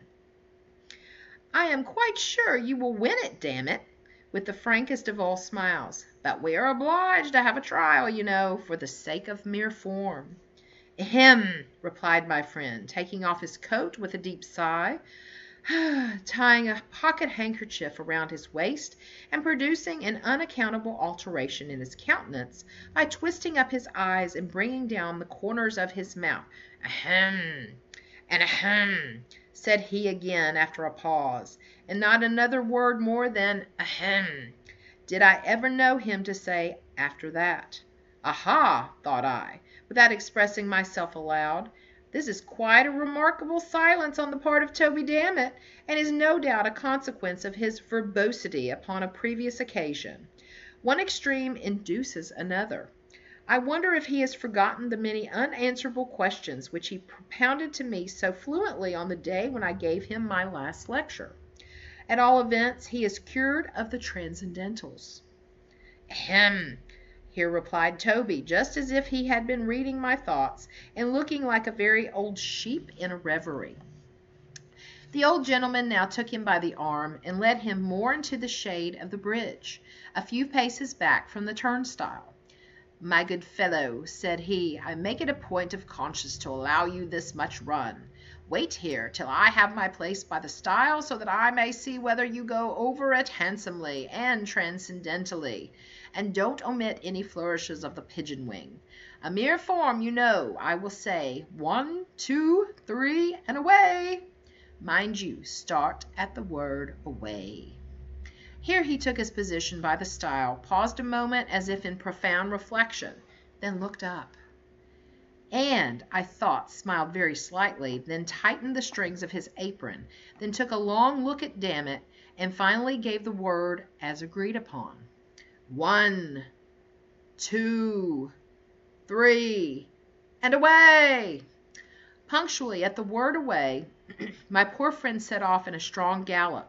The stile was not very high, like Mr. Lord's, nor yet very low, like that of Mr. Lord's reviewers, but upon the whole I made sure that he would clear it. And then, what if he did not? Ah, that was the question. What if he did not? What right, said I, had the old gentleman to make any other gentleman jump? The little old dot-and-carry one, who is he? If he asks me to jump, I won't do it, that's flat. And I don't care who the devil he is. The bridge, as I say, was arched and covered in a very ridiculous manner, and there was a most uncomfortable echo about it at all times, an echo which I never before so particularly observed as when I uttered the 4 last words of my remark. But what I said, or what I thought, or what I heard, occupied only an instant. In less than 5 seconds from his starting, my poor Toby had taken the leap.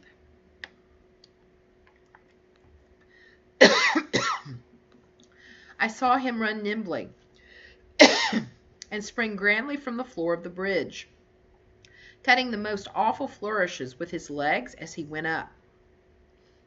I saw him high in the air, pigeon-winging it to admiration, just over the top of the stile. And of course I thought it an unusually singular thing that he did not continue to go over. But the whole leap was the affair of a moment, and, before I had a chance to make any profound reflections, down came Mr. Dammit on the flat of his back, on the same side of the stile from which he started. At the same instant I saw the old gentleman limping off at the top of his speed, having caught and wrapped up in his apron something that fell heavily into it from the darkness of the arch just over the turnstile. At all this I was much astonished, but I had no leisure to think, for Dammit lay particularly still, and I concluded that his feelings had been hurt, and that he stood in need of my assistance. I hurried up to him and found that he had received what might be termed a serious injury.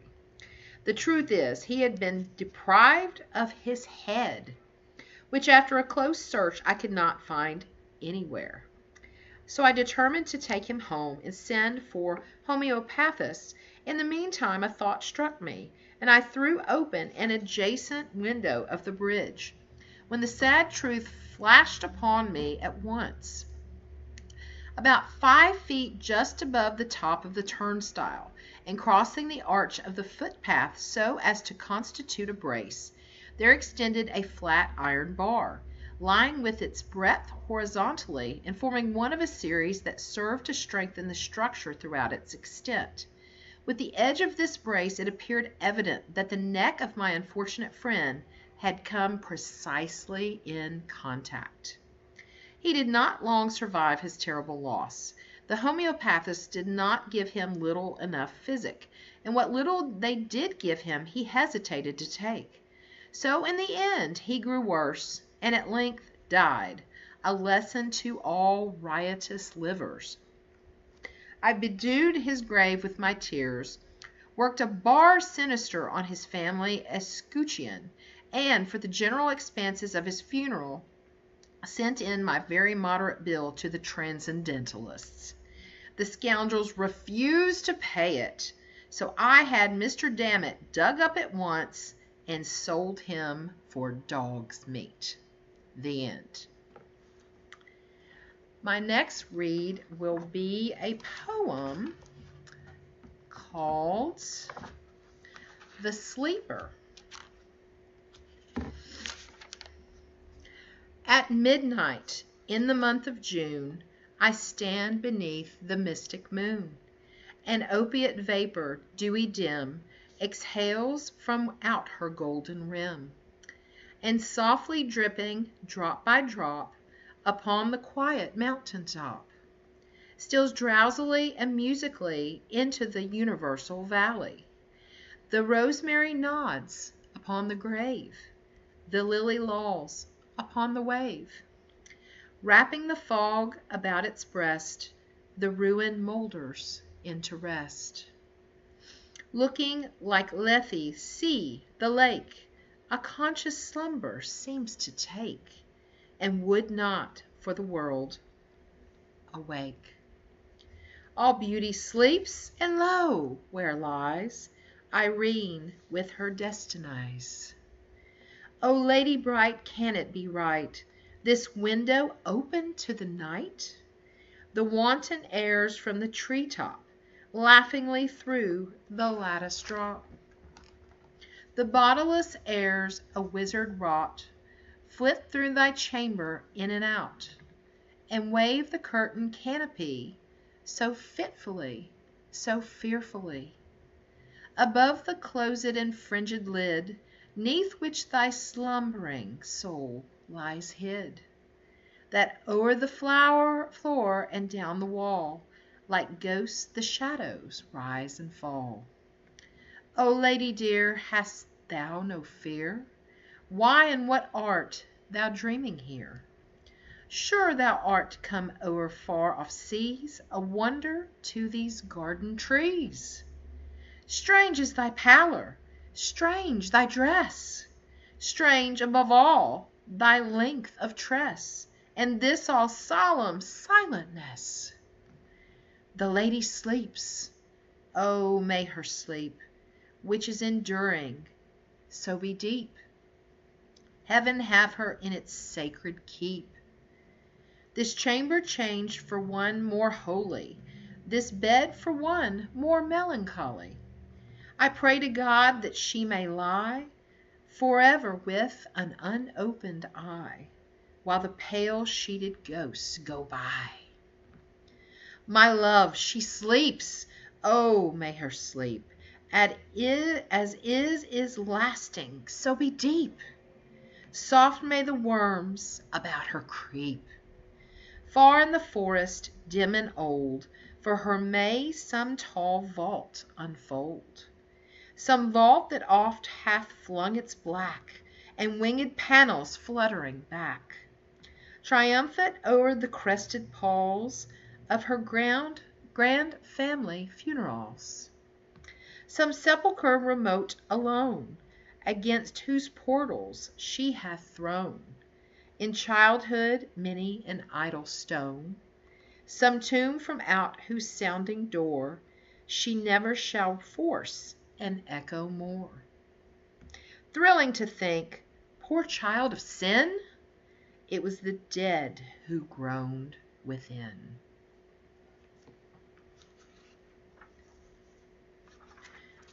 The next story I'm going to read It kind of is a two-part, and the first one is called The Psyche Zenobia, or How to Write a Blackwood Article.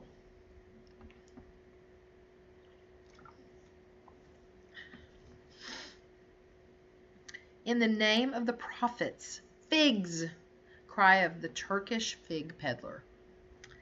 I presume everybody has heard of me.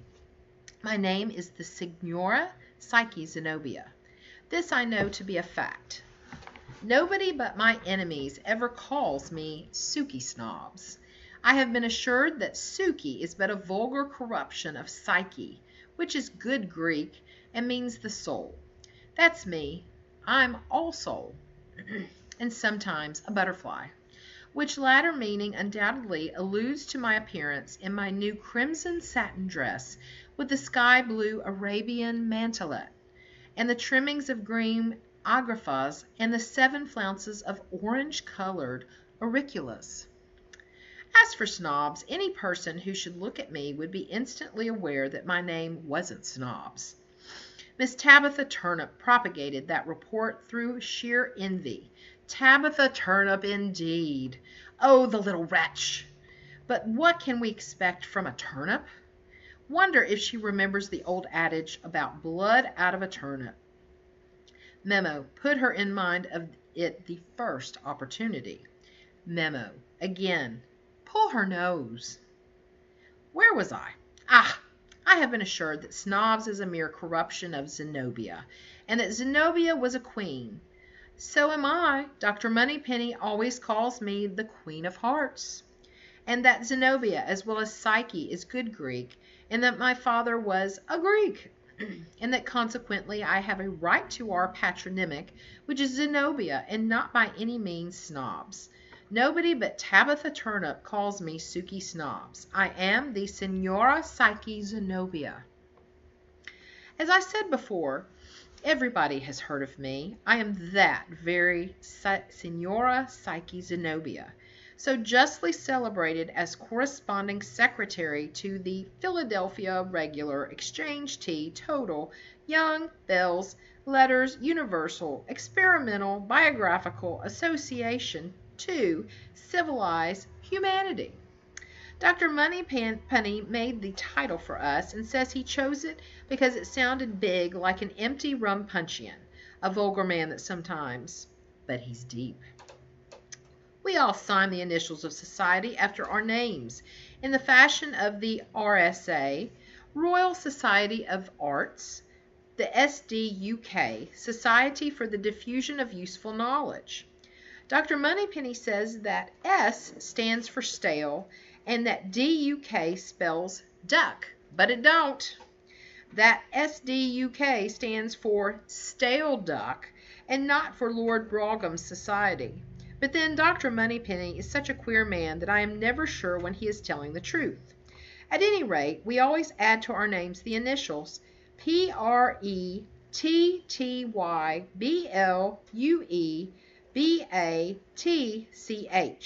That is to say, Philadelphia Regular, Exchange, Tea, Total, Young, Bells, Letters, Universal, Experimental, Biographical, Association, to Civilize Humanity. 1 letter for each word, which is a decided improvement upon Lord Brougham. Mr. Moneypenny will have it that our initials give our true character, but for my life, I can't see what it means. Notwithstanding the good offices of the doctor and the strenuous exertions of the association to get itself into notice, it met with no very great success until I joined it. The truth is, the members indulged in too flippant a tone of discussion. The papers read every Saturday evening were characterized less by depth than buffoonery. They were all whipped syllabub. There was no investigation of first causes, first principles. There was no investigation of anything at all. There was no attention paid to that great point, the fitness of things.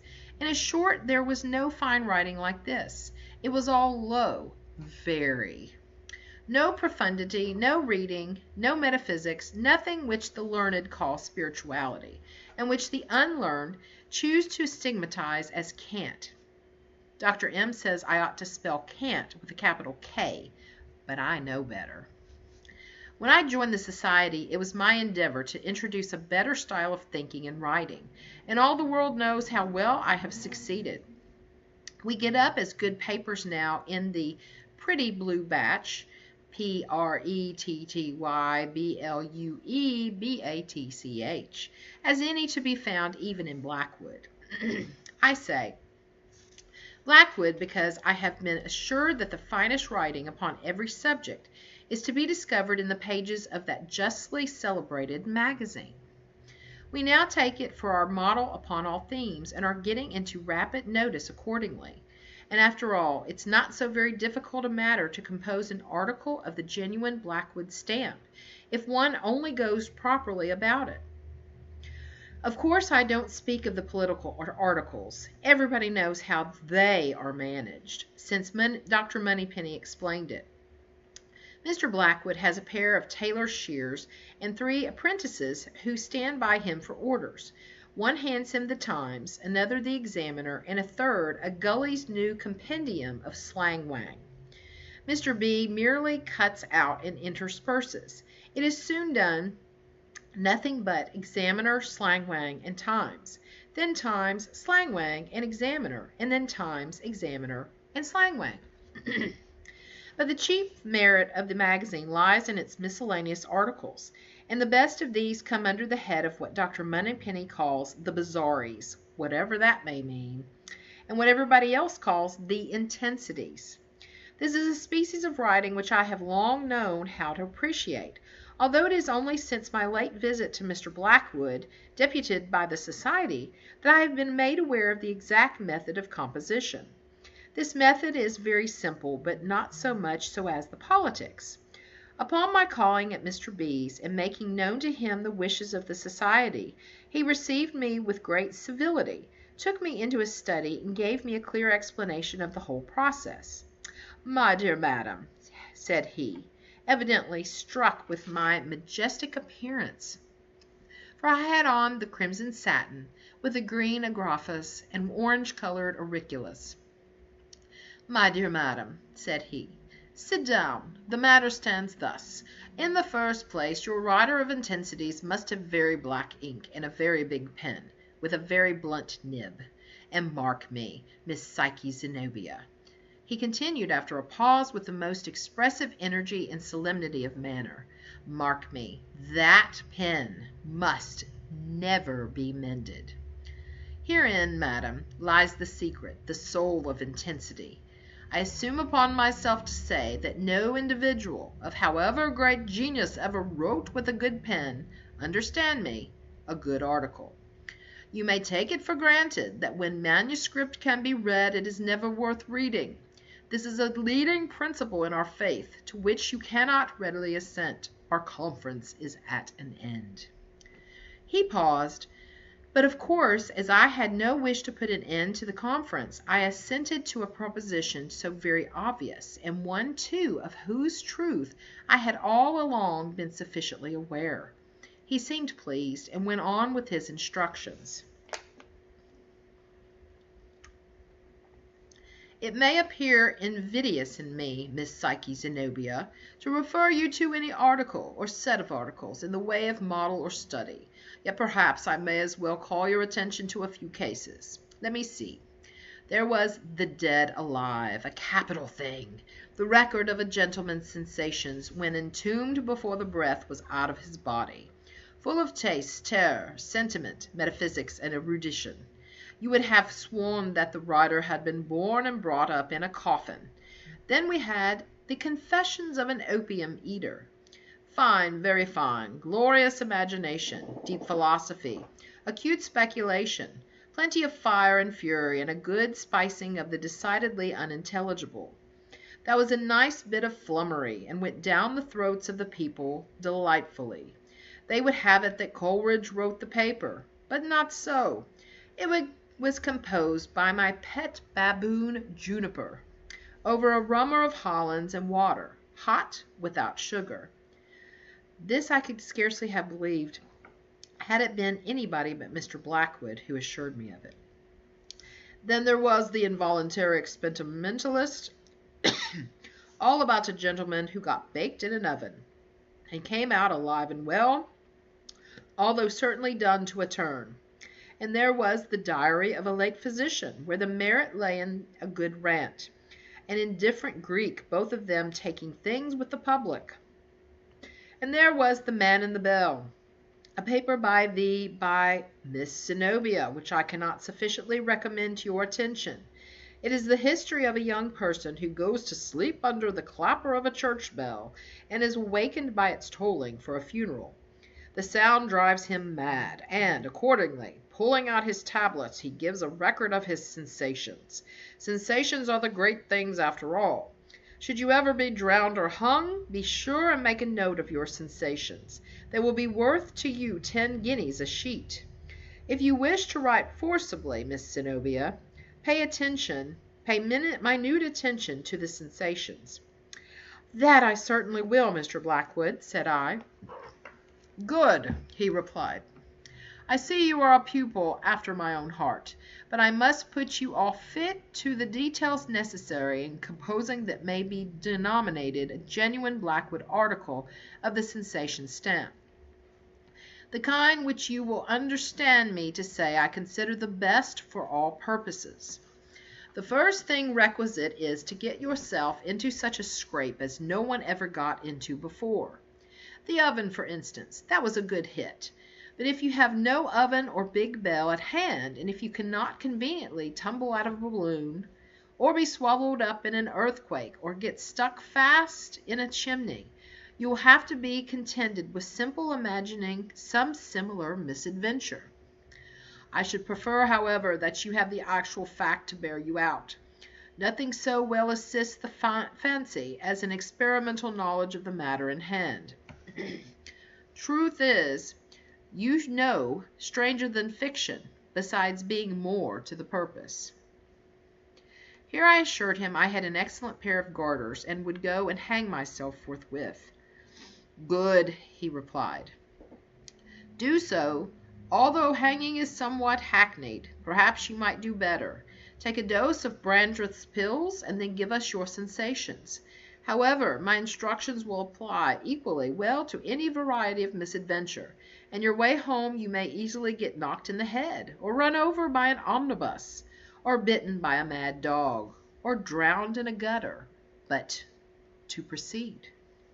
Having determined your subject, you must next consider the tone or manner of your narration. There is the tone didactic, the tone enthusiastic, the tone natural, all commonplace enough. But then there is the tone laconic or curt, which has lately come much into use. It consists in short sentences, somehow thus, can't be too brief, can't be too snappish, always a full stop, and never a paragraph. Then there is the tone elevated, diffusive, and interjectional. Some of our best novelists patronize this tone. The words must be all in a whirl, like a humming top, and make a noise very similar, which answers remarkably well instead of meaning. This is the best of all possible styles where the writer is in too great a hurry to think.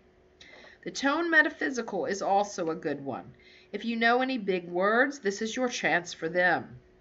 Talk of the Ionic and Eleat schools of Archytas, Gorgias, and Alcmaeon. Say something about objectivity and subjectivity. Be sure and abuse a man named Locke. Turn up your nose at things in general, and when you let slip anything a little too absurd, you need not be at the trouble of scratching it out, but just add a footnote and say that you're indebted for the above profound observation to the Critic der reinem Vernunft, or to the Metaphysik Anfangsgründe der Naturwissenschaft. This would look erudite and frank.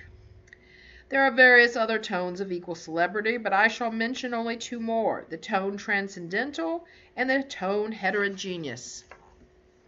In the former, the merit consists in seeing into the nature of affairs a very great deal farther than anybody else. This second sight is very efficient when properly managed. A little reading of the dial will carry you a great way. Eschew, in this case, big words. Get them as small as possible and write them upside down, looking over Channing's poems, and quote what he says about a fat little man with a delusive show of can. Put in something about the supernal oneness. Don't say a syllable about the infernal two-ness. Above all, study innuendo. Hint everything, assert nothing. If you feel inclined to say bread and butter, do not by any means say it outright. You may say anything and everything approaching to bread and butter. You may hint at buckwheat cake, or you may even go so far as to insinuate oatmeal porridge. But if bread and butter be your real meaning, be cautious, my dear Miss Psyche, not on any account to say bread and butter. I assured him that I should never say it again as long as I lived. He kissed me and continued. As for the tone heterogeneous, it is merely a judicious mixture, in equal proportions, of all other tones in the world, and is consequently made up of everything deep, great, odd, piquant, pertinent, and pretty. Let us suppose now you have determined upon your incidents and tone. The most important portion, in fact, the soul of the whole business, is yet to be attended to. I allude to the filling up. It is not to be supposed that a lady or gentleman either has been leading the life of a bookworm, and yet above all things it is necessary that your article have an air of erudition, or at least afford evidence of extensive general reading. Now, I'll put you in the way of accomplishing this point. See here. Pulling down some 3 or 4 ordinary-looking volumes and opening them at random. By casting your eye down almost any page of any book in the world, you will be able to perceive at once a host of little scraps of either learning or bel espritism, which are the very thing for the spicing of a Blackwood article. You might as well note down a few while I read them to you. I shall make 2 divisions. First, piquant facts for the manufacture of similes, and second, piquant expressions to be introduced as occasion may require. Write now. And I wrote as he dictated. Piquant facts for similes. There were originally but 3 muses, Melete, Mneme, Ascete, meditation, memory, and singing. You may make a good deal of that little fact if properly worked. You see it is not generally known and looks recherché. You must be careful and give the thing with a downright improviso air. Again, the river Alpheus passed beneath the sea and emerged without injury to the purity of its waters. Rather stale that, to be sure, but, if properly dressed and dished up, will look quite as fresh as ever. Here is something better. The Persian iris appears to some persons to possess a sweet and very powerful perfume, while to others it is perfectly scentless. Find that and very delicate. Turn it about a little, and it will do wonders. We'll have something else in the botanical line. There's nothing goes down so well, especially with the help of a little Latin. Right. The Epidendrum flos aeris of Java bears a very beautiful flower, and will live when pulled up by the roots. The natives suspend it by a cord from the ceiling and enjoy its fragrance for years. That's capital. That will do for the similes. Now for the piquant expressions. Piquant expressions. The venerable Chinese novel, Ju Kiao Li. Good! By introducing these few words with dexterity, you will evince your intimate acquaintance with the language and literature of the Chinese. With the aid of this, you may possibly get along without Arabic, or Sanskrit, or Chickasaw. There is no passing muster, however, without Spanish, Italian, German, Latin, and Greek. I must look you out a little specimen of each. Any scrap will answer, because you must depend upon your own ingenuity to make it fit into your article. Now write. Aussi tendre que Zaire, as tender as Zaire, French, alludes to the frequent repetition of the phrase La tendre Zaire in the French tragedy of that name. Properly introduced will show not only your knowledge of the language, but your general reading and wit. You can say, for instance, that the chicken you were eating, write an article about being choked to death by a chicken bone, was not altogether aussi tendre que Zaire. Right. Then muerte tan escondida que no te sienta venir, porque el placer del morir no me torne a dar la vida. That's Spanish from Miguel de Cervantes. Come quickly, O death! But be sure and don't let me see you coming, lest the pleasure I shall feel at your appearance should unfortunately bring me back again to life. This you may slip in quite apropos when you are struggling in the last agonies with the chicken bone. Right. Il pover uomo che non sien era accorta, andava combattendo e era morto. That's Italian. You perceive from Ariosto. It means that a great hero in the heat of combat, not perceiving that he had been fairly killed, continued to fight valiantly, dead as he was.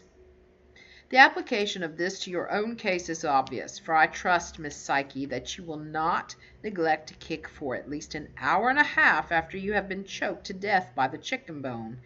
Please to write. Und Sturbach doch no Sturbach den Dirk sie. That's German, from Schiller. And if I die, at least I die, for thee, for thee. Here it is clear that you are apostrophizing the cause of your disaster, the chicken. Indeed, what gentleman, or lady either, of sense wouldn't die? I should like to know, for a well-fattened capon of the right Maluka breed, stuffed with capers and mushrooms, and served up in a salad bowl with orange jellies and secus. Right. You can get them that way at Tony's. Right, if you please. Here is a nice little Latin phrase, and rare too. One can't be too recherché or brief in one's Latin. It's getting so common. Ignoratio elenchi. He has committed an ignoratio elenchi, that is to say, he has understood the words of your proposition, but not the idea. The man was a fool, you see, some poor fellow whom you addressed while choking with that chicken bone, and who, therefore, didn't precisely understand what you were talking about. Throw the ignoratio elenchi in his teeth, and at once you have him annihilated. If he dares to reply, you can tell him from Lucan. Here it is. That speeches are anemone verborum. Anemone words. The anemone with great brilliancy has no smell. Or if he begins to bluster, you may be down upon him with insomnia Jovis, reveries of Jupiter, a phrase which Silius Italicus, see here, applies to thoughts of pompous and inflated. This will be sure and cut him to the heart. He can do nothing but roll over and die. Will you be kind enough to write? In Greek we must have something pretty, from Demosthenes, for example. There is a tolerably good translation of it in Hudibras. For he that flies may fight again, which he can never do that's slain. In a Blackwood article, nothing makes so fine a show as your Greek. The very letters have an air of profundity about them. Only observe, madam, the astute look of that epsilon. That phi ought certainly to be a bishop. Was ever there a smarter fellow than that omicron? Just twig that tau. In short, there is nothing like Greek for a genuine sensation paper. In the present case, your application is the most obvious thing in the world. Wrap up the sentence with a huge oath, and by way of ultimatum at the good-for-nothing, dunder-headed villain who couldn't understand your plain English in relation to the chicken bone. He'll take the hint and be off. You may depend upon it. These were all the instructions Mr. B. could afford me upon the topic in question, but I felt they would be entirely sufficient. I was at length able to write a genuine Blackwood article, and determined to do it forthwith.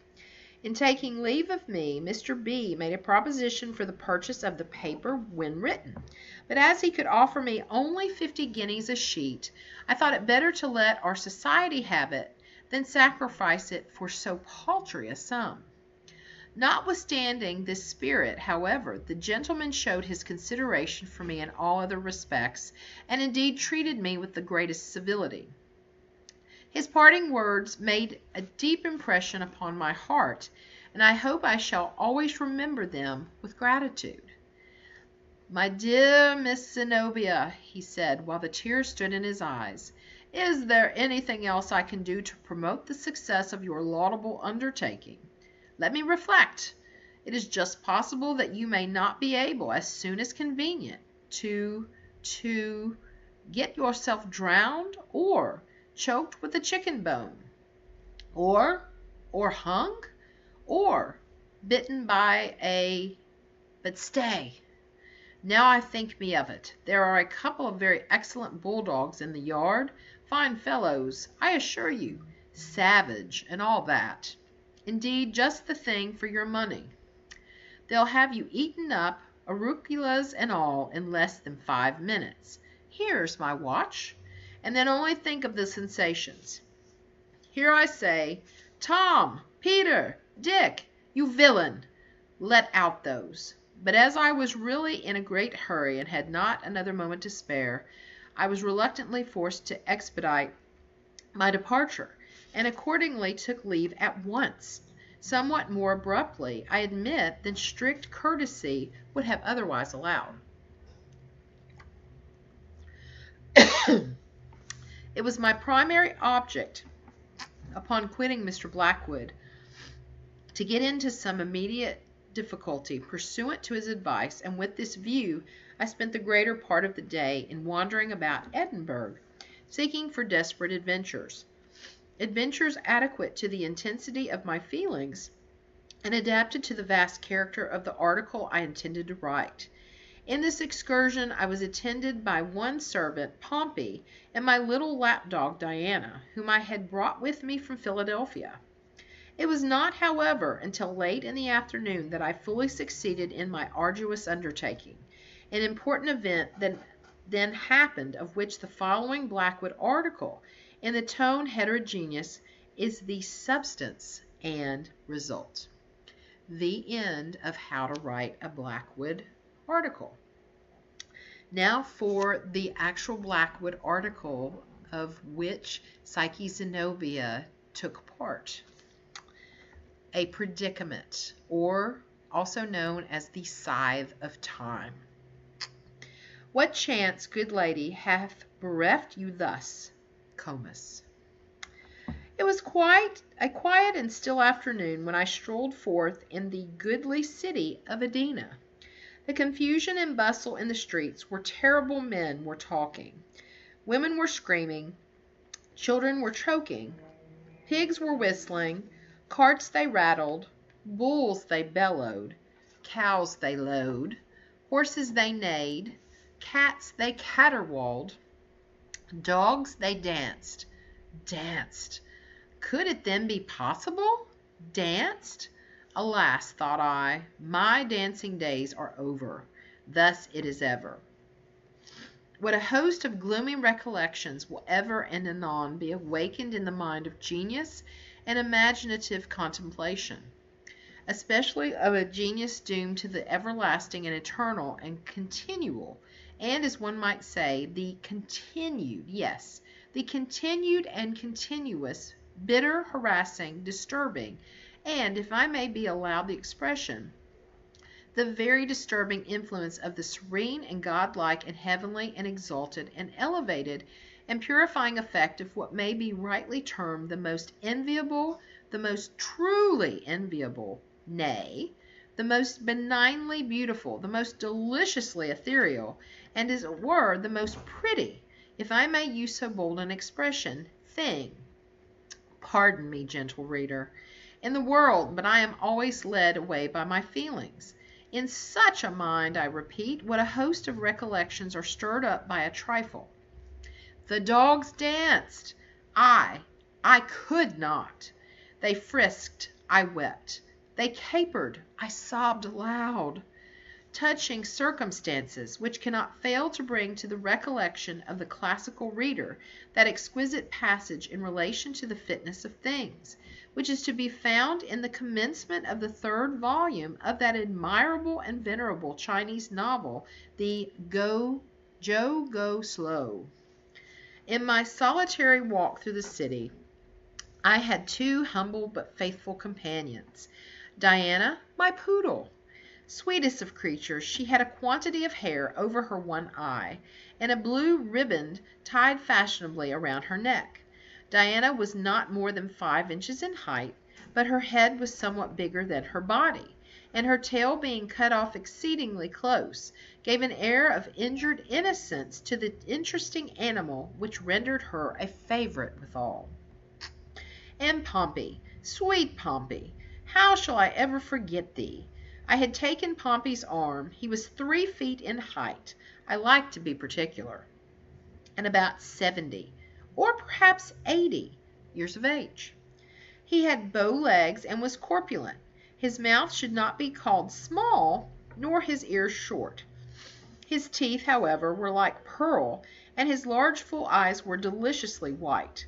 Nature had endowed him with no neck, and had placed his ankles, as usual with that race, in the middle of the upper portion of the feet. He was clad with a striking simplicity. His sole garments were a stock of 9 inches in height, and a nearly new drab overcoat which had formerly been in the service of the tall, stately, and illustrious Dr. Moneypenny. It was a good overcoat. It was well cut. It was well made. The coat was nearly new. Pompey held it up out of the dirt with both hands. There were 3 persons in our party, and 2 of them have already been the subject of remark. There was a 3rd. That person was myself. I am the Signora Psyche Zenobia. I am not Suki Snobbs. My appearance is commanding. On the memorable occasion of which I speak, I was habited in a crimson satin dress with a sky blue Arabian mantelet, and the dress had trimmings of green agraffas and 7 graceful flounces of the orange-colored auricula. I thus formed the 3rd of the party. There was the poodle. There was Pompey. There was myself. We were 3. Thus, it is said, there were originally but 3 furies, Melty, Nimmy, and Hetty, meditation, memory, and fiddling. Leaning upon the arm of the gallant Pompey, and attended at a respectable distance by Diana, I proceeded down one of the populous and very pleasant streets of the now deserted Edina. On a sudden, there presented itself to view a church, a Gothic cathedral, vast, venerable, and with a tall steeple, which towered into the sky. What madness now possessed me?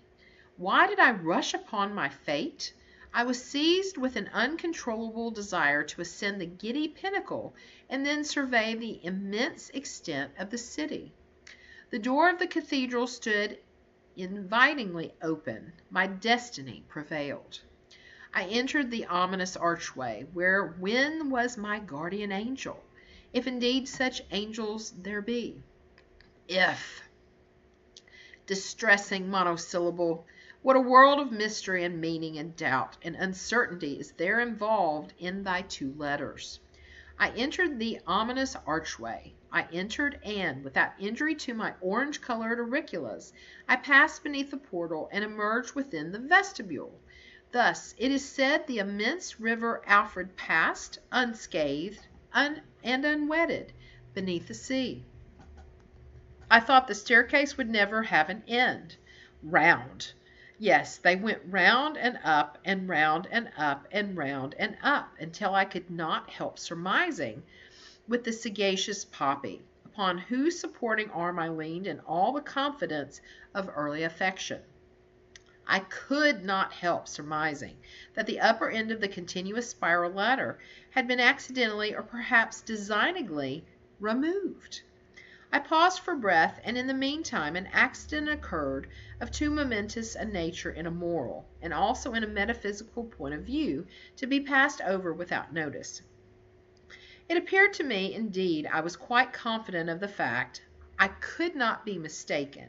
No, I had for some moments carefully and anxiously observed the motions of my Diana. I say that I could not be mistaken. Diana smelt a rat. At once I called Pompey's attention to the subject, and he agreed with me. There was then no longer any reasonable room for doubt. The rat had been smelled, and by Diana. Heavens! Shall I ever forget the intense excitement of the moment? Alas! What is the boasted intellect of man? The rat? It was there, that is to say, it was somewhere. Diana smelled the rat. I could not. Thus it is said the Prussian Isis has for some persons a sweet and very powerful perfume, while to others it is perfectly scentless. The staircase had been surmounted, and there were now only 3 or 4 more upward steps intervening between us and the summit. We still ascended, and now only 1 step remained. 1 step. 1 little step. Upon one such little step in the great staircase of human life, how vast a sum of human happiness or misery depends! I thought of myself, then of Pompey, and then of the mysterious and inexplicable destiny which surrounded us. I thought of Pompey. Alas! I thought of love. I thought of my many false steps, which have been taken and may be taken again. I resolved to be more cautious, more reserved. I abandoned the arm of Pompey, and, without his assistance, surmounted the 1 remaining step, and gained the chamber of the belfry. I was followed immediately afterward by my poodle. Pompey alone remained behind. I stood at the head of the staircase, and encouraged him to ascend. He stretched forth to me his hand, and unfortunately in so doing was forced to abandon his firm hold upon the overcoat. Will the gods never cease their persecution? The overcoat is dropped, and with one of his feet Pompey stepped upon the long and trailing skirt of the overcoat. He stumbled and fell. This consequence was inevitable. He fell forward, and with his accursed head, striking me full in the breast, precipitated me headlong, together with myself, upon the hard, filthy, and detestable floor of the belfry. But my revenge was sure, sudden, and complete. Seizing him furiously by the wool with both hands, I tore out a vast quantity of black and crisp and curling material, and tossed it from me with every manifestation of disdain. It fell among the ropes of the belfry, and remained. Pompey arose and said no word, but he regarded me piteously with his large eyes, and sighed. Ye gods, that sigh!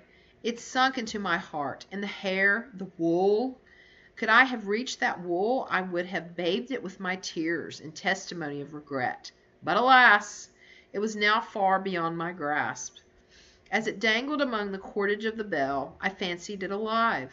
I fancied that it stood on end with indignation.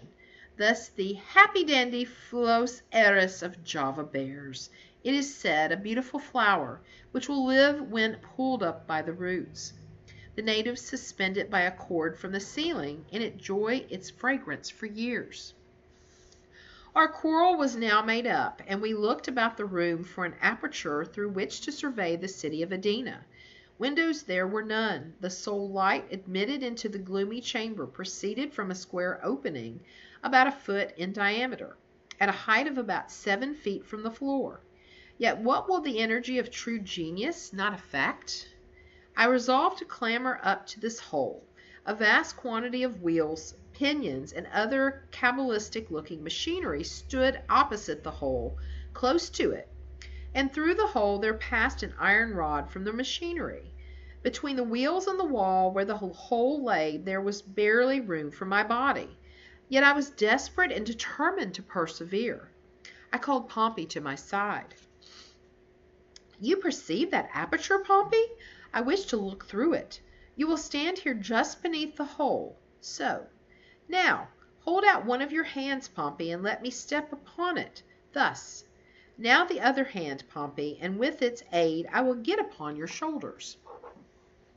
He did everything I wished, and I found, upon getting up, that I could easily pass my head and neck through the aperture. The prospect was sublime. Nothing could be more magnificent. I merely paused a moment to bid Diana behave herself, and assure Pompey that I would be considerate and bear as lightly as possible upon his shoulders. I told him I would be tender of his feelings, aussi tender que beefsteak. Having done this justice to my faithful friend, I gave myself up with great zest and enthusiasm to the enjoyment of the scene which so obligingly spread itself out before my eyes. Upon this subject, however, I shall forbear to dilate. I will not describe the city of Edinburgh. Every one has been to the city of Edinburgh. Every one has been to Edinburgh, the classic Edina. I will confine myself to the momentous details of my own lamentable adventure. Having, in some measure, satisfied my curiosity in regard to the extent, situation, and general appearance of the city, I had leisure to survey the church in which I was, and the delicate architecture of the steeple. I observed that the aperture through which I had thrust my head was an opening in the dial plate of a gigantic clock, and must have appeared from the street as a large keyhole, such as we see in the face of the French watches. No doubt, a true object was to admit the arm of an attendant to adjust, when necessary, the hands of the clock from within. I observed also, with surprise, the immense size of these hands, the longest of which could not have been less than 10 feet in length, and where broadest 8 or 9 inches in breadth. They were of solid steel apparently, and their edges appeared to be sharp. Having noticed these particulars and some others, I again turned my eyes upon the glorious prospect below, and soon became absorbed in contemplation. From this, after some minutes, I was aroused by the voice of Pompey, who declared that he could stand it no longer, and requested that I would be so kind as to come down. This was unreasonable, and I told him so in a speech of some length. He replied, but with an evident misunderstanding of my ideas upon the subject. I accordingly grew angry, and told him in plain words that he was a fool, and that he had committed an ignoramus e clenchi, that his notions were in summary bovis, and his words little better than an enema verborum. With this he appeared satisfied, and I resumed my contemplations. It might have been half an hour after this altercation when, as I was deeply absorbed in the heavenly scenery beneath me, I was startled by something very cold which pressed with a gentle pressure on the back of my neck. It is needless to say that I felt inexpressibly alarmed. I knew that Pompey was beneath my feet, and that Diana was sitting according to my explicit directions, upon her hind legs in the farthest corner of the room. What could it be? Alas! I but too soon discovered. Turning my head gently to one side, I perceived to my extreme horror that the huge, glittering, scimitar-like minute hand of the clock had, in the course of its hourly revolution, descended upon my neck. There was, I knew, not a second to be lost. I pulled back at once, but it was too late. There was no chance of forcing my head through the mouth of that terrible trap in which it was so fairly caught, and which grew narrower and narrower with a rapidity too horrible to be conceived. The agony of that moment is not to be imagined. I threw up my hands and endeavored with all my strength to force upward the ponderous iron bar. I might as well have tried to lift the cathedral itself. Down, down, down it came, closer and yet closer. I screamed to Pompey for aid, but he said that I had hurt his feelings by calling him an ignorant old squint-eye. I yelled to Diana, but she only said, "Bow, wow, wow," and that I had told her on no account to stir from the corner. Thus I had no relief to expect from my associates. Meantime, the ponderous and terrific scythe of time, for I now discovered the literal import of that classical phrase, had not stopped, nor was it likely to stop in its career. Down and still down it came. It had already buried its sharp edge a full inch in my flesh, and my sensations grew indistinct and confused. At one time I fancied myself in Philadelphia with the stately Dr. Moneypenny, at another in the back parlor of Mr. Blackwood receiving his invaluable instructions, and then again the sweet recollection of better and earlier times came over me, and I thought of that happy period when the world was not all a desert, and Pompey not altogether cruel. The ticking of the machinery amused me. Amused me, I say, for my sensations now bordered upon perfect happiness, and the most trifling circumstances afforded me pleasure. The eternal click-clack, click-clack, click-clack of the clock was the most melodious of music in my ears, and occasionally even put me in mind of the graceful sermonic harangues of Dr. Olipod. Then there were the great figures upon the dial plate. How intelligent, how intellectual they all looked. And presently they took to dancing the mazurka, and I think it was the figure V who performed the most to my satisfaction. She was evidently a lady of breeding. None of your swaggerers, and nothing at all indelicate in her motions. She did the pirouette to admiration, whirling round upon her apex. I made an endeavor to hand her a chair, for I saw that she appeared fatigued with her exertions. And it was not until then that I fully perceived my lamentable situation. Lamentable indeed! The bar had buried itself 2 inches in my neck. I was aroused to a sense of exquisite pain. I prayed for death, and, in the agony of the moment, could not help repeating those exquisite verses of the poet Miguel de Cervantes. Veni buren tan escondida, quere note senti veni, porcem pleasure delle mori, nomi torni deri vidi. But now a new horror presented itself, and one indeed sufficient to startle the strongest nerves. My eyes, from the cruel pressure of the machine, were absolutely starting from their sockets. While I was thinking how I should possibly manage without them, one actually tumbled out of my head and, rolling down the steep side of the steeple, lodged in the rain gutter which ran along the eaves of the main building. The loss of the eye was not so much as the insolent air of independence and contempt with which it regarded me after it was out. There it lay in the gutter just under my nose, and the airs it gave itself would have been ridiculous had they not been disgusting. Such a winking and blinking were never before seen. This behavior on the part of my eye in the gutter was not only irritating on account of its manifest insolence and shameful ingratitude, but was also exceedingly inconvenient on account of the sympathy which always exists between 2 eyes of the same head, however far apart.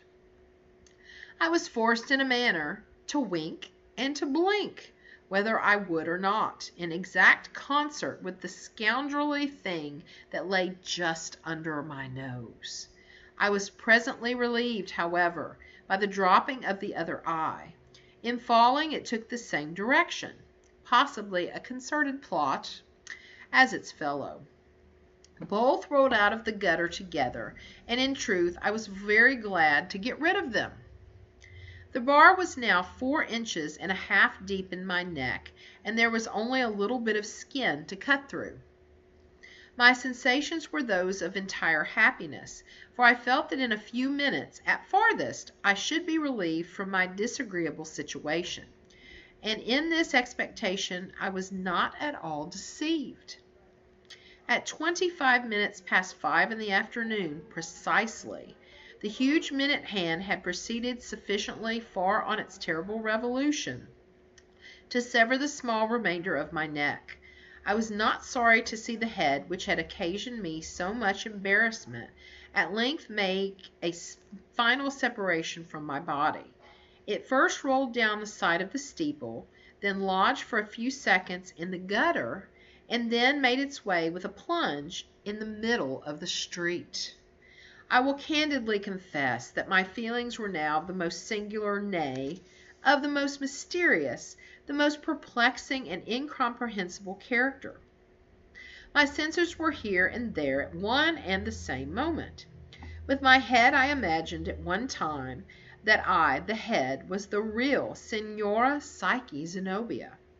At another I felt convinced that myself, the body, was the proper identity. To clear my ideas on this topic, I felt in my pocket for my snuff-box, but upon getting it and endeavoring to apply a pinch of its grateful contents in the ordinary manner, I became immediately aware of my peculiar deficiency, and threw the box at once down to my head. It took a pinch with great satisfaction, and smiled me an acknowledgment in return. Shortly afterward it made me a speech, which I could hear but indistinctly without ears. I gathered enough, however, to know that it was astonished at my wishing to remain alive under such circumstances.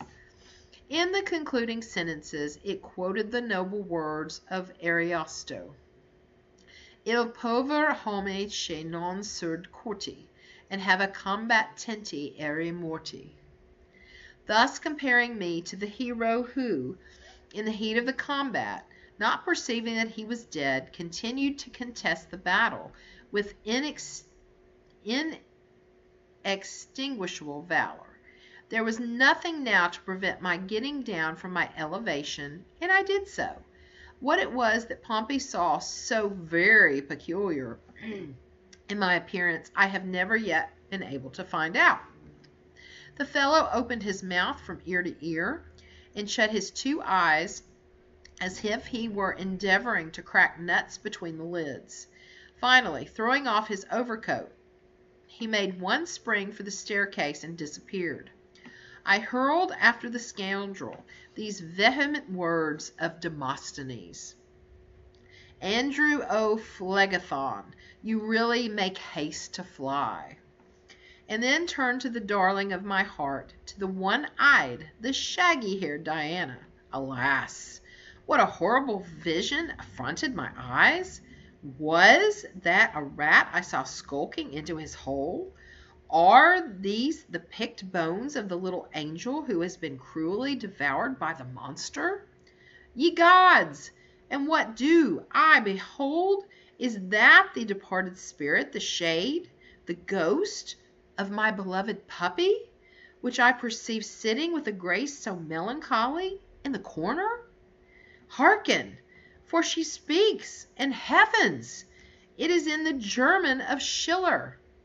Und stubby duck, so stubby done, duck she, duck she. Alas, and are not her words too true? And if I died, at least I died for thee, for thee. Sweet creature, she too has sacrificed herself in my behalf.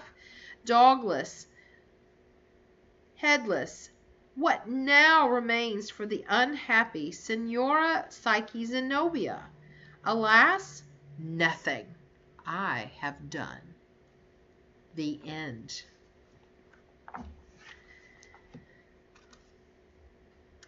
The next piece I'm going to read is To Helen. This is the original version of the poem. Helen, thy beauty is to me like those Nicean barks of yore, that gently o'er a perfumed sea the weary, way-worn wanderer bore to his own native shore.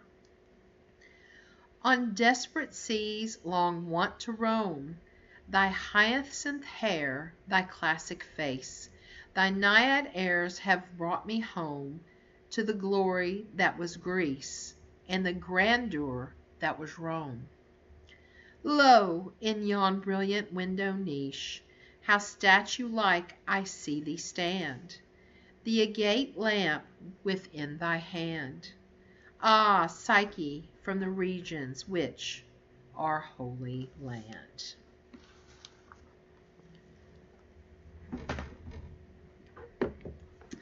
And I have one more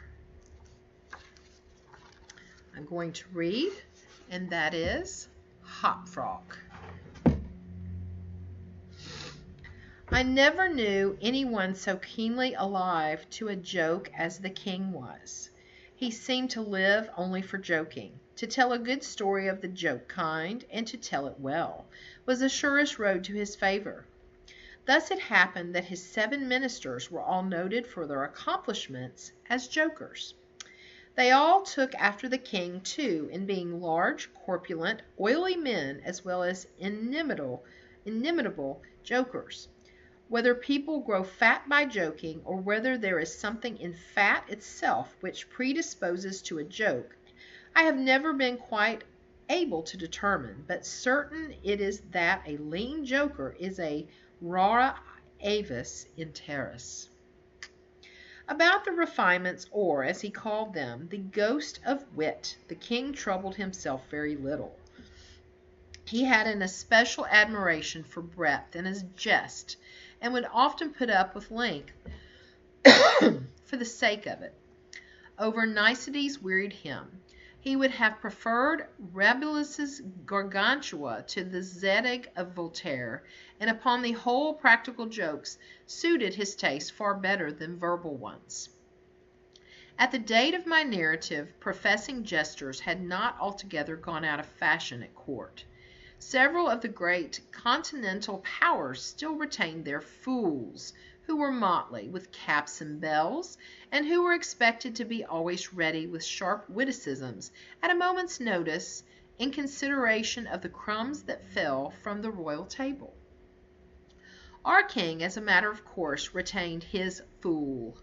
The fact is, he required something in the way of folly, if only to counterbalance the heavy wisdom of the 7 wise men who were ministers, not to mention himself.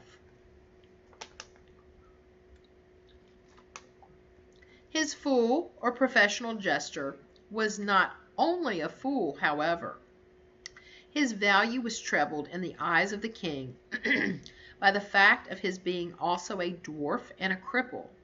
Dwarfs were as common at court in those days as fools, and many monarchs would have found it difficult to get through their days are rather longer at court than elsewhere, without both a jester to laugh with and a dwarf to laugh at. But, as I have already observed, your jesters, in 99 cases out of 100, are fat, round, and unwieldy, so that it was no small source of self-gratulation with our king that in Hop Frog, this was the fool's name, he possessed a triplicate treasure in one person. I believe the name Hop Frog was not that given to the dwarf by his sponsors at baptism, but it was conferred upon him by general consent of the several ministers on account of his inability to walk as other men do. In fact, Hop Frog could only get along by a sort of interjectional gait, something between a leap and a wriggle, a movement that afforded illimitable amusement, and of course consolation to the king, for notwithstanding the protuberance of his stomach and a constitutional swelling of the head, the king, by his whole court, was accounted a capital figure. But although Hop Frog, through the distortion of his legs, could move only with great pain and difficulty along a road or floor, the prodigious muscular power which nature seemed to have bestowed upon his arms by way of compensation for deficiency in the lower limbs enabled him to perform many feats of wonderful dexterity, where trees or ropes were in question, or anything else to climb. At such exercises he certainly much more resembled a squirrel or a small monkey than a frog. I am not able to say with precision from what country Hop Frog originally came. It was from some barbarous region, however, that no person ever heard of, a vast distance from the court of our king. Hop Frog and a young girl very little less dwarfish than himself, although of exquisite proportions and a marvelous dancer, had been forcibly carried off from their respective homes in adjoining provinces, and sent as presents to the king by one of his ever victorious generals. Under these circumstances, it is not to be wondered at that a close intimacy arose between the two little captives. Indeed, they soon became sworn friends. Hop Frog, who, although he made a great deal of sport, was by no means popular, had it not in his power to render Trippetta many services, but she, on account of her grace and exquisite beauty, although a dwarf, was universally admired and petted, so she possessed much influence and never failed to use it, whenever she could, for the benefit of Hop Frog. On some grand state occasion, I forgot what, the king determined to have a masquerade, and whenever a masquerade, or anything of that kind, occurred at court, then the talents both of Hop Frog and Trippetta were sure to be called into play. Hop Frog, in especial, was so inventive in the way of getting up pageants, suggesting novel characters, and arranging costumes for masked balls, that nothing could be done, it seems, without his assistance. The night appointed for the fete had arrived. A gorgeous hall had been fitted up under Trippetta's eye, with every kind of device which could possibly give a clique to a masquerade. The whole court was in a fever of expectation.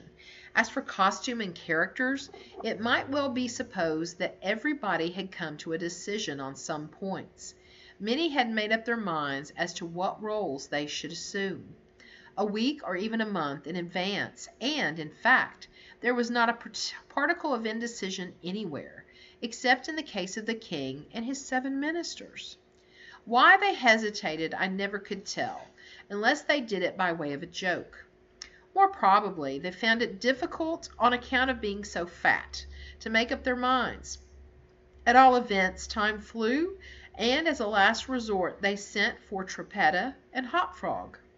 When the 2 little friends obeyed the summons of the king, they found him sitting at his wine with the 7 members of his cabinet council. But the monarch appeared to be in a very ill humor. He knew that Hop Frog was not fond of wine, for it excited the poor cripple almost to madness, and madness is no comfortable feeling. But the king loved his practical jokes, and took pleasure in forcing Hop Frog to drink, as the king called it, to be merry. "Come here, Hop Frog," said he, as the jester and his friend entered the room. "Swallow this bumper to the health of your absent friends." Here Hop Frog sighed. "And then let us have the benefit of your invention." "We want characters, man, something novel out of the way. We are wearied with this everlasting sameness. Come, drink. The wine will brighten your wits."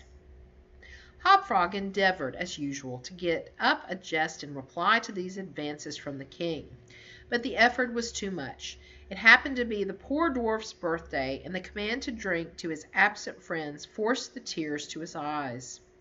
Many large bitter drops fell into the goblet as he took it humbly from the hand of the tyrant. "Ah, ha, ha!" roared the latter, as the dwarf reluctantly drained the beaker. "See what a glass of good wine can do. Why, your eyes are shining already." Poor fellow, his large eyes gleamed rather than shone, for the effect of wine on his excitable brain was not more powerful than instantaneous. He placed the goblet nervously on the table, and, "I will equip you as orangutans," proceeded the dwarf. "Leave all that to me. The resemblance shall be so striking that the company of masqueraders will take you for real beasts, and of course they will be as much terrified as astonished." "Oh, this is exquisite!" exclaimed the king.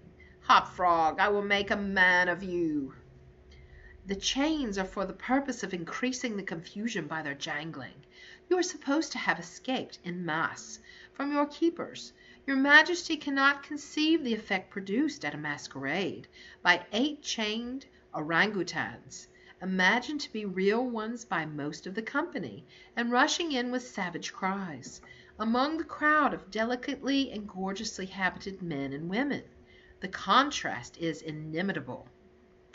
"It must be," said the king, and the council arose hurriedly, as it was growing late, to put in execution the scheme of Hop Frog. His mode of equipping the party as orangutans was very simple. but effective enough for his purposes. The animals in question had, at the epoch of my story, very rarely been seen in any part of the civilized world. And as the imitations made by the dwarf were sufficiently beast-like and more than sufficiently hideous, their truthfulness to nature was thus thought to be secured. The king and his ministers were first encased in tight-fitting stockinette shirts and drawers. They were then saturated with tar. At this stage of the process, someone of the party suggested feathers, but the suggestion was at once overruled by the dwarf, who soon convinced the 8 by ocular demonstration that the hair of such a brute as the orangutan was much more efficiently represented by flax. A thick coating of the latter was accordingly plastered upon the coating of tar. A long chain was now procured. First, it was passed about the waist of the king and tied, then about another of the party and also tied, then about all successively in the same manner. When this chaining arrangement was complete and the party stood as far apart from each other as possible, they formed a circle, and to make all things appear natural, Hop Frog passed the residue of the chain in 2 diameters, at right angles across the circle, after the fashion adopted at the present day by those who capture chimpanzees or other large apes in Borneo. The grand saloon in which the masquerade was to take place was a circular room, very lofty and receiving the light of the sun only through a single window at the top. At night, the season for which the apartment was especially designed, it was illuminated principally by a large chandelier, depending by a chain from the center of the skylight, and lowered or elevated by means of a counterbalance as usual. But in order not to look unsightly, this ladder passed outside the cupola and over the roof. The arrangements of the room had been left to Trippetta's superintendence, but in some particulars, it seems, she had been guided by the calmer judgment of her friend the dwarf. At his suggestion it was that, on this occasion, the chandelier was removed. Its waxen drippings, which, in weather so warm, it was quite impossible to prevent, would have been seriously detrimental to the rich dresses of the guests who, on account of the crowded state of the saloon, could not all be expected to keep from out its center, this is to say, from under the chandelier. Additional sconces were set in various parts of the hall. Out of the way, in a flambeau emitting sweet odor was placed in the right hand of each of the caryatides that stood against the wall, some 50 or 60 altogether. The 8 orangutans, taking Hop Frog's advice, waited patiently until midnight, when the room was thoroughly filled with masqueraders, before making their appearance. No sooner had the clock ceased striking, however, than they rushed, or rather rolled in altogether, for the impediments of their chains caused most of the party to fall, and all to stumble as they entered. The excitement among the masqueraders was prodigious, and filled the heart of the king with glee. As had been anticipated, there were not a few of the guests who supposed the ferocious-looking creatures to be beasts of some kind in reality, if not precisely orangutans. Many of the women swooned with affright, and had not the king taken the precaution to exclude all weapons from the saloon, his party might have expiated their frolic in their blood.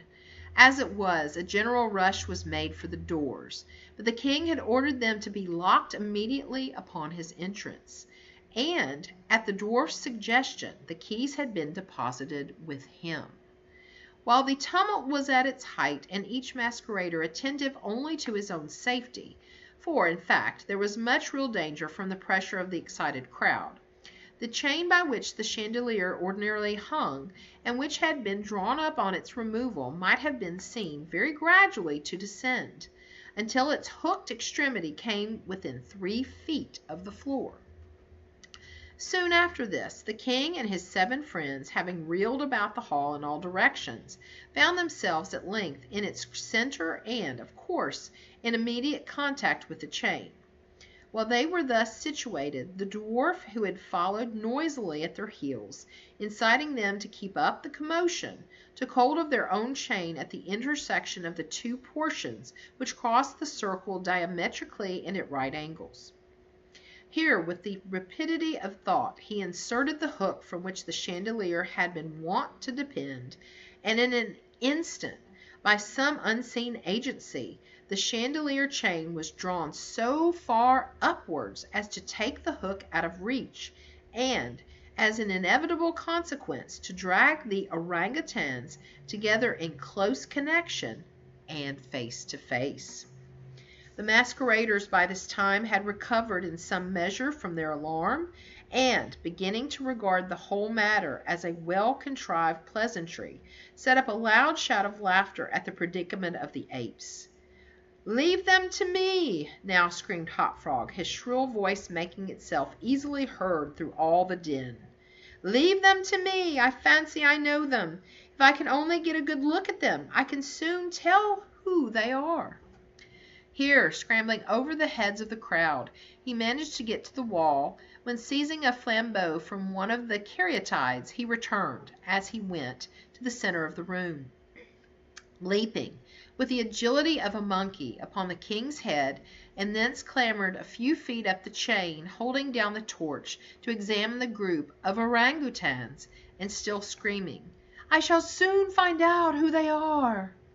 And now, while the whole assembly, the apes included, were convulsed with laughter, the jester suddenly uttered a shrill whistle, when the chain flew violently up for about 30 feet, dragging with it the dismayed and struggling orangutans, and leaving them suspended in mid-air between the skylight and the floor.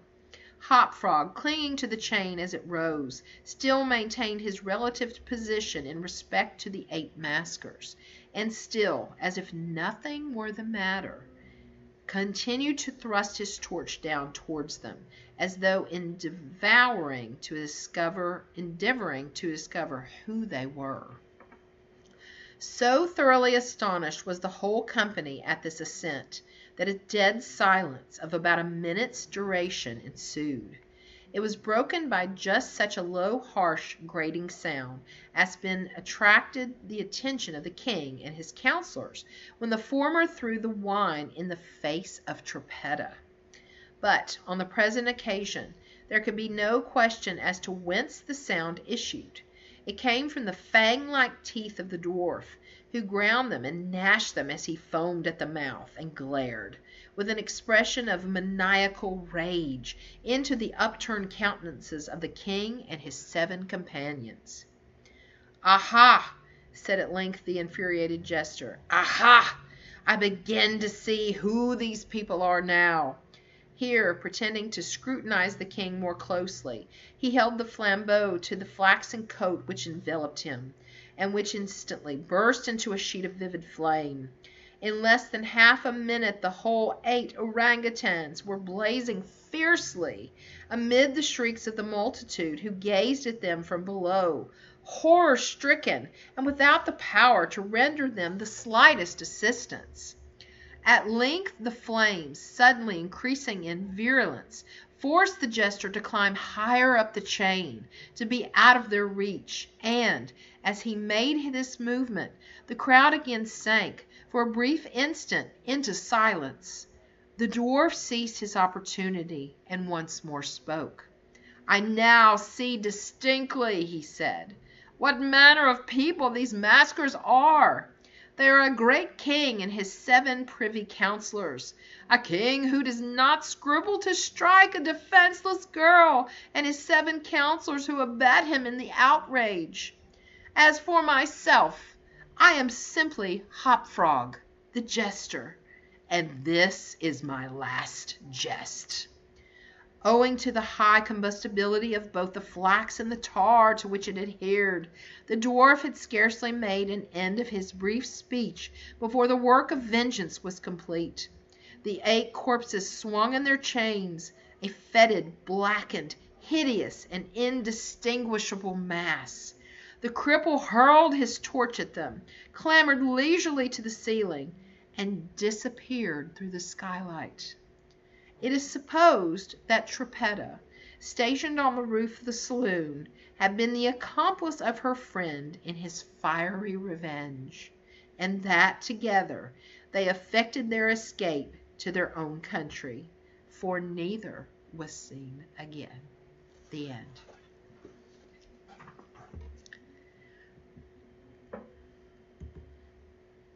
We have another guest who is not with us today. Her name is Corey Wells, and she is one of the people who runs the Poetry in the Burrow out of Murfreesboro, Tennessee.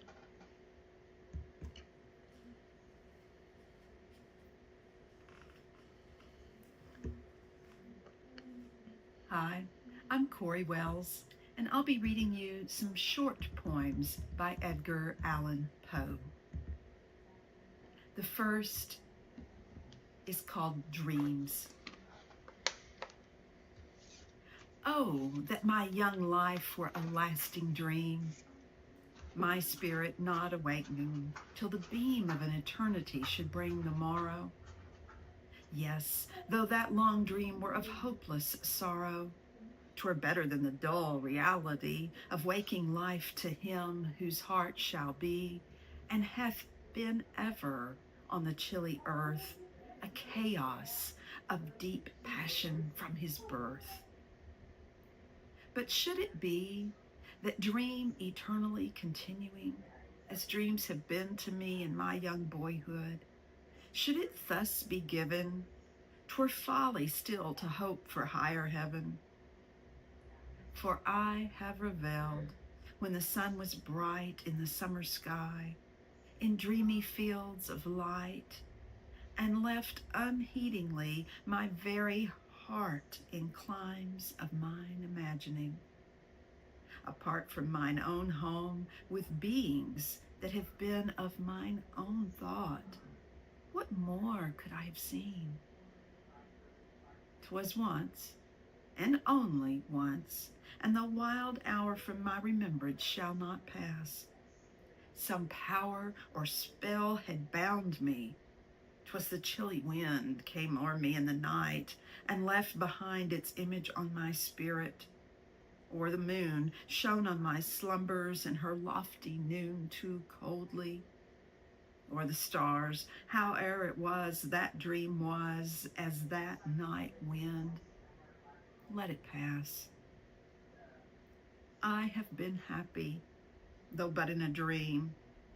I have been happy, and I love the theme, dreams, and their vivid coloring of life, as in that fleeting, shadowy, misty strife of semblance with reality, which brings to the delirious eye more lovely things of paradise and love and all our own than young hope in his sunniest hour hath ever known.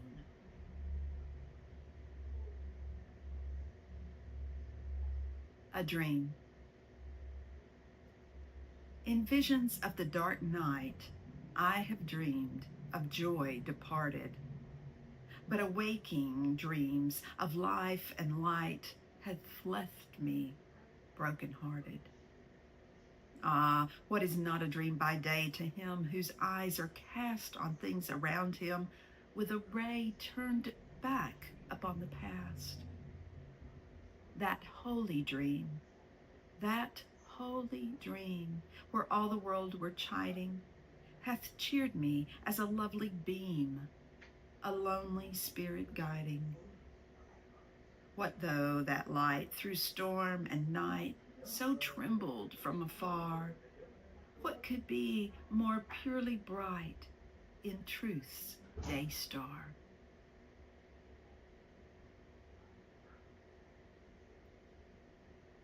And this is called The Lake 2.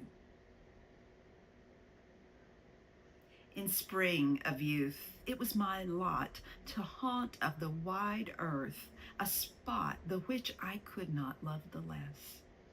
So lovely was the loneliness of a wild lake, with black rock bound and the tall pines that towered around. But when the night had thrown her pall upon that spot, as upon all, and the mystic wind went by, murmuring in melody, then I would awake to the terror of the lone lake. Yet that terror was not fright, but a tremulous delight, a feeling not the jeweled mind could teach or bribe me to define, nor love, although the love were thine. Death was in that poisonous wave, and in its gulf a fitting grave for him who thence could solace bring to his lone imagining, whose solitary soul could make an Eden of that dim lake.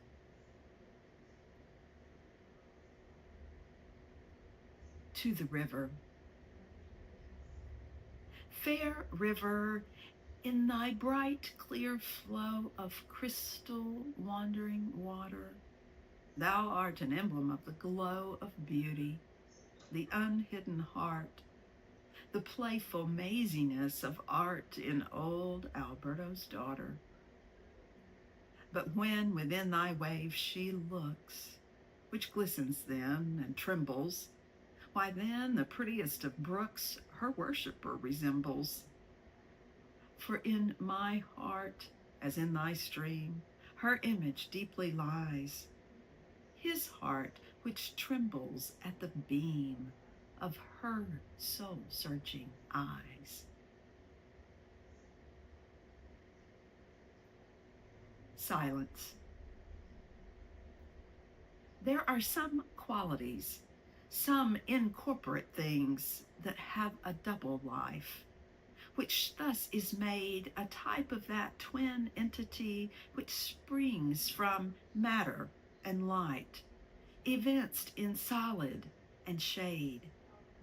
There is a twofold silence, sea and shore, body and soul. One dwells in lonely places, newly with grass o'ergrown, some solemn graces, some human memories and tearful lore render him terrorless, his name's no more. He is the corporate silence, dread him not.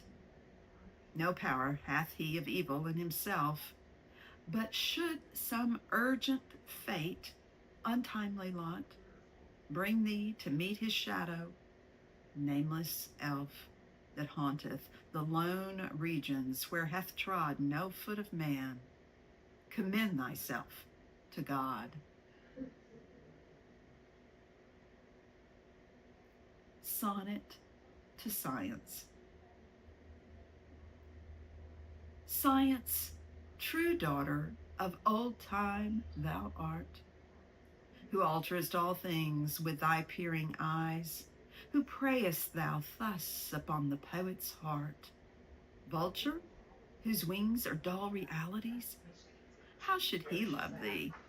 Or how deem thee wise, who wouldst not leave him in his wandering, to seek for treasure in the jeweled skies, albeit he soared with an undaunted wing?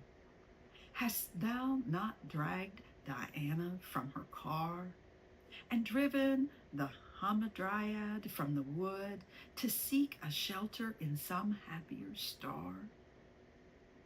Hast thou not torn the Naiad from her flood, the elfin from the green grass, and from me the summer dream beneath the tamarind tree?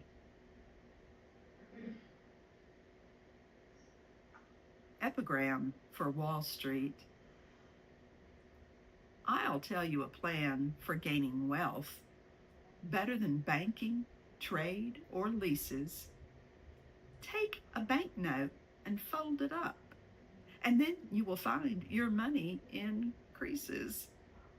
This wonderful plan, without danger or loss, keeps your cash in your hands where nothing can trouble it. And every time that you fold it across, 'tis as plain as the light of the day that you double it.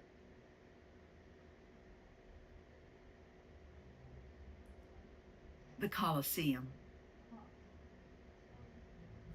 Type of the antique Rome, rich of reliquary of lofty contemplation left to time by buried centuries of pomp and power.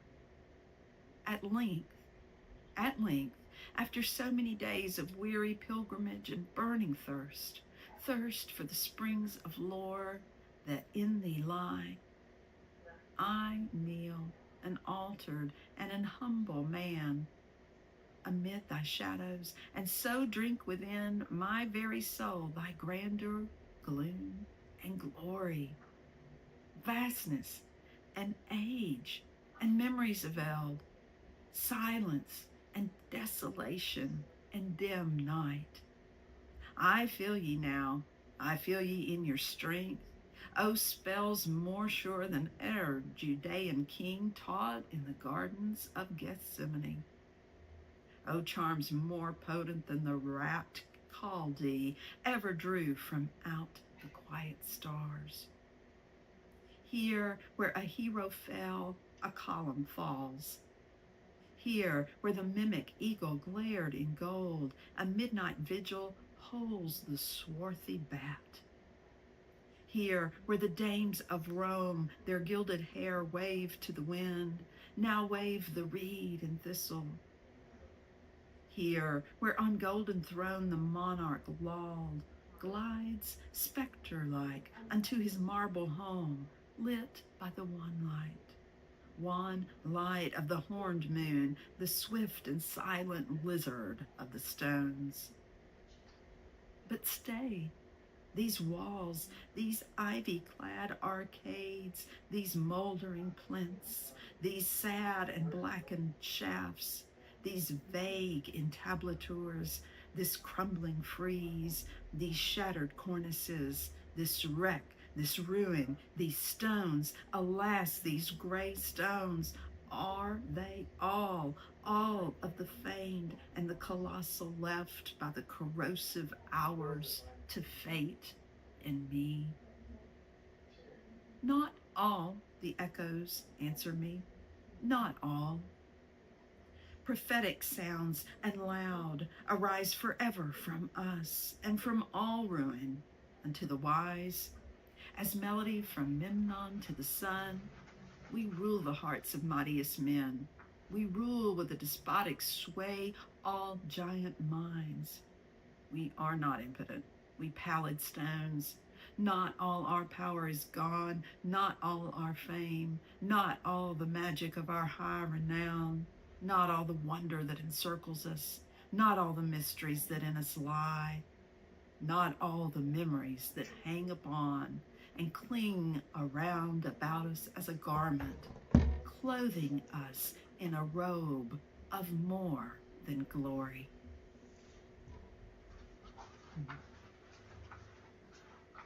And this is called To M. Oh, I care not that my earthly lot hath little of earth in it, that years of love have been forgot in the fever of a minute. I heed not that the desolate are happier, sweet, than I, but that you meddle with my fate who am a passer-by. It is not that my founts of bliss are gushing, strange, with tears, or that the shrill thrill of a single kiss hath palsied many years. 'Tis not that the flowers of 20 springs, which have withered as they rose, lie dead on my heartstrings with the weight of an age of snows. Not that the grass, oh, may it thrive, on my grave is growing or grown, but that, while I am dead, yet alive, I cannot be, lady, alone.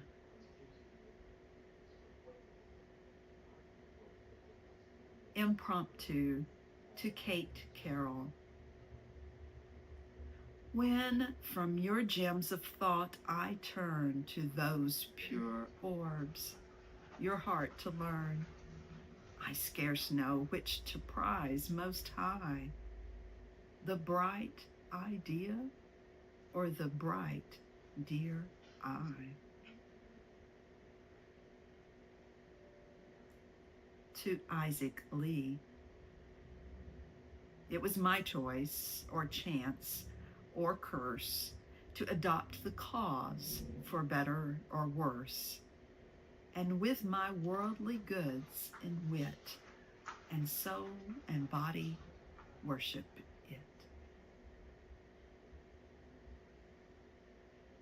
And this is my final selection for you today. It's called Evening Star. 'Twas noontide of summer and mid-time of night, and stars in their orbits shone pale through the light of the brighter, cold moon. Mid-planets her slaves, herself in the heavens, her beam on the waves. I gazed a while on her cold smile, too cold for me. There passed as a shroud a fleecy cloud, and I turned away to thee. Proud evening star, in thy glory afar, and dearer thy beam shall be. For joy to my heart is the proud part thou bearest in heaven at night, and more I admire thy distant fire than that colder, lowly light.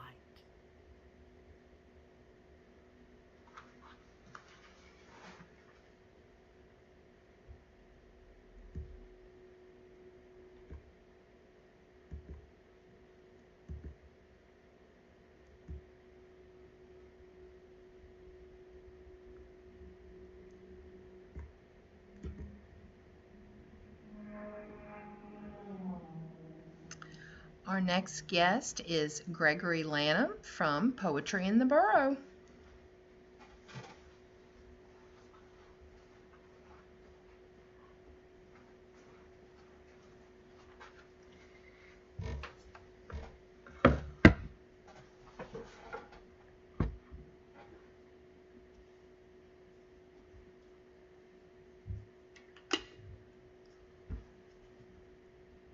The facts in the case of M. Valdemar. Of course, I shall not pretend to consider it any matter for wonder that the extraordinary case of M. Valdemar has excited discussion. It would have been a miracle had it not, especially under the circumstances. Through the desire of all parties concerned to keep the affair from the public, at least for the present, or until we had further opportunities for investigation, through our endeavors to effect this, a garbled or exaggerated account made its way into society and became the source of many unpleasant misrepresentations and very naturally of a great deal of disbelief. It is now rendered necessary that I give the facts, as far as I comprehend them myself.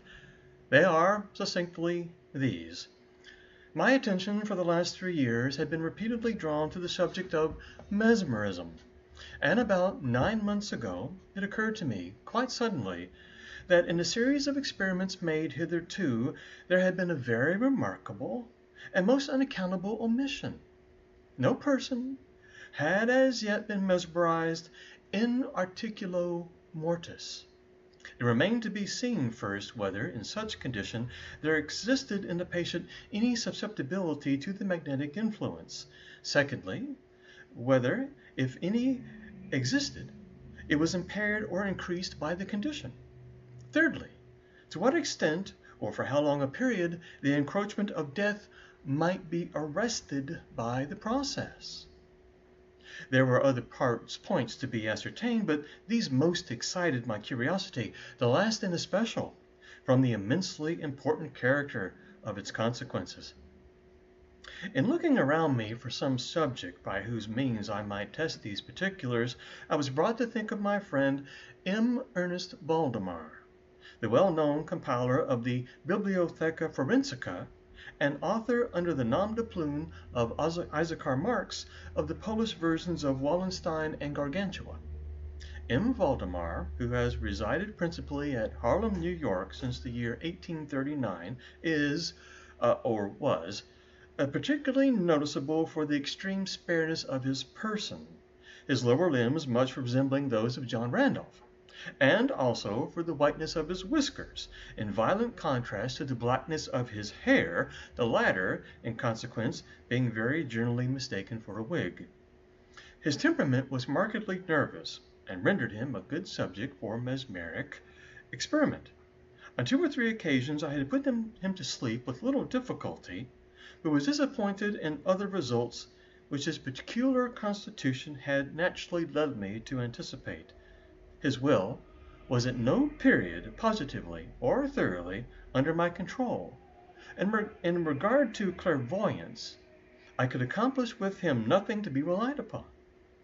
I always attributed my failure at these points to the disordered state of his health. For some months, previous to my being acquainted with him, his physicians had declared him in a confirmed phthisis due to tuberculosis. It was his custom indeed to speak calmly of his approaching dissolution as a matter neither to be avoided or regretted. When the ideas to which I have alluded first occurred to me, it was of course very natural that I should think of M. Valdemar. I knew the steady philosophy of the man too well to apprehend any scruples from him, and he had no relatives in America who would be likely to interfere. I spoke to him frankly upon the subject, and to my surprise, his interest seemed vividly excited. I say to my surprise, for although he had always yielded his person freely to my experiments, he had never before given me any tokens of sympathy with what I did. His disease was of that character which would admit of exact calculation in respect to the epoch of its termination in death, and it was finally arranged between us that he would send for me about 24 hours before the period announced by his physicians as that of his decease. From the disease. It is now rather more than 7 months since I received from M. Valdemar himself the subjoined note. My dear P., you may as well come now. D and F are agreed that I cannot hold out beyond tomorrow midnight, and I think they have hit the time very nearly. Valdemar. I received this note within half an hour after it was written, and in 15 minutes more I was in the dying man's chamber. I had not seen him for 10 days, and was appalled by the fearful alteration which the brief interval had wrought in him. His face wore a leaden hue, the eyes were utterly lustreless, and the emaciation was so extreme that the skin had been broken through by the cheekbones. His expectoration was excessive. The pulse was barely perceptible. He retained, nevertheless, in a very remarkable manner, both his mental power and a certain degree of physical strength. He spoke with distinctness, took some palliative medicines without aid, and, when I entered the room, was occupied in penciling memoranda in a pocketbook. He was propped up in the bed by pillows. Doctors D and F were in attendance. After pressing Valdemar's hand, I took these gentlemen aside, and obtained from them a minute account of the patient's condition. The left lung had been for 18 months in a semi-osseous or cartilaginous state, and was, of course, entirely useless for all purposes of vitality. The right, in its upper portion, was also partially, if not thoroughly, ossified, while the lower region was merely a mass of purulent tubercles running one into another. Several extensive perforations existed, and at one point permanent adhesion to the ribs had taken place. These appearances in the right lobe were of comparatively recent date. The ossification had proceeded with very unusual rapidity.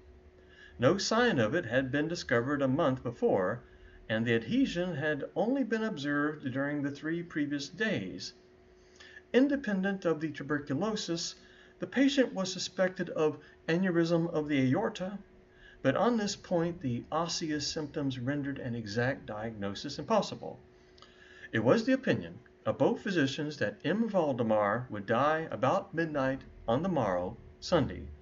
It was then 7 o'clock on Saturday evening.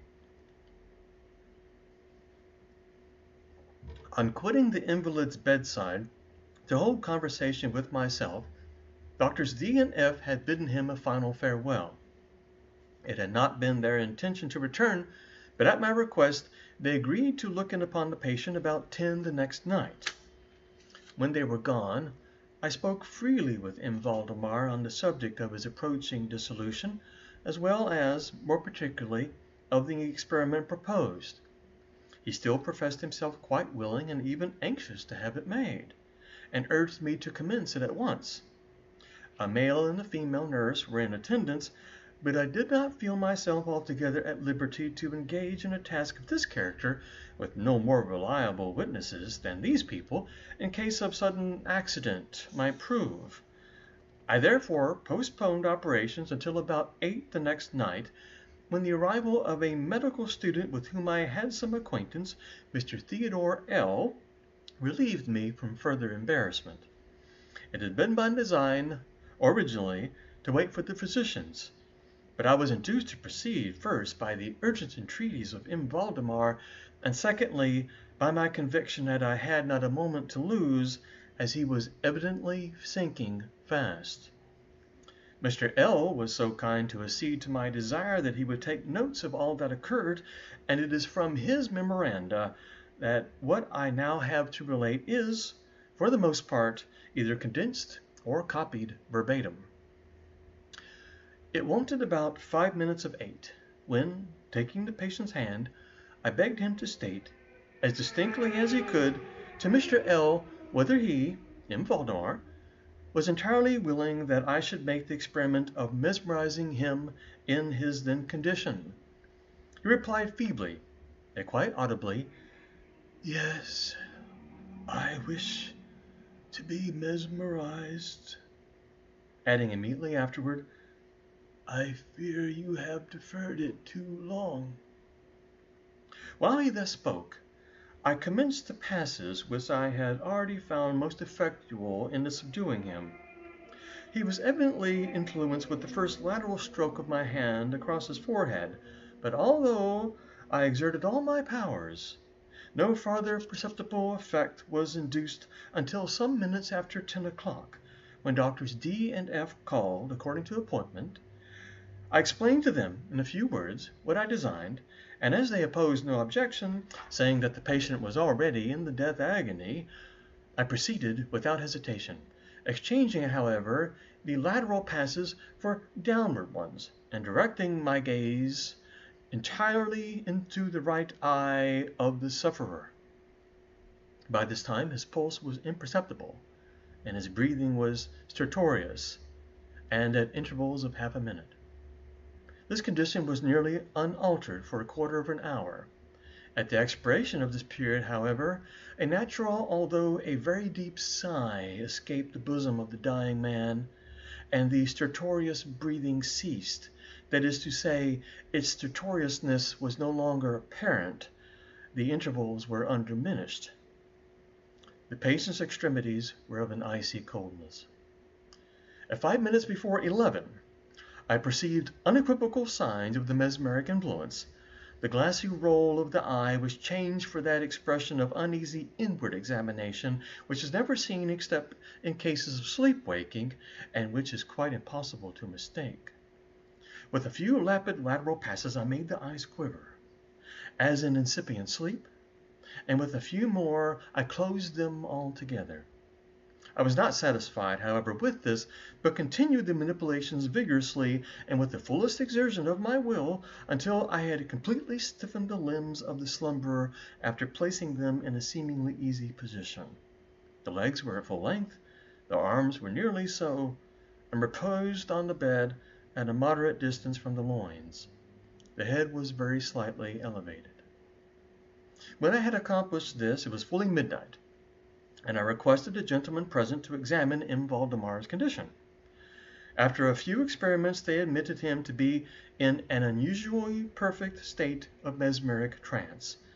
The curiosity of both the physicians was greatly excited. Dr. D resolved at once to remain with the patient all night, while Dr. F took leave with the promise to return at daybreak. Mr. L and the nurses remained.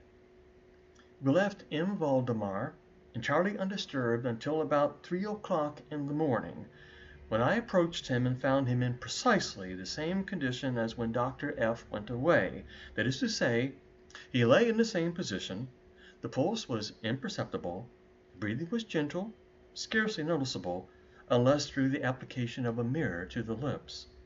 The eyes were closed naturally, and the limbs were as rigid and as cold as marble.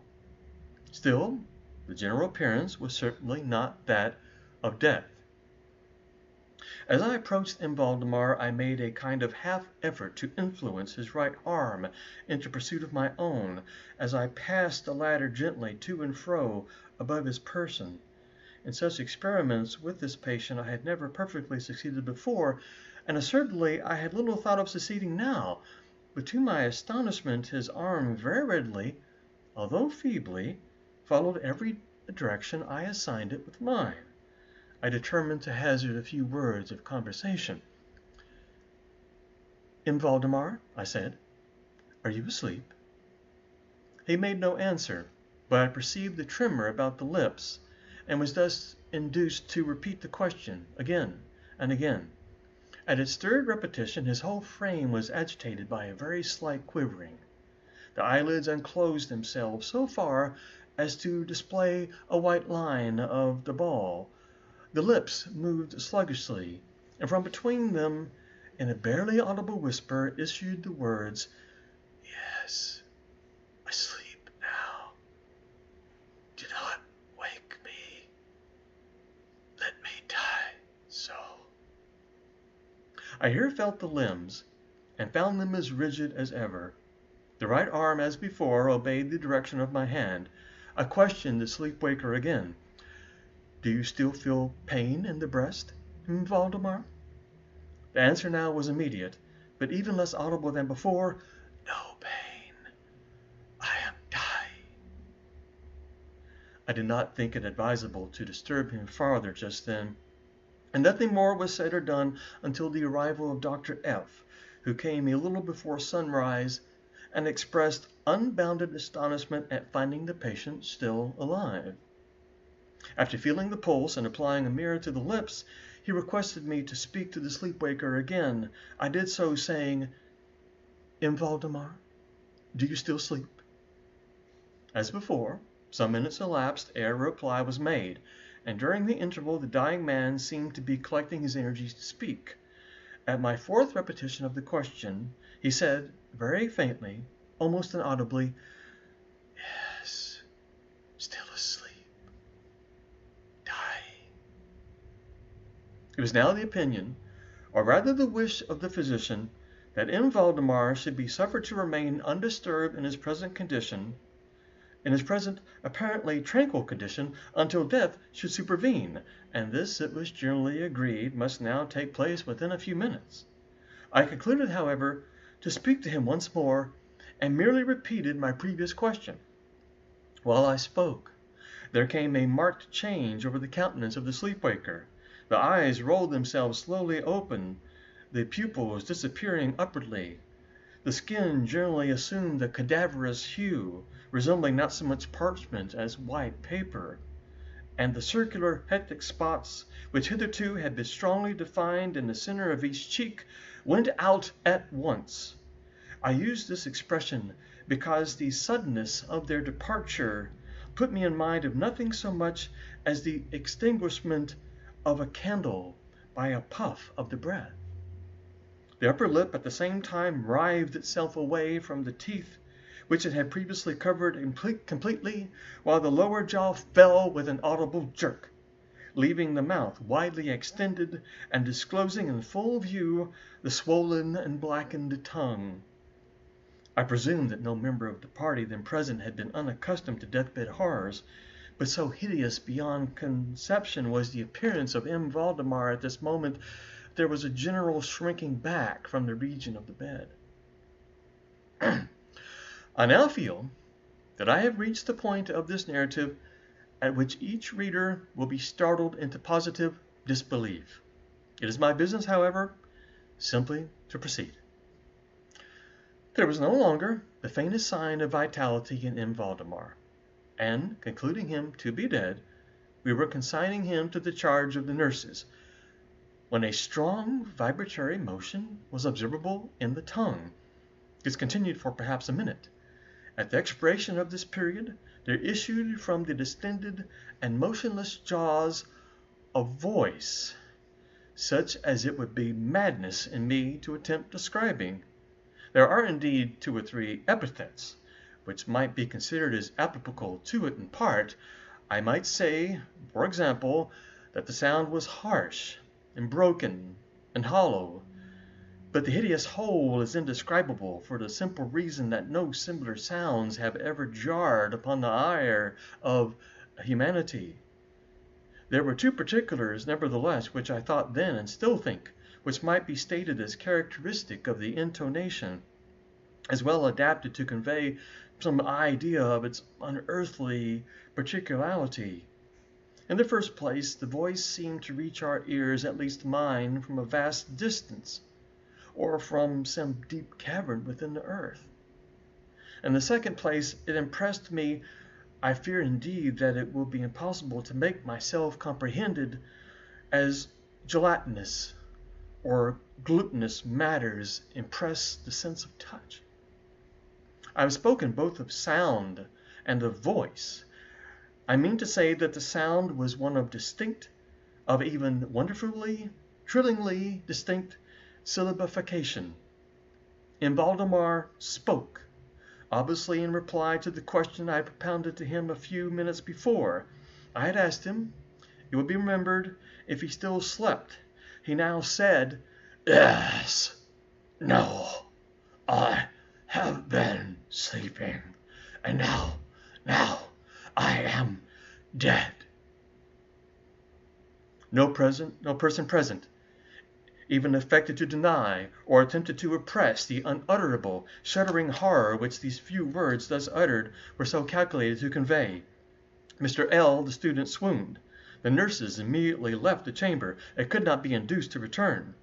My own impressions I would not pretend to render intelligent to the reader.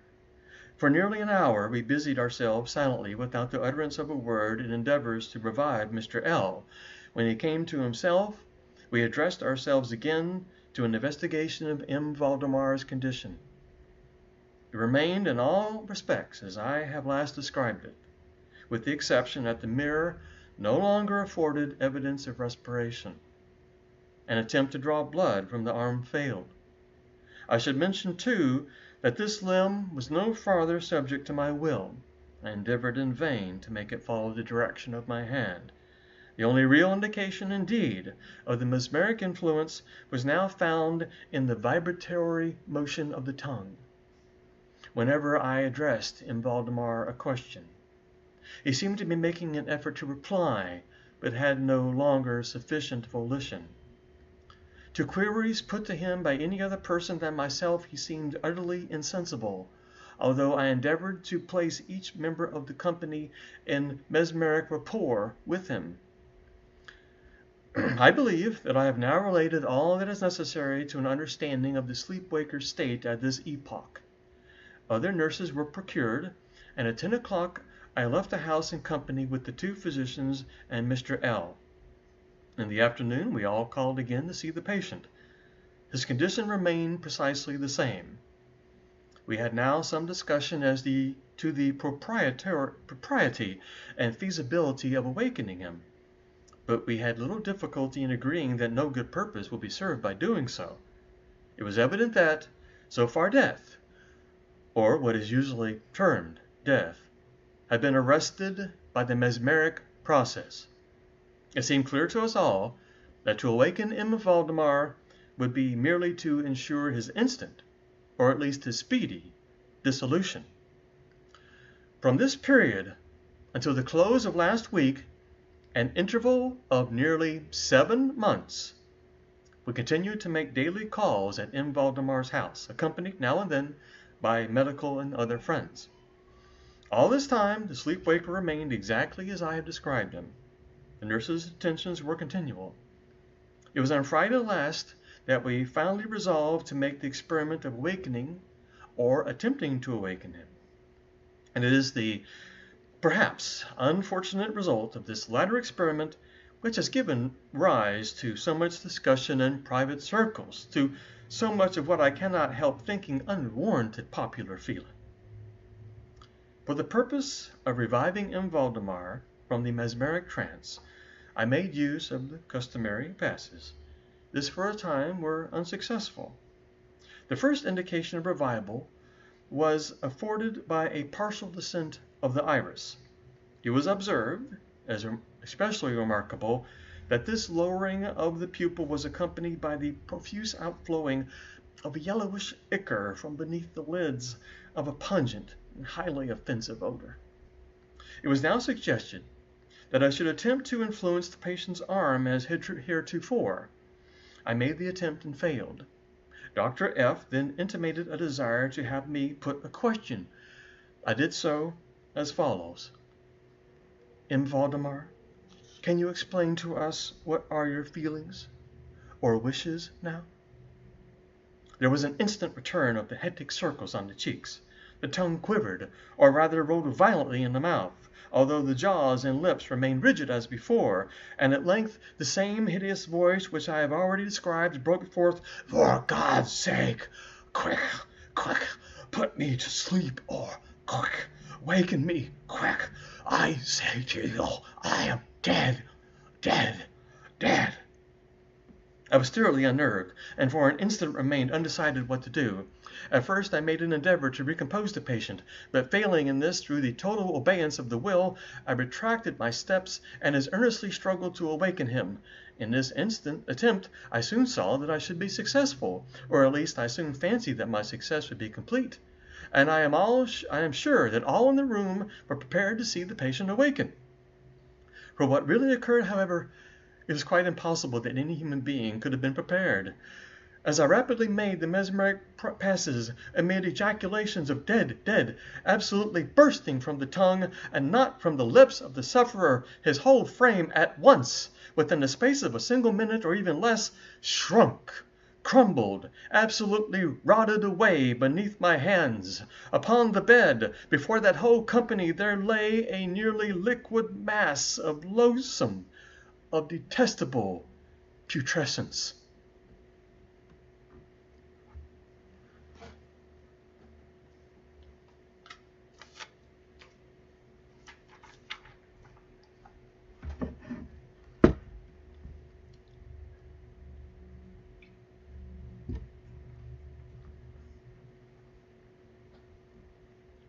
The Raven.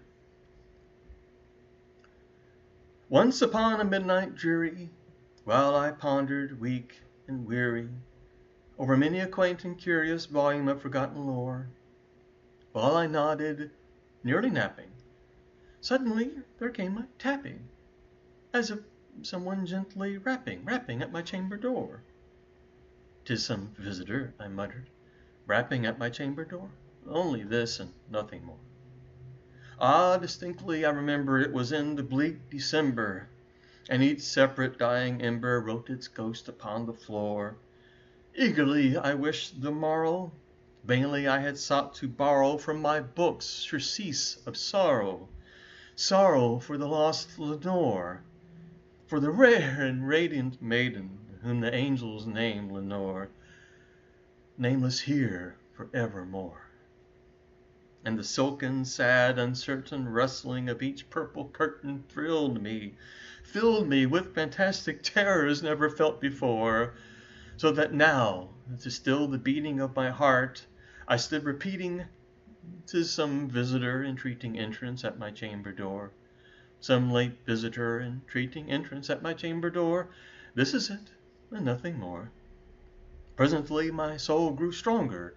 Hesitating then no longer, "Sir," said I, "or madam, Truly your forgiveness I implore, but the fact is I was napping, and so gently you came rapping, and so faintly you came tapping, tapping at my chamber door, that I scarce was sure I heard you. Here I opened wide the door.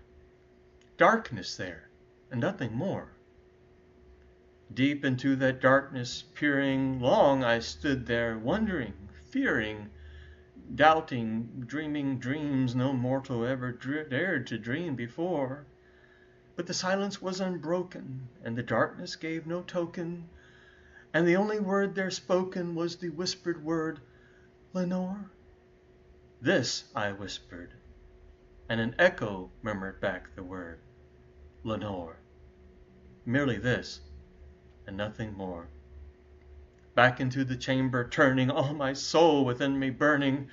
Soon again I heard a tapping, somewhat louder than before. Surely, said I, surely that is something at my window lattice. Let me see then where thereat is, and this mystery explore. Let my heart be still a moment, and this mystery explore. 'Tis the wind, and nothing more. Open here I flung the shutter, when, with many a flirt and flutter, in there stepped the stately raven of the saintly days of yore. Not the least obeisance made he, not a minute stopped or stayed he, but with mien of lord or lady, perched above my chamber door, perched above upon a bust of Pallas just above my chamber door, perched and sat, nothing more. Then this ebony bird, beguiling my said fancy into smiling, by the grave and stern decorum of the countenance it wore, though thy crest be shorn and shaven, thou, I said, art sure no craven, ghastly, grim, and ancient raven, wandering from the nightly shore. Tell me what thy lordly name is on the night's Plutonian shore. Quoth the raven, Nevermore.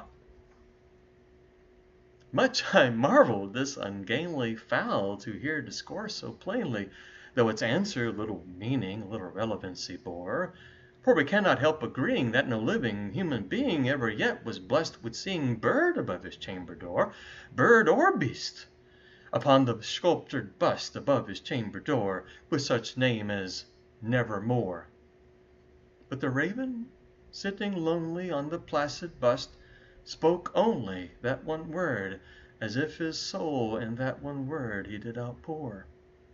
Nothing farther then he uttered, not a feather then he fluttered, till I scarcely more than muttered, Other friends have flown before.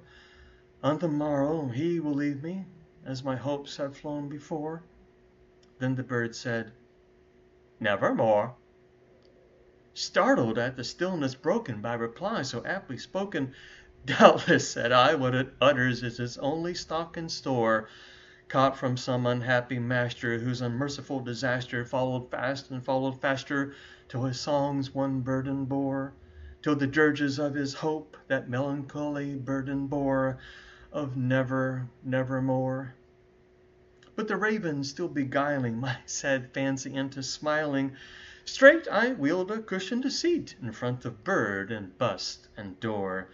Then upon the velvet sinking, I betook myself to linking fancy unto fancy, thinking what this ominous bird of yore, what this grim, ungainly, ghastly, gaunt, and ominous bird of yore meant in croaking Nevermore. This I sat and gazed and guessing, but no syllable expressing to the fowl whose fiery eyes now burned into my bosom's core. This and more I sat divining, with my head at ease reclining on the cushion's velvet lining, with the lamplight gloating o'er, but whose velvet violet lining, with the lamplight gloating o'er, oh, she shall press, nevermore.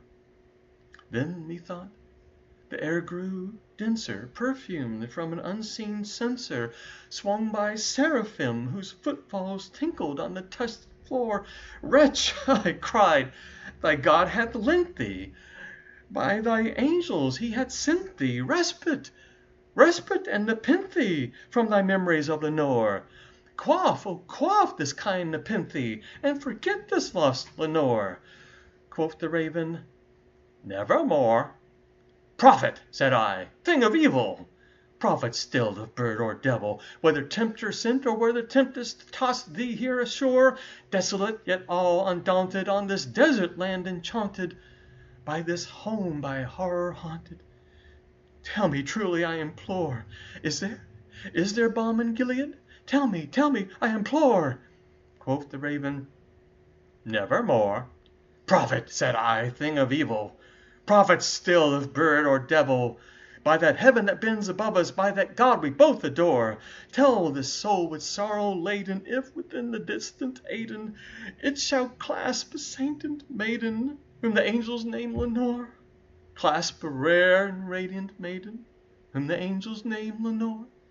Quoth the raven, nevermore. Be that word our sign of parting, bird or fiend, I shrieked, upstarting.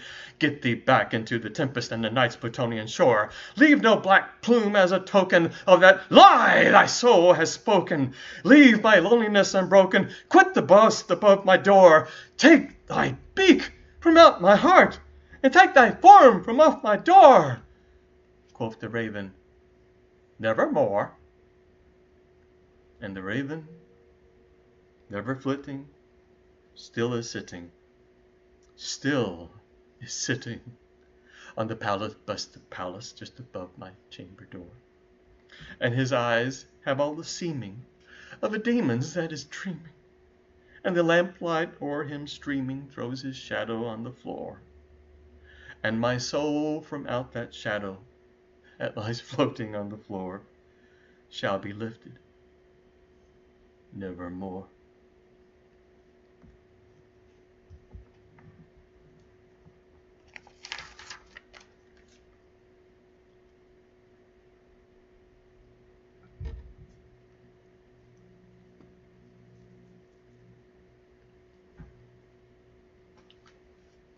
And, to wind up my time, the Mask of the Red Death.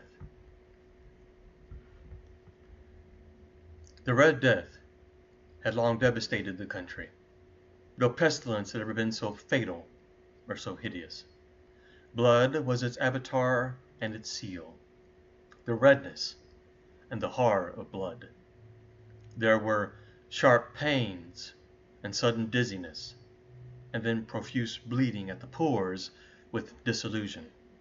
The scarlet stains upon the body, and especially the face of the victim, where the pest ban was shut him out from the aid and from the sympathy of his fellow man.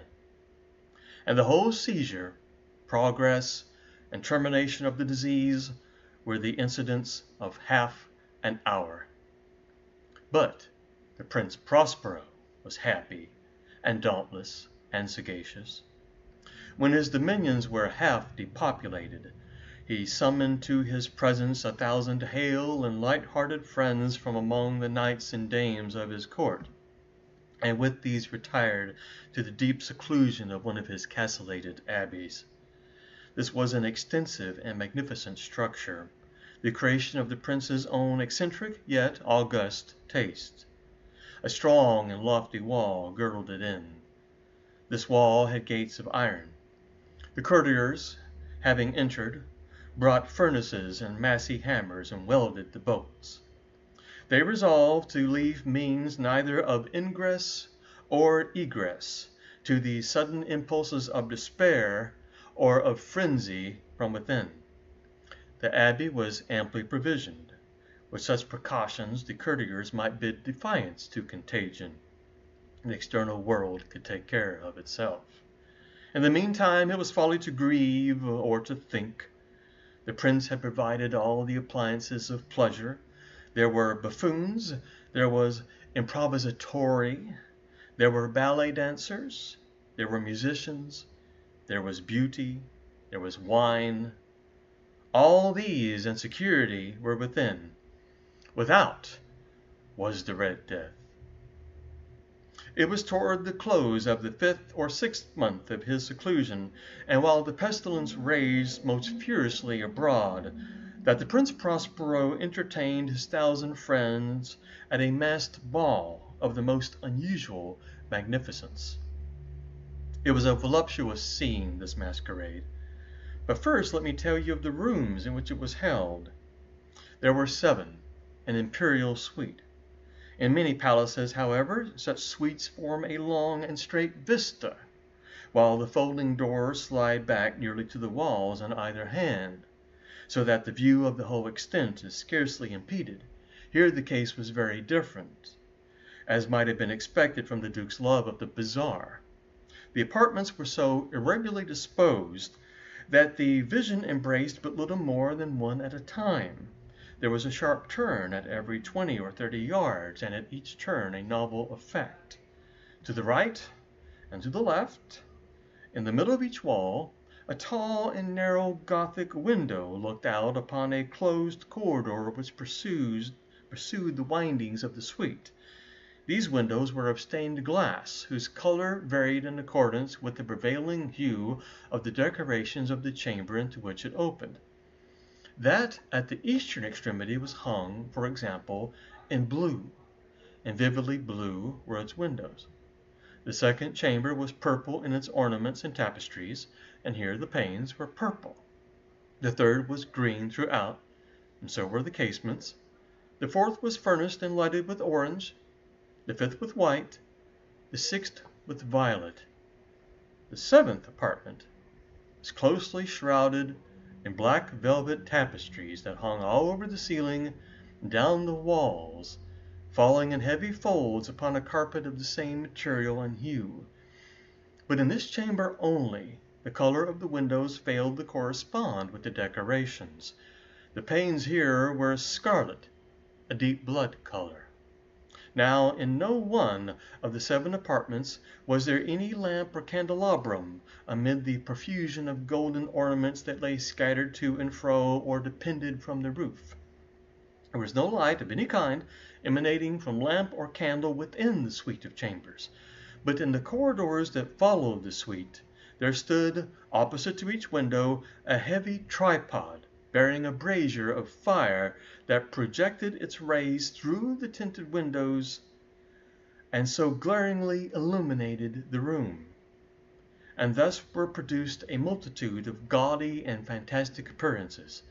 But in the western or black chamber, the effect of the firelight that streamed upon the dark hangings through the blood-tinted panes was ghastly in the extreme, and produced so wild a look upon the countenances of those who entered that there were few of the company bold enough to set foot within its precincts at all.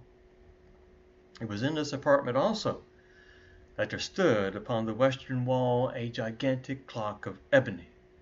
Its pendulum swung to and fro with a dull, heavy, monotonous clang, and when the minute hand made the circuit of the face, and the hour was to be stricken, there came from the brazen lungs of the clock a sound which was clear and loud and deep and exceedingly musical, but of so peculiar a note and emphasis that, at each lapse of an hour, the musicians of the orchestra were constrained to pause momentarily in their performance, to hearken to the sound, and thus the waltzers perforce ceased their evolutions, and there was a deep disconcert of the whole gay company.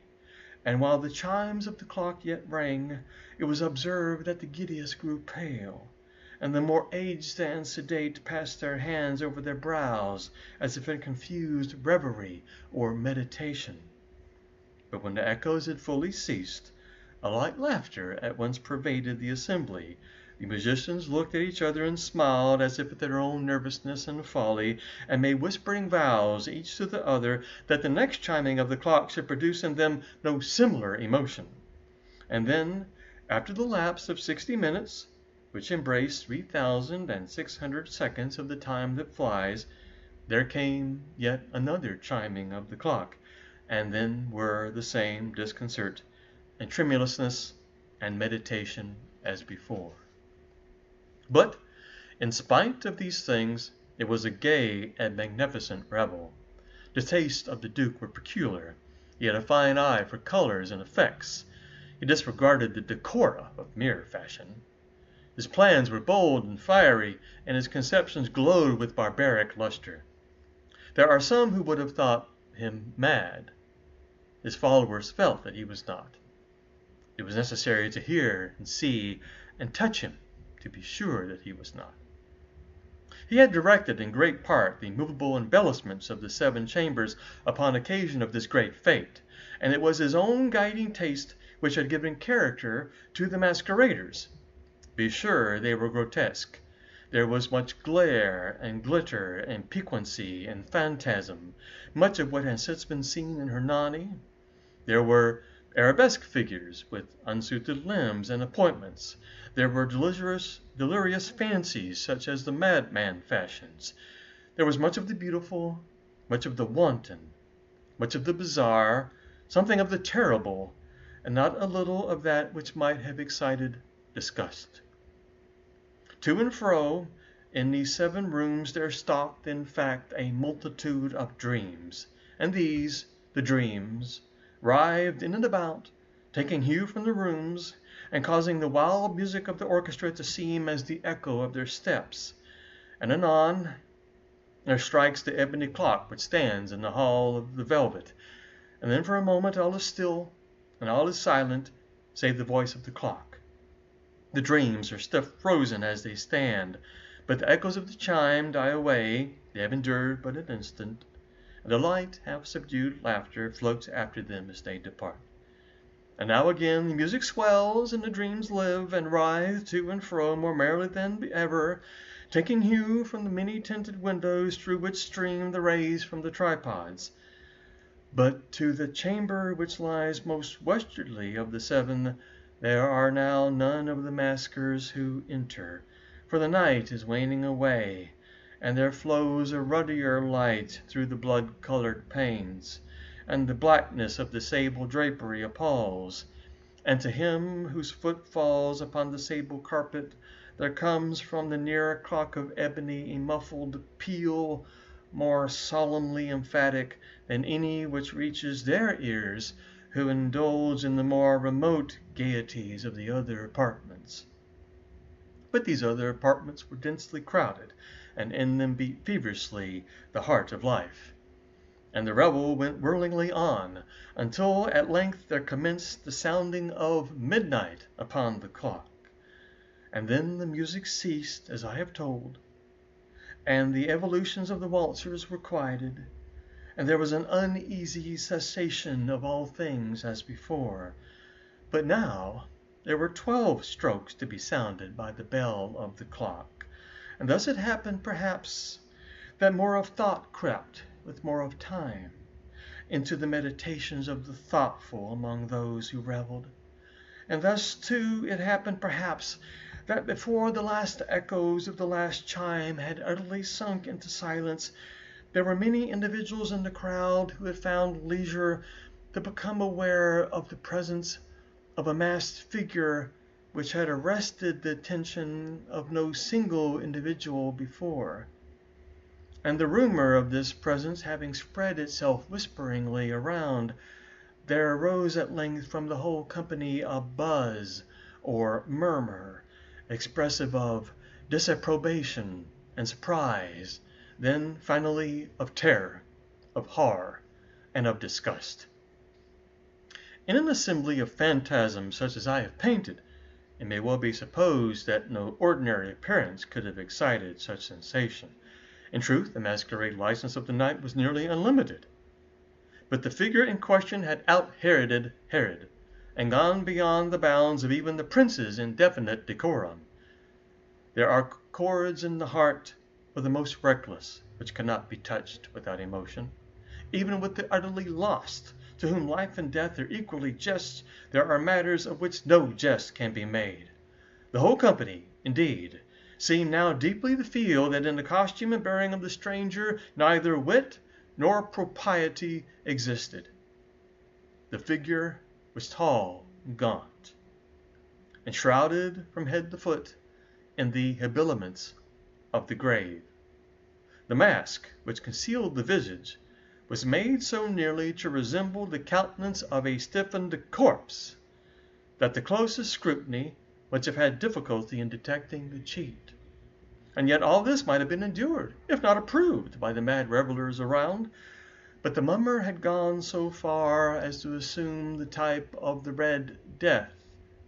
His vesture was dabbled in blood, and his broad brow, with all the features of the face, was besprinkled with the scarlet horror.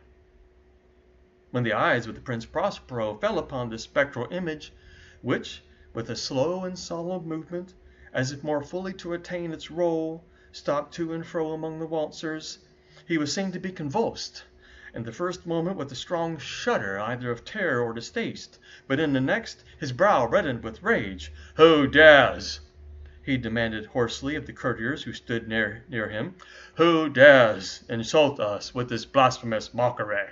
Seize him and unmask him, that we may know with whom we have to hang at sunrise from the battlements."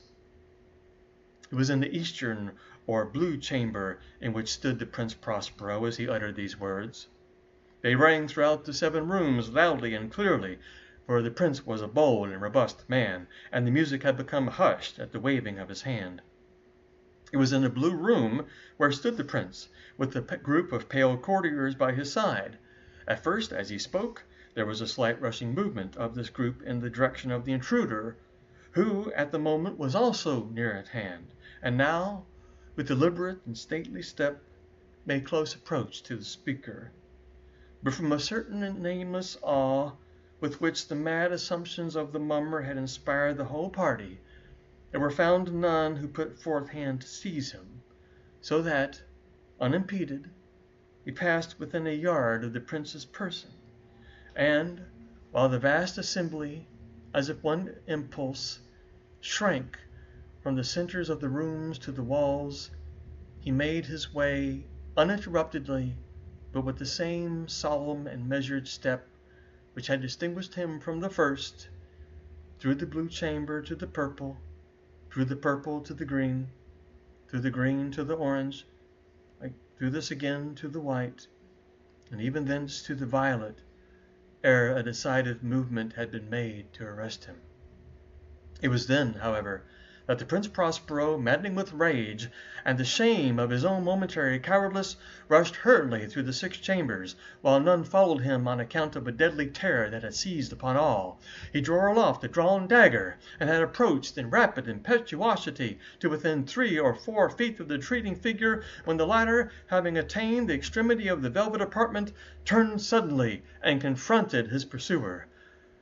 There was a sharp cry, and the dagger dropped gleaming upon the sable carpet, upon which, instantly afterward, fell prostrate in death the Prince Prospero. Then, summoning the wild courage of despair, a throng of the revelers at once threw themselves into the black apartment, and seizing the mummer, whose tall figure stood erect and motionless within the shadow of the ebony clock, gasped in unutterable horror at finding the grave cerements and corpse-like mask which they handled with so violent a rudeness, untenanted by any tangible form. And now was acknowledged the presence of the Red Death. He had come like a thief in the night, and one by one dropped the revelers in the blood-bedewed halls of their revel, and died each in the despairing posture of his fall. And the life of the ebony clock went out with that of the last of the gay, and the flames of the tripods expired, and darkness and decay and the Red Death held illimitable dominion over all. Thank you.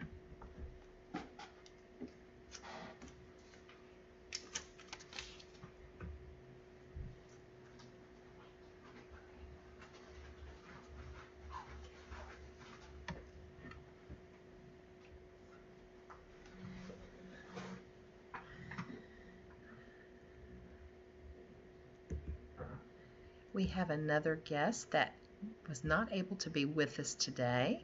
And that is Brianna Licardi also from the Poetry in the Burrow group. So she sent us a video, and here we go. Brianna here to read to you a short story by Poe published in 1850 called The Oval Portrait. The chateau into which my valet had ventured to make forcible entrance, rather than permit me in my desperately wounded condition to pass a night in the open air, was one of those piles of commingled gloom and grandeur which are so long frowned upon the Apennines, not less, in fact, than the fancy of Mrs. Radcliffe. To all appearance it had been temporarily and very lately abandoned.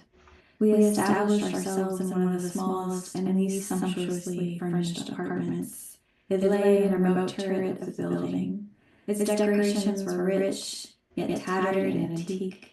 Its walls were hung with tapestry and bedecked with manifold and multiform memorial trophies, together with an unusually great number of very spirited and modern paintings in frames of rich golden arabesque. In these paintings, which depended from the walls not only in their main surfaces, but in the very many nooks which the bizarre architecture of the chateau rendered necessary. In these paintings my incipient delirium, perhaps, had caused me to take deep interest, so that I bade Pedro to close the heavy shutters of the room, since it was already night, to the light the tongues of a candelabrum which stood by the head of my bed, and to throw open far and wide the French curtains of black velvet which enveloped the bed itself. I wished all this done that I might resign myself, if not to sleep, at least alternatively to the contemplation of these pictures, and the perusal of a small volume which had been found upon the pillow, and which purported to criticize and describe them. Long, long I read, and devoutly I gazed. Rapidly and gloriously the hours flew by, and the deep midnight came. The position of the candelabrum displeased me, and outreaching my hand with difficulty, rather than disturb my slumbering valet, I placed it so as to throw its rays more fully upon the book. But the action produced an effect altogether unanticipated. The rays of the numerous candles, where there were many, now fell in the niche of the room which had hitherto been thrown into a deep shade by one of the bedposts. I thus saw in a vivid light a picture all unnoticed before. It was the portrait of a young girl, just ripening into womanhood. I glanced at the painting hurriedly, and then closed my eyes. Why I did this was not at first apparent even to my own perception.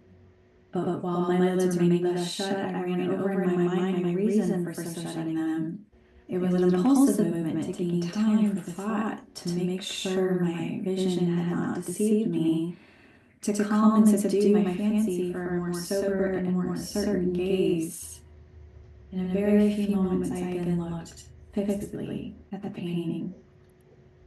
That I now saw aright I could not and would not doubt. For the first flashing of the candles upon that canvas had seemed to dissipate the dreamy stupor which was stealing over my senses, and to startle me once again into waking life. The portrait, I have already said, was that of a young girl.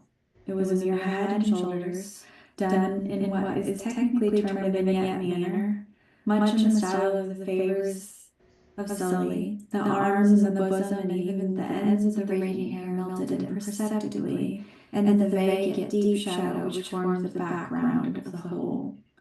The frame was oval, richly gilded and filigreed and moresque. As a thing of art, nothing could be more admirable than the painting itself. But it could not have been either the execution of the work, nor the immortal beauty of the countenance, which had so suddenly and so vehemently moved me. Least of all could it have been that my fancy, shaken from its half-slumber, had mistaken the head for that of a living person. I saw at once that the peculiarities of the design, of the vignetting, and of the frame must have instantly dispelled such idea, must have prevented even its momentary entertainment. Thinking earnestly upon these points, I remained for an hour perhaps, half sitting, half reclining, with my vision riveted upon the portrait, at length satisfied with the true secret and of its effect, I fell back in the bed. I found the spell of the picture in an absolute likeness of expression, which at first startling, finally confounded, subdued, and appalled me. With deep and reverent awe, I replaced the candelabrum in its former position. The cause of my deep agitation being thus shut from view, I sought eagerly the volume which discussed the paintings and their histories. Turning to the number which designated the oval portrait, I there read the vague and quaint words which follow.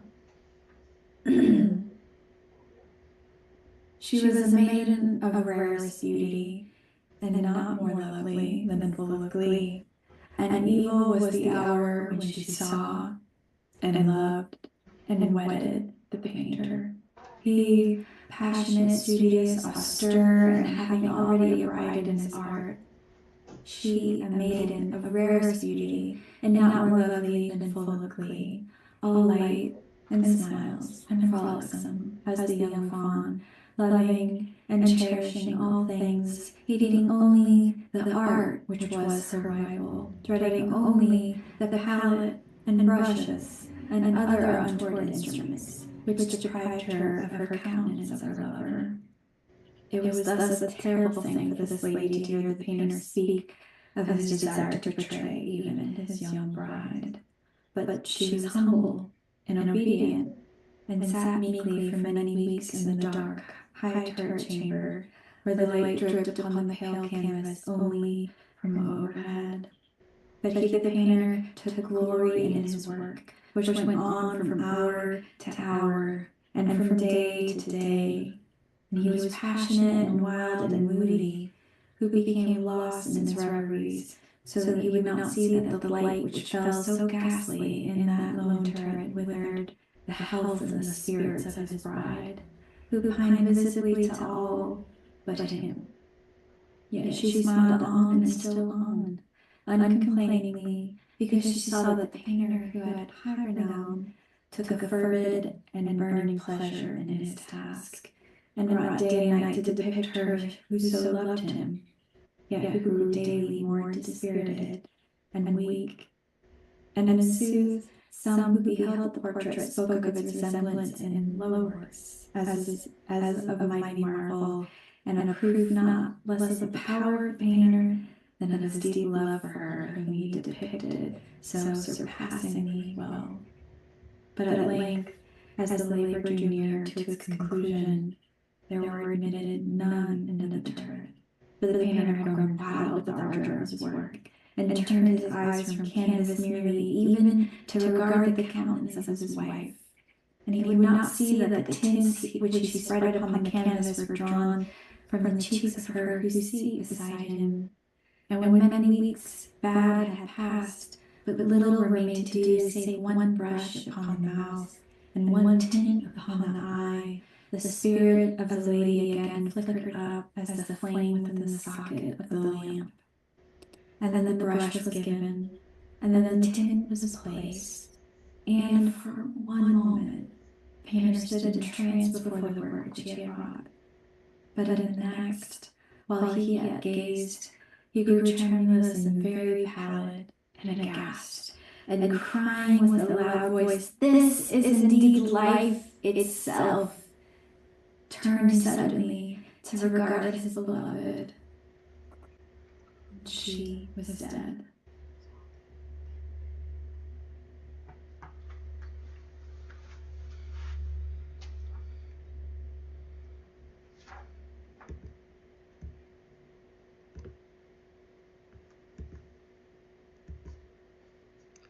Our next guest is Jeannie Smith.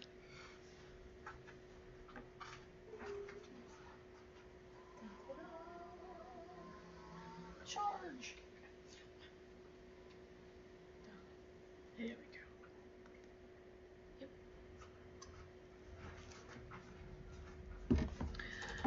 I'm too cool. Okay. and back. Now, we're going to go on a little journey from 1849. It was posthumously published. One of my very favorite poems is El Dorado. Gaily bedight, a gallant knight, in sunshine and in shadow, had journeyed long, singing a song in search of El Dorado. But he grew old, this knight so bold, and o'er his heart a shadow fell as he found no spot of ground that looked like El Dorado. And as his strength failed him at length, he met a pilgrim shadow. Shadow, said he, where can it be, this land of El Dorado? Over the mountains of the moon, down the valley of the shadow, ride, boldly ride, the shade replied, if you seek for El Dorado. Now, the next thing I'm going to read is one of his stories that not a lot of people probably read, but it is called Morella.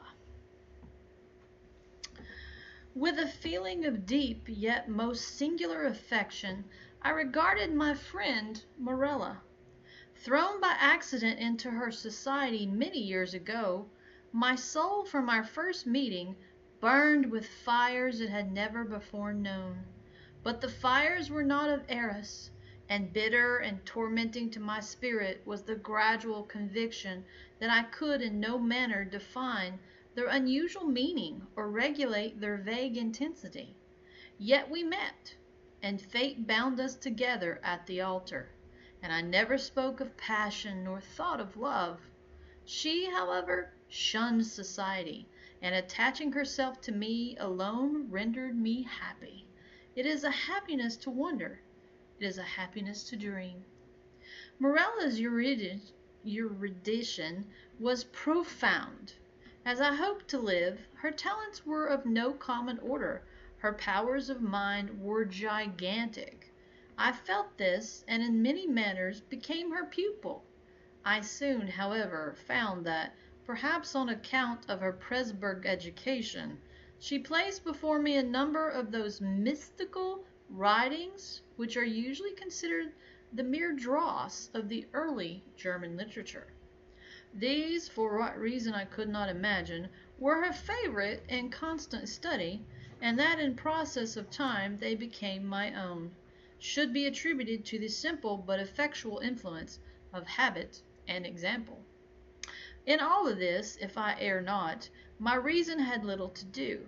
My convictions, or I forget myself, were in no manner acted upon by the ideal, nor was any tincture of the mysticism which I had read to be discovered, unless I am greatly mistaken, either in my deeds or in my thoughts.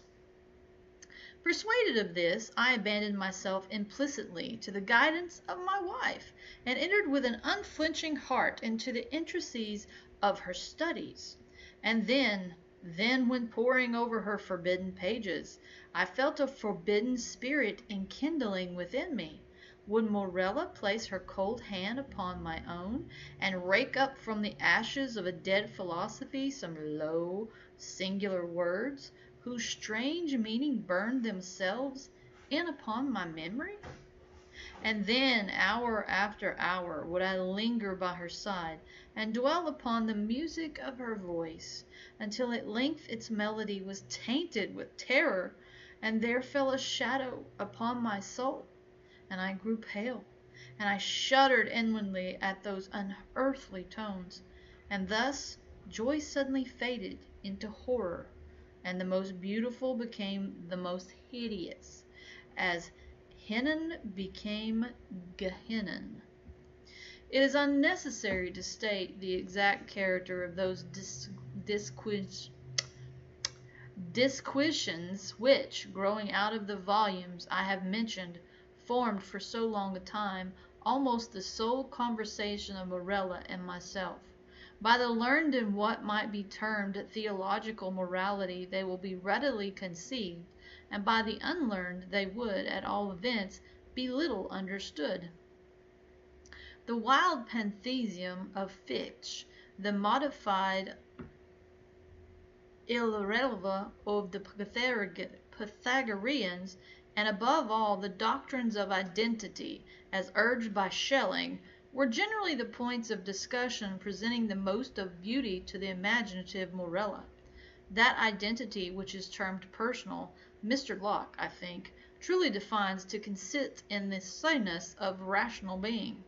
And since by person we understood an intelligent essence having reason, and since there is a conscience which always accompanies thinking, it is this which makes us all to be that which we call ourselves, thereby distinguishing us from other beings that think and give us our personal identity. But the principium individualism, the notion of that identity which at death is or is not lost forever, was to me at all times a consideration of intense interest, not more from the perplexing and exciting nature of its consequences than from the marked and agitated manner in which Morella mentioned them. But indeed the time had now arrived when the mystery of my wife's manner oppressed me as a spell.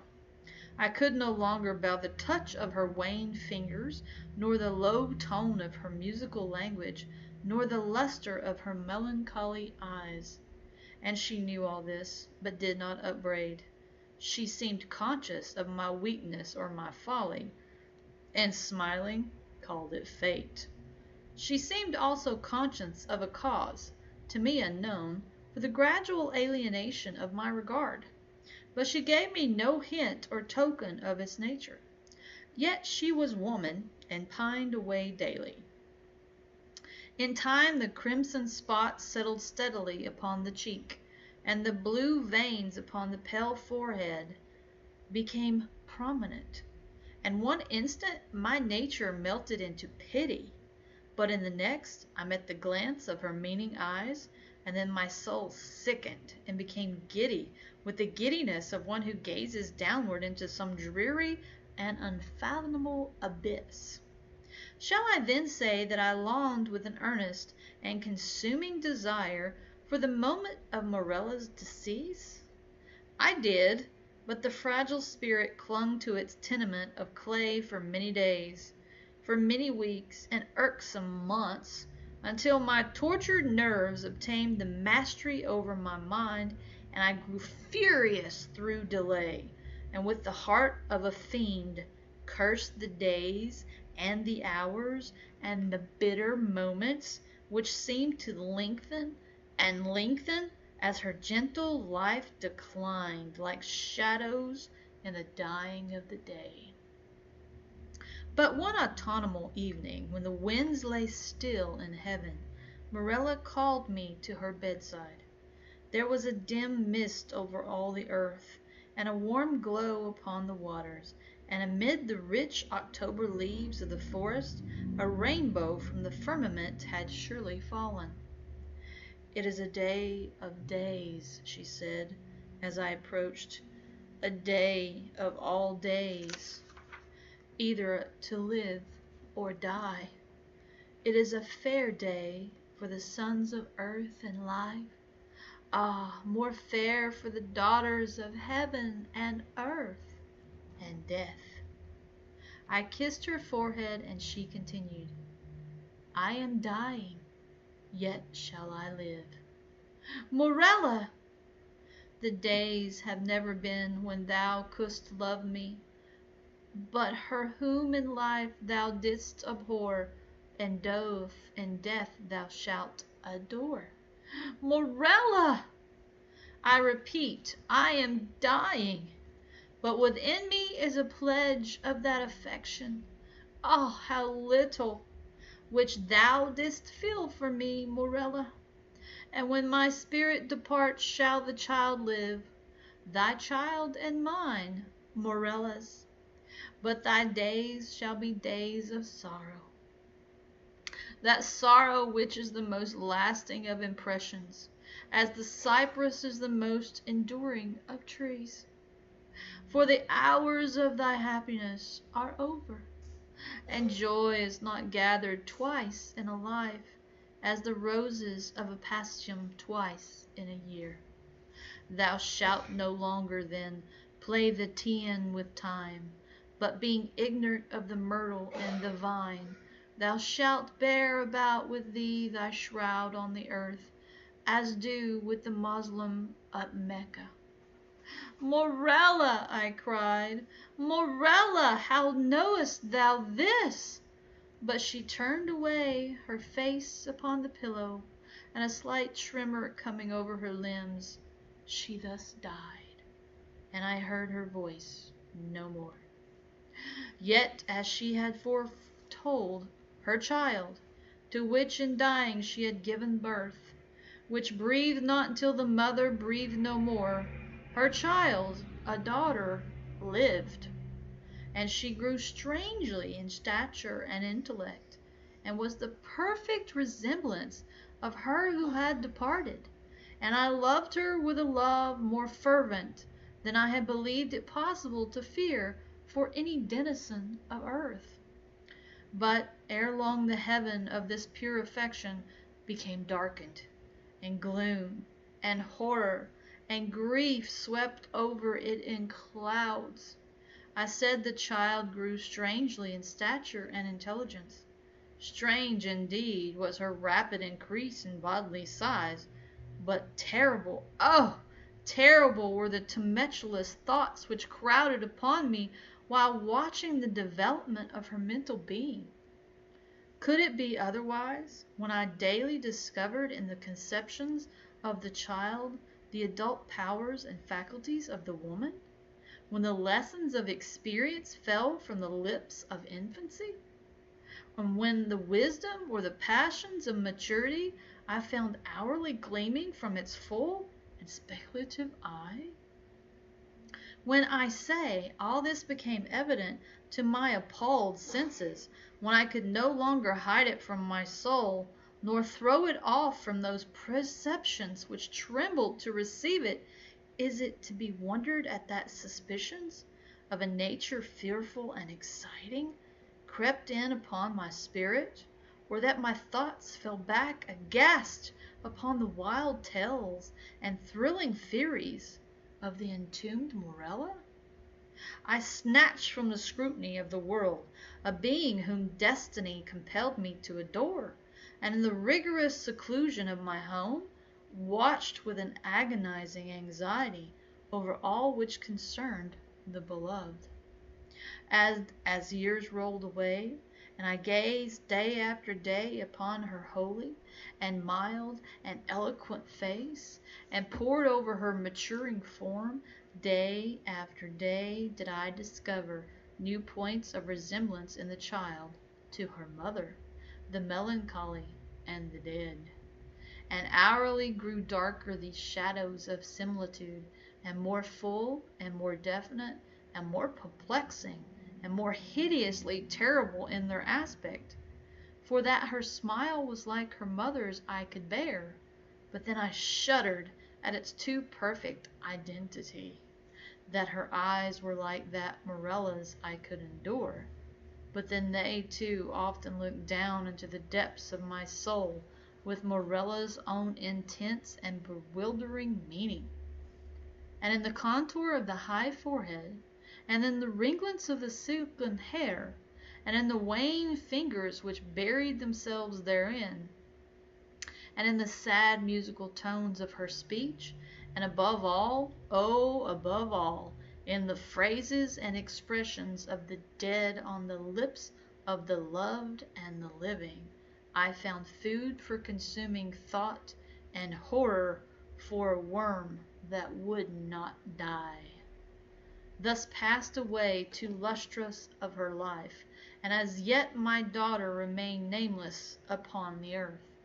My child and my love were the designations usually prompted by a father's affection, and the rigid seclusion of her days precluded all other intercourse. Morella's name died with her at her death. Of the mother I had never spoken to the daughter. It was impossible to speak. Indeed, during the brief period of her existence, the latter had received no impressions from the outward world, save such as might have been afforded by the narrow limits of her privacy. But at length the ceremony of baptism presented to my mind, in its unnerved and agitated condition, a present deliverance from the terrors of my destiny. And at the baptismal font I hesitated for a name. And many titles of the wise and beautiful, of old and modern times, of my own and foreign lands, came thronging to my lips with many, many fair titles of the gentle and the happy and the good. What prompted me then to disturb the memory of the buried dead? What demon urged me to breathe that sound which in its very recollection was wont to make ebb the purple blood in torrents from the temples to the heart? What fiend spoke from the recesses of my soul when amid those dim aisles and in the silence of the night I whispered within the ears of the holy man the syllables, Morella? What more than fiend convulsed the features of my child, and overspread them with hues of death, as starting at that scarcely audible sound, she turned her glassy eyes from the earth to heaven, and falling prostrate on the black slabs of our ancestral vault, responded, "I am here!" Distinct, coldly, calmly distinct, fell those few simple sounds within my ear, and thence like molten lead rolled hissingly into my brain.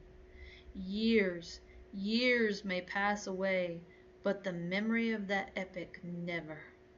Nor was I indeed ignorant of the flowers and the vine, but the hemlock and the cypress overshadowed me night and day, and I kept no reckoning of time or place, and the stars of my fate faded from heaven, and therefore the earth grew dark, and its figures passed by me like flitting shadows, and among them all I beheld only Morella. The winds of the firmament breathed but one sound within my ears, and the ripples upon the sea murmured evermore, Morella. But she died, and with my own hands I bore her to the tomb, and I laughed with a long and bitter laugh as I found no traces of the first in the charnel where I laid the second, Morella. Ah, Morella, Morella. Now, we are going to move on to another one of Poe's poems that many people have enjoyed, that has a nice little rhythm and rhyme to it. So please join me as we go with the bells. Hear the sledges with the bells, silver bells! What a world of merriment their melody foretells! How they tinkle, tinkle, tinkle in the icy air of night, while the stars that oversprinkle all the heavens seem to twinkle with a crystalline delight, keeping time, time, time, in a sort of runic rhyme, to the tintinnabulation that so musically wells from the bells, bells, bells, bells, bells, bells, bells, from the jingling and the tinkling of the bells. Hear the mellow wedding bells, golden bells! What a world of happiness their harmony foretells! Through the balmy air of night, how they ring out their delight from the molten golden notes, and all in tune. What a liquid ditty floats to the turtle dove that listens while she gloats on the moon! Oh, from out the sounding cells, what a gush of euphony voluminously wells!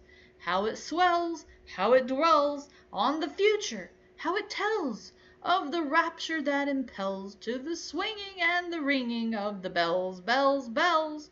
of the bells, bells, bells, bells, bells, bells, to the rhyming and the chiming of the bells. Hear the loud alarm bells, brazen bells! What a tale of terror now their turbulency tells! In the startled ear of night, how they scream out their affright! Too much horrified to speak, they can only shriek, shriek, out of tune, in a clamorous appealing to the mercy of the fire, in a mad exultation with the deaf and frantic fire, leaping higher, higher, higher, with a desperate desire, and a resolute endeavor now to sit or never, by the side of the pale-faced moon. Oh, the bells, bells, bells! What a tale their terror tells of despair! How they clang and clash and roar! What a horror they outpour on the bosom of the palpitating air!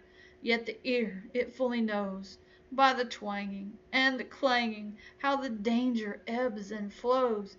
Yet the ear distinctly tells, in the jangling and the wrangling, how the danger sinks and swells, by the sinking or the swelling in the anger of the bells, of the bells, of the bells, bells, bells, bells, bells, bells, bells, in the clamor and the clangor of the bells. Hear the tolling of the bells, iron bells! What a world of solemn thought their monody compels! In the silence of the night, how we shiver with affright at the melancholy menace of their tone! For every sound that floats from the rust within their throats is a groan. And the people, ah, the people, they that dwell up in the steeple, all alone, and who tolling, tolling, tolling, in that muffled monotone, feel a glory in so rolling on the human heart a stone. They are neither man nor woman, they are neither brute nor human, they are ghouls, and their king is it who tolls, and he rolls, rolls, rolls, rolls a paean from the bells, and his merry bosom swells with the paean of the bells, and he dances and he yells, keeping time, time, time, in a sort of runic rhyme, to the paean of the bells, keeping time, time, time, in a sort of runic rhyme, to the throbbing of the bells, bells, bells, to the sobbing of the bells, keeping time, time, time, as he knells, knells, knells, in a happy runic rhyme, to the rolling of the bells, bells, bells, to the tolling of the bells, bells, bells, bells, bells, bells, bells, to the moaning and the groaning of the bells.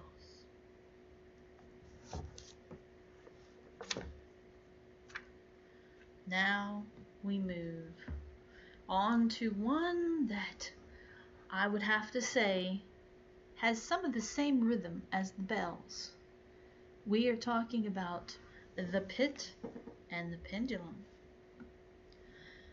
I was sick, sick unto death with that long agony, and when they at length unbound me, and I was permitted to sit, I felt that my senses were leaving me. The sentence, the dread sentence of death, was the last of distinct actuation which reached my ears. After that, the sound of the inquisitorial voices seemed merged in one dreamy, indeterminate hum. It conveyed to my soul the idea of revolution, perhaps from its association in fancy with the burr of a mill wheel. This only for a brief period, for presently I heard no more. Yet for a while I saw, but with how terrible an exaggeration, I saw the lips of the black-robed judges. They appeared to me white, whiter than the sheet upon which I traced these words, and thin even to grotesqueness, thin with the intensity of their expression of firmness, of immovable resolution, of stern contempt of human torture. I saw that the decrees of what to me was fate were still issuing from those lips. I saw them writhe with a deadly locution. I saw them fashion the syllables of my name, and I shuddered because no sound succeeded. I saw, too, for a few moments of delirious horror, the soft and nearly imperceptible waving of the sable draperies which enwrapped the walls of the apartment. And then my vision fell upon the 7 tall candles upon the table. At first they wore the aspect of charity, and seemed white slender angels who would save me. But then, all at once, there came a most deadly nausea over my spirit, and I felt every fibre in my frame thrill as if I had touched the wire of a galvanic battery, while the angel forms became meaningless spectres with heads of flame, and I saw that from them there would be no help. And then there stole into my fancy, like a rich musical note, the thought of what sweet rest there must be in the grave. The thought came gently and stealthily, and it seemed long before it attained full appreciation. But just as my spirit came at length properly to feel and entertain it, the figures of the judges vanished, as if magically, from before me. The tall candles sank into nothingness. Their flames went out utterly. The blackness of darkness supervened. All sensations appeared swallowed up in a mad rushing descent as of the soul into Hades. Then silence and stillness and night were the universe. I had swooned, but still will not say that all the consciousness was lost. What of it there remained I will not attempt to define, or even to describe, yet all was not lost. In the deepest slumber, no, in delirium, no, in a swoon, no, in death, no, even in the grave, all is not lost. Else there is no immortality for man. Arousing from the most profound of slumbers, we break the gossamer web of some dream. Yet in a second afterward, so frail may that web have been, we remember not that we have dreamed. In the return to life from the swoon, there are 2 stages. First, that of the sense of mental or spiritual. Secondly, that of the sense of physical existence. It seems probable that if, upon reaching the second stage, we could recall the impressions of the first, but we should find these impressions eloquent in memories of the gulf beyond. And that gulf is what? How at least shall we distinguish its shadows from those of the tomb? But if the impressions of what I have termed the first stage are not, at will, recalled, yet, after long interval, do they not come unbidden, while we marvel whence they come?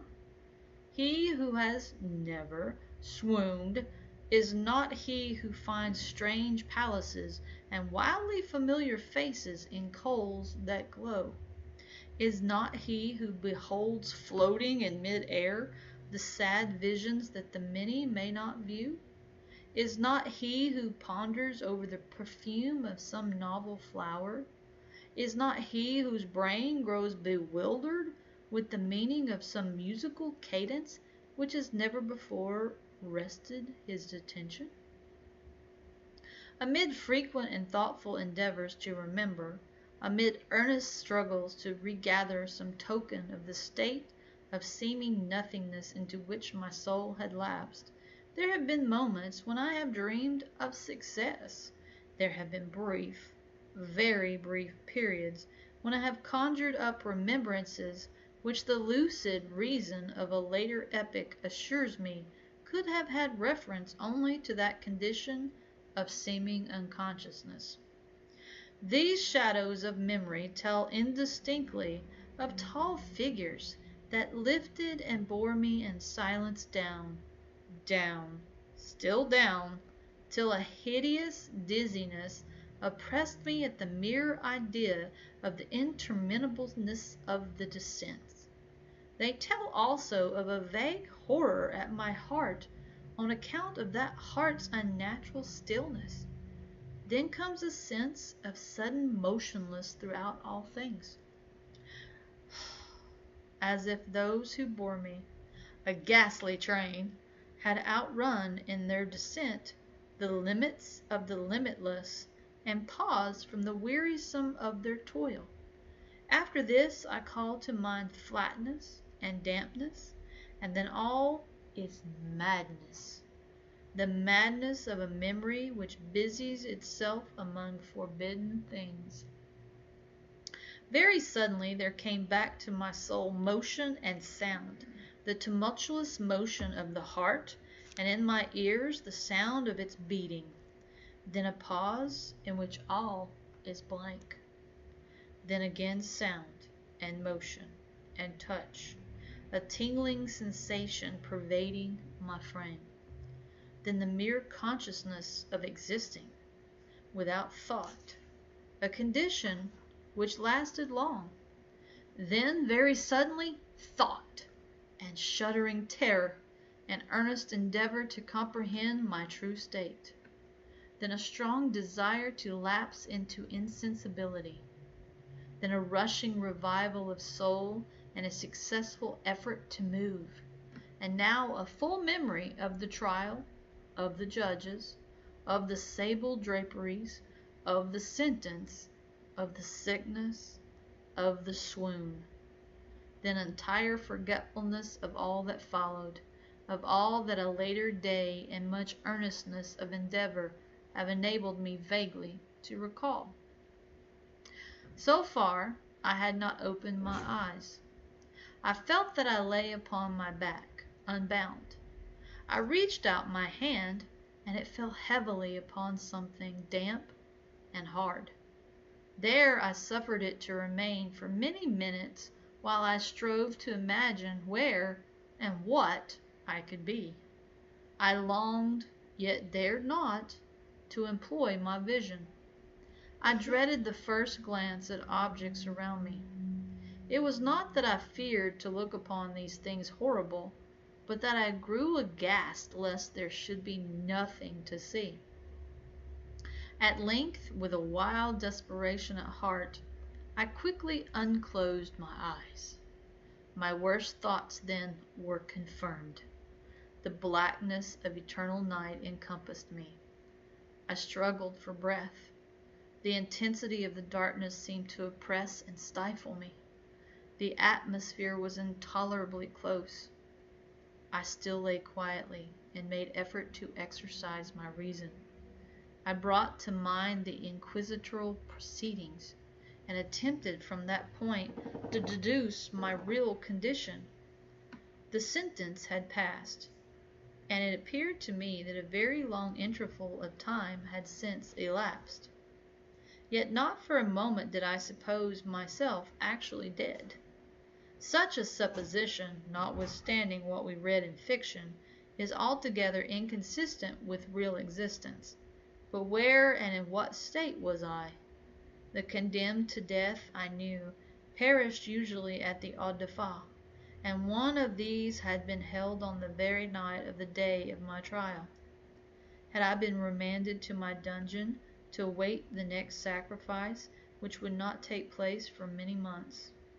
This I at once saw could not be. Victims had been in immediate demand. Moreover, my dungeon, as well as all the condemned cells at Toledo, had stone floors, and light was not altogether excluded. A fearful idea now suddenly drove the blood in torrents upon my heart, and for a brief period I once more relapsed into insensibility. Upon recovering, I at once started to my feet, trembling convulsively in every fiber. I thrust my arms widely above and around me in all directions.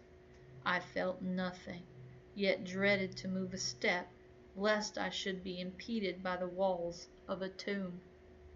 Perspiration burst from every pore, and stood in cold big beads upon my forehead.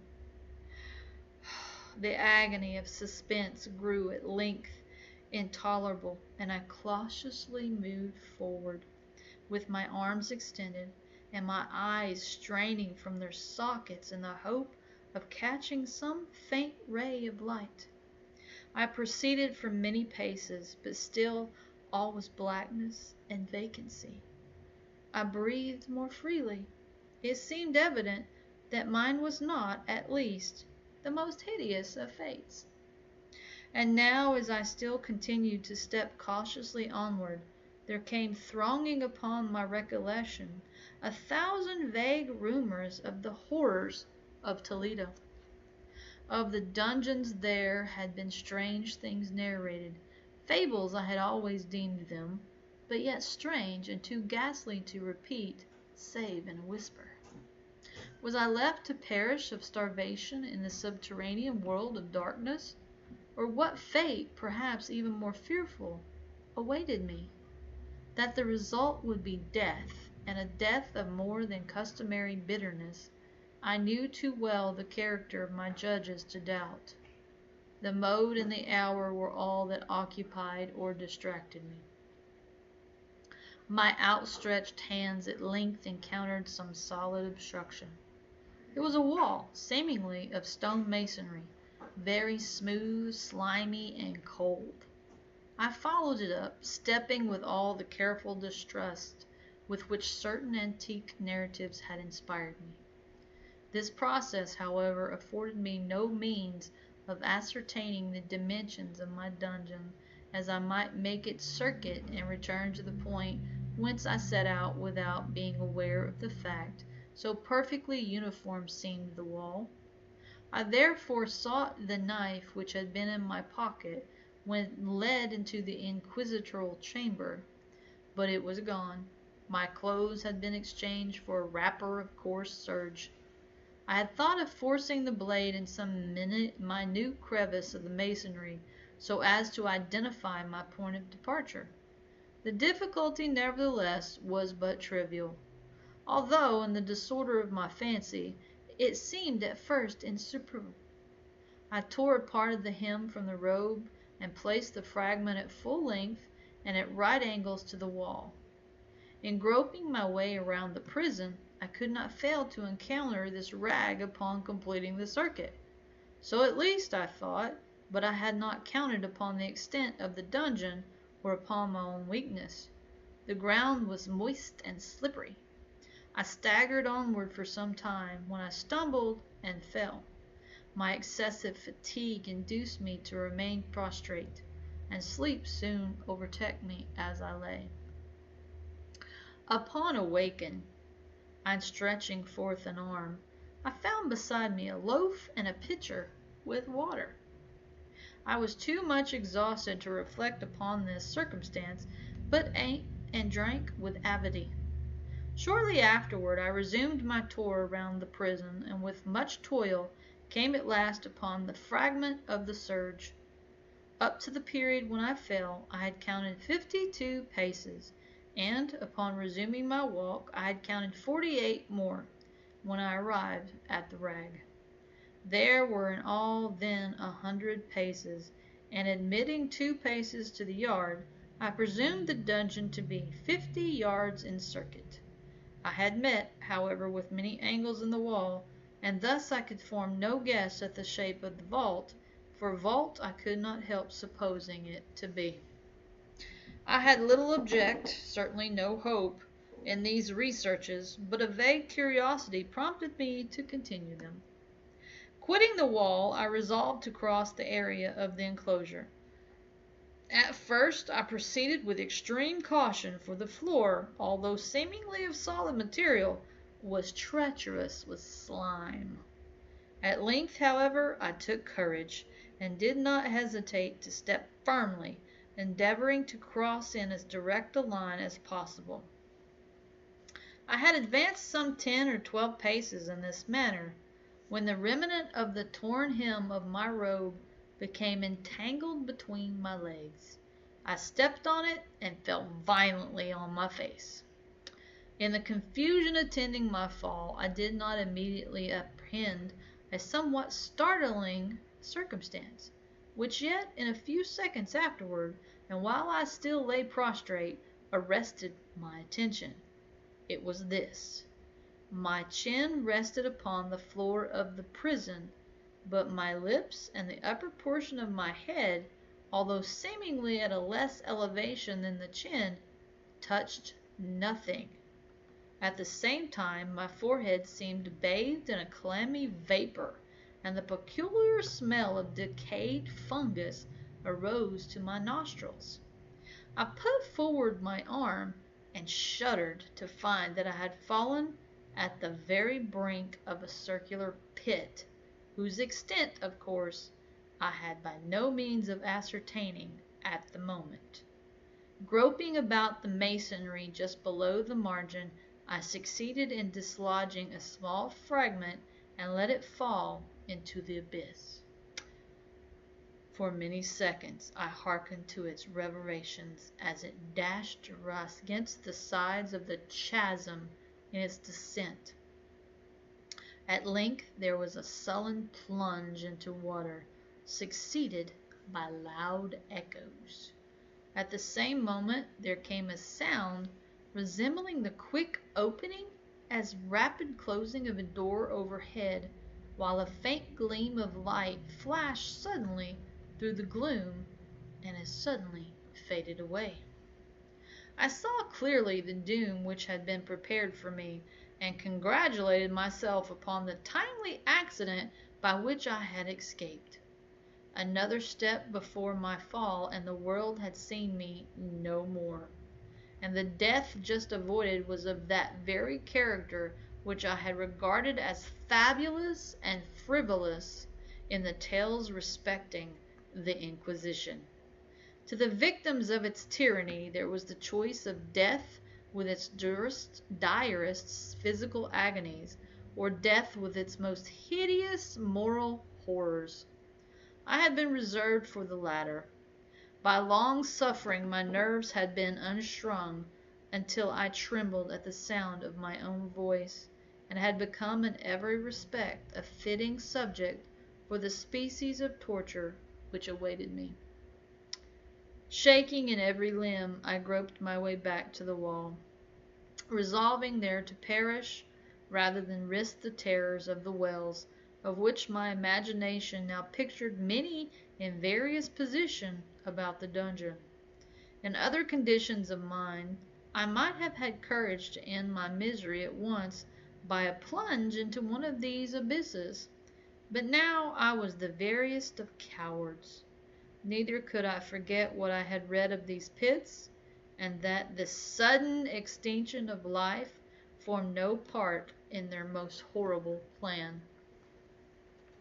Agitation of spirit kept me awake for many long hours, but at length I again slumbered. Upon arousing, I found by my side, as before, a loaf and a pitcher of water. A burning thirst consumed me, and I emptied the vessel at a draught. It must have been drugged, for scarcely had I drunk before I became irresistibly drowsy. A deep sleep fell upon me. Asleep once again, I unclosed my eyes. The objects around me were visible. By a wild sulphurous luster, the origin of which I could not at first determine, I was enabled to see the extent and aspect of the prison. In its size I had been greatly mistaken. The whole circuit of its walls did not exceed 25 yards. For some minutes this fact occasioned me a world of vain trouble.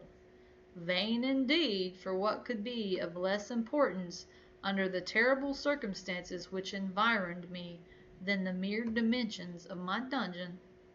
But my soul took a wild interest in trifles, and I busied myself in endeavors to account for the error I had committed in my measurement. The truth at length flashed upon me. In my first attempt at exploration I had counted 52 paces up to the period when I fell. I must then have been within a pace or two of the fragment of surge. In fact, I had nearly performed the circuit of the vault. I then slept, and upon awakening, I must have returned upon my steps, thus supposing the circuit nearly double what it actually was. My confusion of mind prevented me from observing what I began my tour with the wall to the left, and ended it with the wall to the right. I had been deceived, too, in respect to the shape of the enclosure. In feeling my way I had found many angles, and thus deduced an idea of great irregularity, so potent is the effect of total darkness upon one arousing from lethargy or sleep. The angles were simply those of a few slight depressions or niches at odd intervals. The general shape of the prison was square. What I had taken for masonry seemed now to be iron or some other metal in huge plates whose sutures or joints occasioned the depression. The entire surface of this metallic enclosure was rudely daubed in all the hideous and repulsive devices to which the charnel superstition of the monks has given rise. The figures of fiends and aspects of menace, with skeleton forms and other more really fearful images, overspread and disfigured the walls. I observed that the outlines of these monstrosities were sufficiently distinct, but that the colors seemed faded and blurred, as if from the effects of damp atmosphere. I now noticed the floor, too, which was of stone. In the center yawned the circular pit from whose jaws I had escaped, but it was the only one in the dungeon. All this I saw indistinctly and by much effort, for my personal condition had been greatly changed during slumber. I now lay upon my back and at full length on a species of low framework of wood. To this I was securely bound by a long strap resembling a circle. It passed in my convolutions about my limbs and body, leaving at liberty only my head and my left arm to such extent that I could, by dint of much exertion, supply myself with food from an earthen dish which lay by my side on the floor. I saw, to my horror, that the pitcher had been removed. I say to my horror, for I was consumed with intolerable thirst. This thirst it appeared to be designed my prosecutors to stimulate, for the food in the dish was meat pungently seasoned. Looking upward, I surveyed the ceiling of my prison. It was some 30 or 40 feet overhead, and constructed much as the side walls. In one of its panels a very singular figure riveted my whole attention. It was the painted figure of Time, as he commonly represented, save that, in lieu of a scythe, he held what, at a casual glance, I supposed to be the pictured image of a huge pendulum, such as we see on antique clocks. There was something, however, in the appearance of this machine which caused me to regard it more attentively. While I gazed directly upward at it, for its position was immediately over my own, I fancied that I saw it in motion. In an instant afterward the fancy was confirmed. Its sweep was brief and of course slow.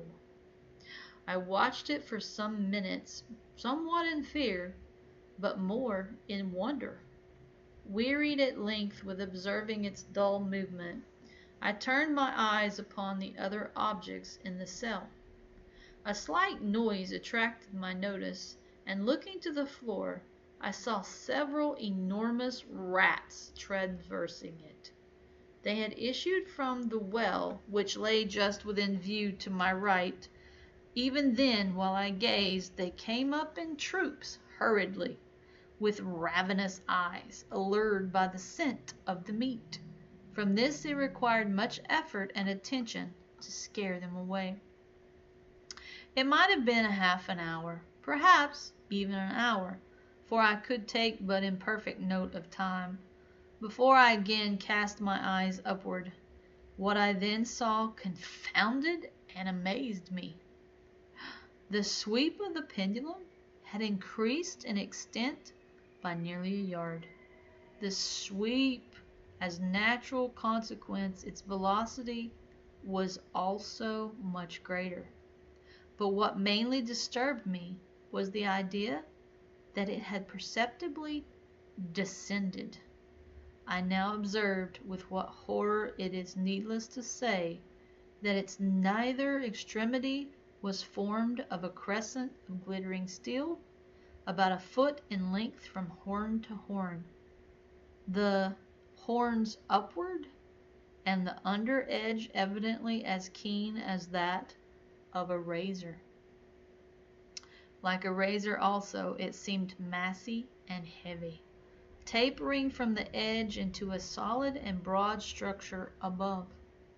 It was appended to a weighty rod of brass, and the whole hissed as it swung through the air. I could no longer doubt the doom prepared for me by monkish ingenuity in torture. My cognizance of the pit had become known to the inquisitorial agents. The pit, whose horrors had been destined for so bold a recreant as myself. The pit, typical of hell and regarded by rumor as the ultima thule of all their punishments. The plunge into this pit I had avoided by the merest of accidents, and I knew that surprise, or entrapment into torment, formed an important portion of all the grotesquerie of these dungeon deaths. Having failed to fall, it was no part of the demon plan to hurl me into the abyss, and thus, there being no alternative, a different and a milder destruction awaited me. Milder! I half smiled in my agony as I thought of such application of such a term. What boots it to tell of the long, long hours of horror more than mortal, during which I counted the rushing vibrations of the steel, inch by inch, line by line, with a descent only appreciable at intervals that seemed ages. Down, and still down it came. Days passed. It might have been that many days passed ere it swept so closely over me as it fanned with its acrid breath. The odor of the sharp steel forced itself into my nostrils. I prayed. I wearied heaven with my prayer for its more speedy descent. I grew frantically mad, and struggled to force myself upward against the sweep of the fearful scimitar. And then I felt suddenly calm, and lay smiling at the glittering death, as a child at some rare bauble. There was another interval of utter insensibility. It was brief, for upon again lapsing into life there had been no perceptible descent in the pendulum. But it might have been long, for I knew there were demons who took note of my swoon, and who could have arrested the vibration at pleasure.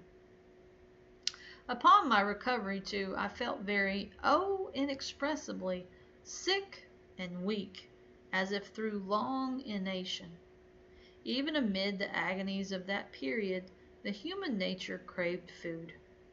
With painful effort I outstretched my left arm as far as my bonds permitted, and took possession of the small remnant which had been spared me by the rats. As I put a portion of it within my lips, there rushed to my mind a half-formed thought of joy, of hope. Yet what business had I with hope? It was, as I say, a half-formed thought. Man has many such which are never completed. I felt that if it was of joy, of hope, but I felt also that it had perished in its formation. In vain I struggled to perfect, to regain it. Long suffering had nearly annihilated all my ordinary powers of mind. I was an imbecile, an idiot. The vibration of the pendulum was at right angles to my length. I saw that the crescent was designed to cross the region of the heart. It would fray the serge of my robe. It would return and repeat its operations again and again, notwithstanding its terrifical wide sweep, some 30 feet or more, and the hissing vigor of its descent, sufficient to sunder these very walls of iron.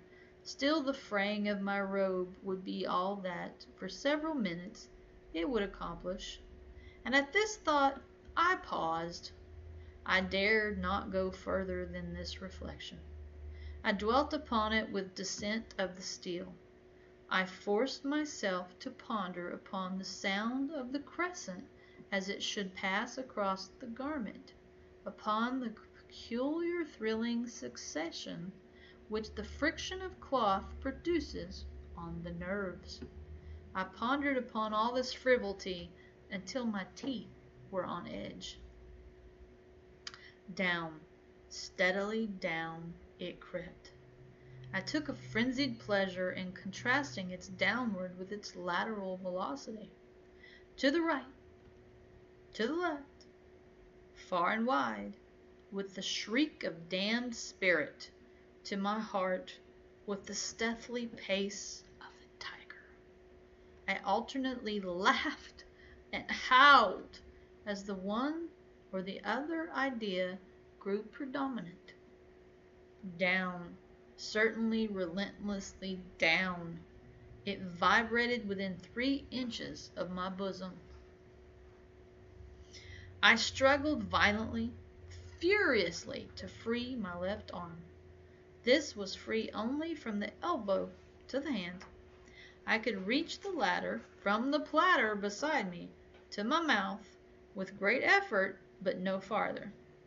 Could I have broken the fastenings above the elbow, I would have seized and attempted to arrest the pendulum.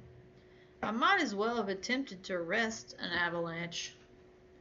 Down, still unceasingly, still inevitably down. I gasped and struggled at each vibration. I shrunk convulsively at its every sweep. My eyes followed its outward or upward whirls with the eagerness of the most unmeaning despair. They closed themselves spasmically at the descent, although death would have been a relief, oh, how unspeakable! Still I quivered in every nerve to think how slight a sinking of the machinery would precipitate that keen, glistening axe upon my bosom. It was hope that prompted the nerve to quiver, the frame to shrink. It was hope, the hope that triumphs on the rack, that whispers to the death condemned even in the dungeons of the Inquisition. I saw that some 10 or 12 vibrations would bring the steel in actual contact with my robe, and with this observation there suddenly came over my spirit all the keen, collected calmness of despair. For the first time during many hours, or perhaps days, I thought, it now occurred to me that the bandage or circle which enveloped me was unique. I was tied by no separate cord.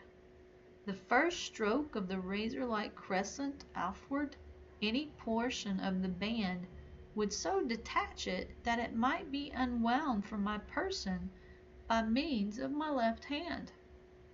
But how fearful in that case the proximity of the steel, the result of the slightest struggle, how deadly! Was it likely, moreover, that the minions of the torturer had not foreseen and provided for this possibility? Was it probable that the bandage crossed my bosom in the track of the pendulum? Dreading to find my faint, and as it seemed my last hope frustrated, I so far elevated my head as to obtain a distinct view of my breast. The circle enveloped my limbs and body close in all directions, save in the path of the destroying crescent.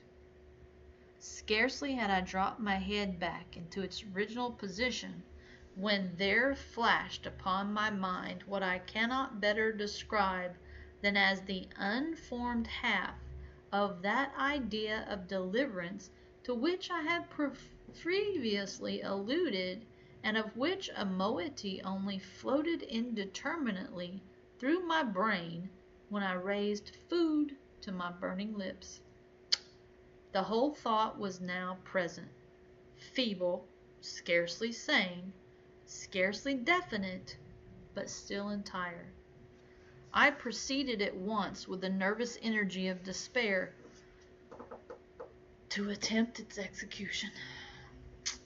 For many hours the immediate vicinity of the low framework upon which I lay had been literally swarming with rats. They were wild, bold, ravenous, their red eyes glaring upon me as if they waited but for motionless on my part to make me their prey. To what food, I thought, have they been accustomed in the well? They had devoured, in spite of all my efforts to prevent them, all but a small remnant of the contents of the dish. I had fallen into an habitual seesaw, or wave of the hand about the platter, and at length the unconscious uniformity of the movement deprived it of effect. In their voracity, the vermin frequently fastened their sharp fangs in my fingers. With the particles of the oily and spicy viand which now remained, I thoroughly rubbed the bandage wherever I could reach it. Then raising my hand from the floor, I lay breathlessly still. At first the ravenous animals were startled and terrified at the change, at the cessation of movement. They shrank alarmedly back. Many sought the well, but this was only for a moment. I had not counted it in vain upon their voracity. Observing that I remained without motion, one of two of the boldest leaped upon the framework and smelt at the scringle. This seemed the signal for a general rush. Forth from the well they hurried in fresh troops. They clung to the wood, they overran it, and leaped in hundreds upon my person. The measured movement of the pendulum disturbed them not at all. Avoiding its strokes, they busied themselves with the anointed bandage. They pressed, they swarmed upon me in ever accumulating heaps. They writhed upon my throat. Their cold lips sought my own. I was half stifled by their thronging pressure. Disgust, for which the world has no name, swelled my bosom and chilled with a heavy clamminess my heart. Yet 1 minute, and I felt that the struggle would be over. Plainly I perceived the loosening of the bandage. I knew that in more than one place it must be already severed. With a more than human resolution, I lay still. Nor had I erred in my calculations, nor had I endured in vain. I at length felt that I was free. The circle hung in ribands from my body, but the stroke of the pendulum already pressed upon my bosom. It had divided the serge of the robe. It had cut through the linen beneath. Twice again it swung, and a sharp sense of pain shot through every nerve. But the moment of escape had arrived. At a wave of my hand, my deliverers hurried tumultuously away. With a steady movement, cautious, sidelong, shrinking, and slow, I slid from the embrace of the bandage and beyond the reach of the scimitar. For the moment at least, I was free. Free! And in the grasp of the Inquisition! I had scarcely stepped from my wooden bed of horror upon the stone floor of the prison when the motion of the hellish machine ceased, and I beheld it drawn up by some invisible force through the ceiling. This was a lesson which I took desperately to heart. My every motion was undoubtedly watched. Free, I had escaped death in one form of agony, to be delivered unto worse than death in some other. With that thought, I rolled my eyes nervously around on the barriers of iron that hemmed me in. Something unusual, some change which at first I could not appreciate distinctly, it was obvious had taken place in the apartment. For many minutes of a dreamy and trembling abstraction, I busied myself in vain, unconnected conjecture. During this period I became aware for the first time of the origin of the sulphurous light which illuminated the cell. It proceeded from a fissure about half an inch in width, extending entirely around the prison at the base of the walls, which thus appeared and were completely separated from the floor. I endeavored, but of course in vain, to look through the aperture. As I arose from the attempt, the mystery of the alteration in the chamber broke at once upon my understanding. I had observed that, although the outlines of the figures upon the walls were sufficiently distinct, yet the colors seemed blurred and indefinite. These colors had now assumed, and were momentarily assuming, a startling and most intense brilliancy that gave to the spectral and fiendish portraitures an aspect that might have thrilled even firmer nerves than my own. Demon eyes of a wild and ghastly vivacity glared upon me in 1,000 directions where none had been visible before, and gleamed with the lurid luster of a fire that I could not force my imagination to regard as unreal. Unreal! Even while I breathed, there came to my nostrils the breath of the vapor of heated iron. A suffocating odor pervaded the prison. A deeper glow settled each moment in the eyes that glared at my agonies. A richer tint of crimson diffused itself over the pictured horrors of blood. I panted. I gasped for breath.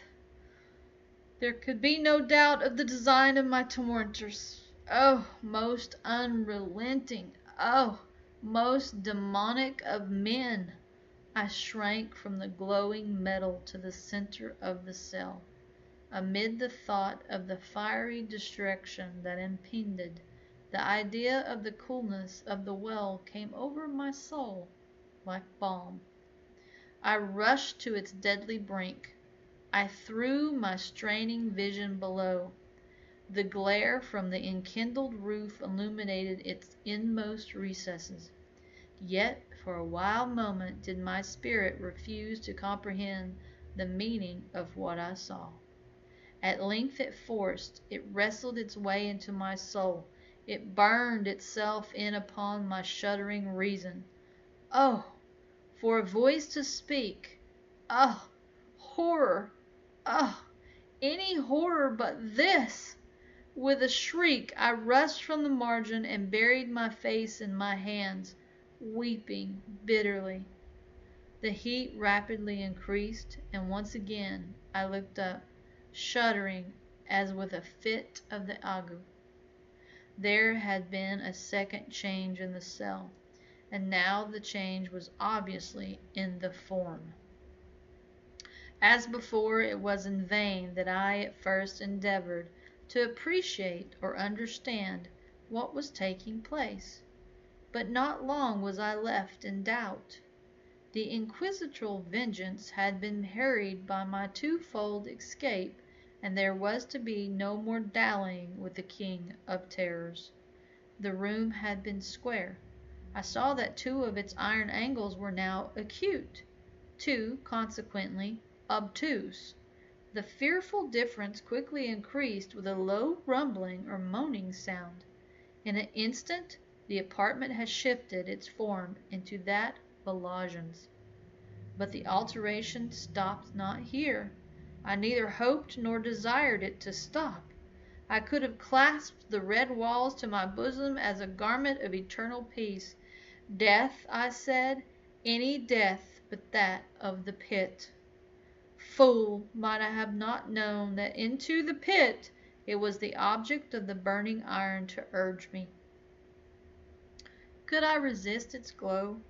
Or, if even that, could I withstand its pressure? And now, flatter and flatter grew the lozenge, with a rapidity that left me no time for contemplation.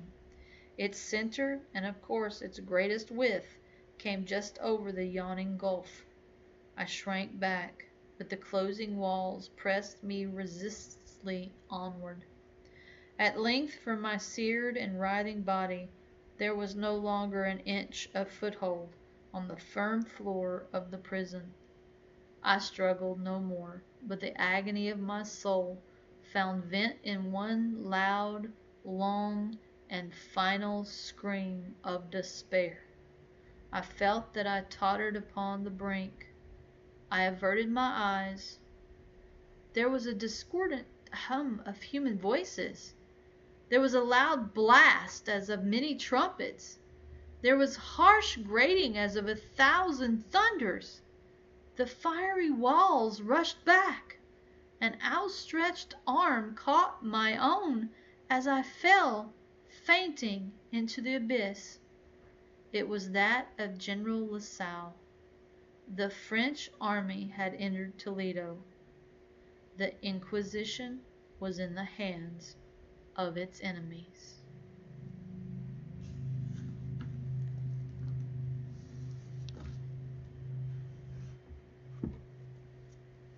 Lenore. Ah, broken is the golden bowl, the spirit flown forever. Let the bell toll! A saintly soul floats on the Stygian river. And Guy de Vere, hast thou no tear?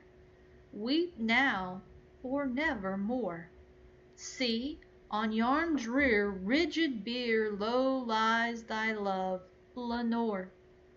Come, let the burial rite be read, the funeral song be sung, an anthem for the queenliest dead that ever died so young.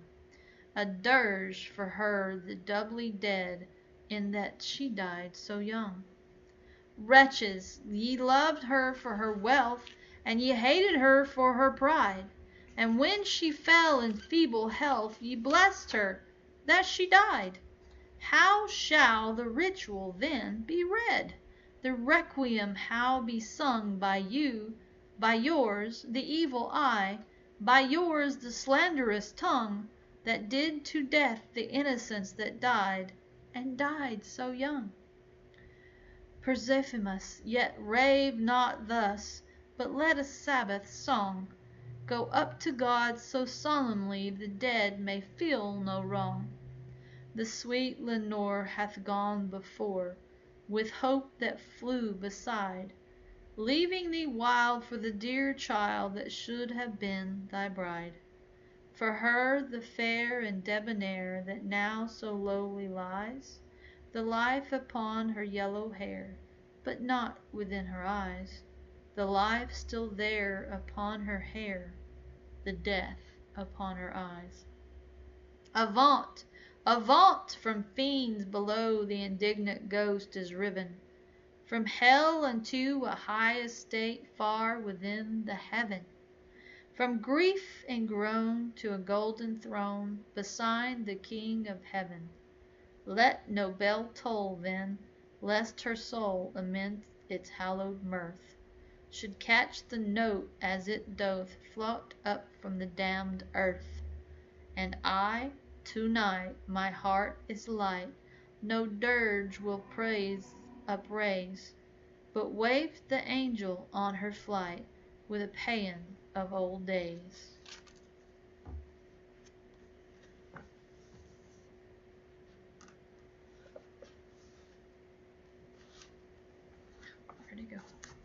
Sorry, lost my spot. There it is.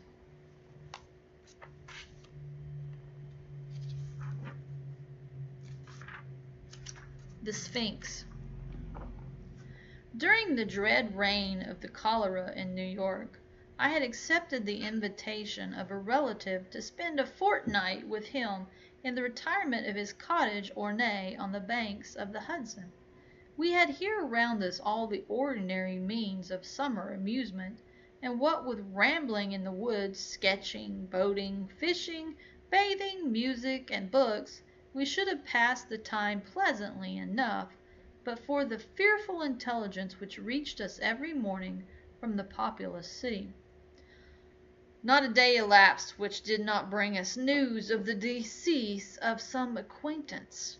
Then as the fatality increased, we learned to expect daily the loss of some friend.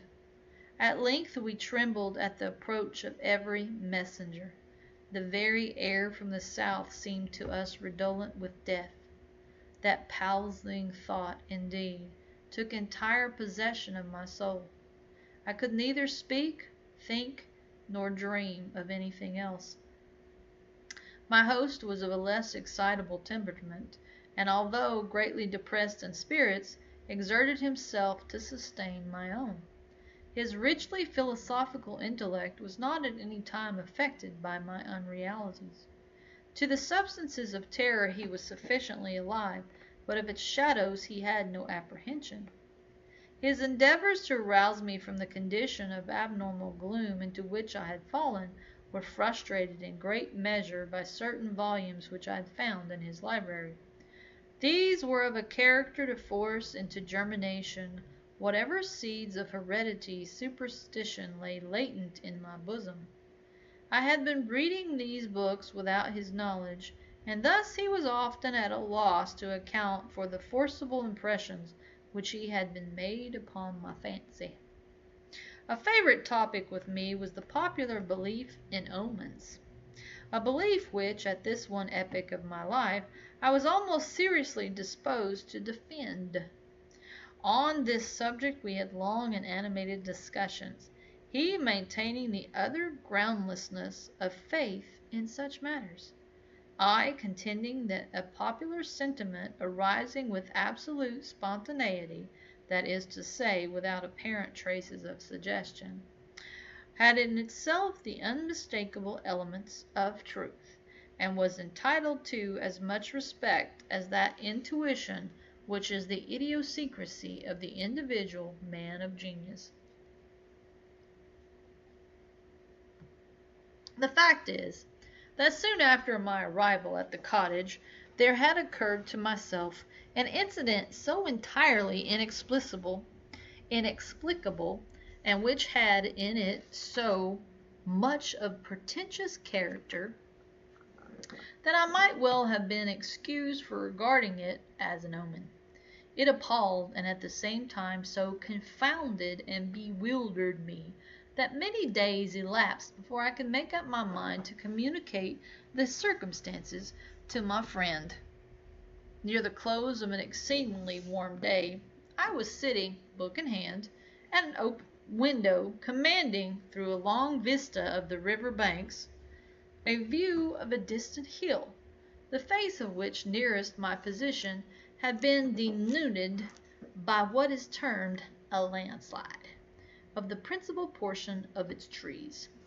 My thoughts had been long wandering from the volume before me to the gloom and desolation of the neighboring city. Uplifting my eyes from the page, they fell upon the naked face of the hill, and upon an object, upon some living monster of hideous conformation, which very rapidly made its way from the summit to the bottom, disappearing finally in the dense forest below. As this creature first came in sight, I doubted my own sanity, or at least the evidence of my own eyes, and many minutes passed before I succeeded in convincing myself that I was neither mad nor in a dream. Yet when I described the monster which I distinctly saw and calmly surveyed through the whole period of its progress, My readers, I fear, will feel more difficulty in being convinced of these points than even I did myself. Estimating the size of the creature by comparison with the diameter of the large trees near which it passed, the few giants of the forest which had escaped the fury of the landslide, I concluded it to be far larger than any ship of the line in existence. I say ship of the line because the shape of the monster suggested the idea the hull of one of our 74 might convey a very tolerable conception of the general outline. The mouth of the animal was situated at the extremity of proboscis, some 60 or 70 feet in length, and about as thick as the body of an ordinary elephant. Near the root of this trunk was an immense quantity of black shaggy hair, more than could have been supplied by the the coats of a score of buffaloes, and projecting from this hair downwardly and laterally sprang two gleaming tusks not unlike those of the wild boar, but infinitely greater dimensions. Extending forward, parallel with the proboscis, and on each side of it, was a giant staff, 30 or 40 feet in length, formed seemingly of pure crystal and a shape of perfect prism. It reflected in the most gorgeous manner the rays of the declining sun. The trunk was fashioned like a wedge with the apex to the earth. From it there were outspread two pairs of wings, each wing nearly 100 yards in length, one pair being placed above the other, and all thickly covered with metal scales, each scale apparently some 10 or 12 feet in diameter. I observed that the upper and lower tiers of wings were connected by a strong chain. But the chief peculiarity of this horrible thing was the representation of Death's head, which covered nearly the whole surface of its breast, and which was as accurately traced in glaring white upon the dark ground of the body, as if it had been there carefully designed by an artist. While I regarded the terrific animal, and more especially the appearance on its breast, with a feeling of horror and awe, with a sentiment of forecoming evil, which I found it impossible to quell by any effort of the reason, I perceived the huge jaws at the extremity of the proboscis suddenly expand themselves, and from them were proceeded a sound so loud and so expressive of woe that it struck upon my nerves like a knell, and as the monster disappeared at the foot of the hill, I fell at once, fainting, to the floor. Upon recovering, my first impulse, of course, was to inform my friend of what I had seen and heard, and I can scarcely explain what feeling of repugnance it was which, in the end, operated to prevent me. At length, one evening, some 3 or 4 days after the occurrence, we were sitting together in the room in which I had seen the apparition, I occupying the same seat at the same window, and he lounging on a sofa near at hand. The association of the place and time impelled me to give him an account of the phenomenon. He heard me to the end, at first laughed heartily, then lapsed into an excessively grave demeanor, as if my insanity was a thing beyond suspicion. At this instant I again had a distinct view of the monster, to which, with a shout of absolute terror, I now directed his attention. He looked eagerly, but maintained that he saw nothing, although I designated minutely the course of the creature as it made its way down the naked face of the hill. I was now immeasurably alarmed, for I considered the vision either as an omen of my death, or worse, as the forerunner of an attack of mania. I threw myself passionately back in my chair, and for some moments buried my face in my hands. When I uncovered my eyes, the apparition was no longer apparent. My host, however, had in some degree resumed the calmness of his demeanor, and questioned me very rigorously in respect to the conformation of the visionary creature. When I had fully satisfied him on this head, he sighed deeply, as if relieved of some intolerable burden, and went on to talk, with what I thought a cruel calmness, of various points of speculative philosophy which had heretofore formed subject of discussion between us. I remember his insisting very especially, among other things, upon the idea that the principal source of error in all human investigations lay in the liability of the understanding to underrate or to overvalue the importance of an object through mere misadmeasurement of its propinquity. To estimate properly, for example, he said, the influence to be exercised on mankind at large by the thorough diffusion of democracy, the distance of the epoch at which such diffusion may possibly be accomplished should not fail to form an item in the estimate. Yet can you tell me one writer on the subject of government who has ever thought this particular branch of the subject worthy of discussion at all? He here paused for a moment, stepped to a bookcase, and brought forth one of the ordinary synopsises of natural history, requesting me then to exchange seats with him, that he might the better distinguish the fine print of the volume. He took my armchair at the window, and opening the book, resumed his discourse very much in the same tone as before. But for your exceeding minuteness, he said, in describing the monster, I might never have had into my power to demonstrate to you what it was. In the first place, let me read to you a schoolboy account of the genus Sphinx, of the family Crepuscularia, of the order Lepidoptera, of the class of Insecta, or insects.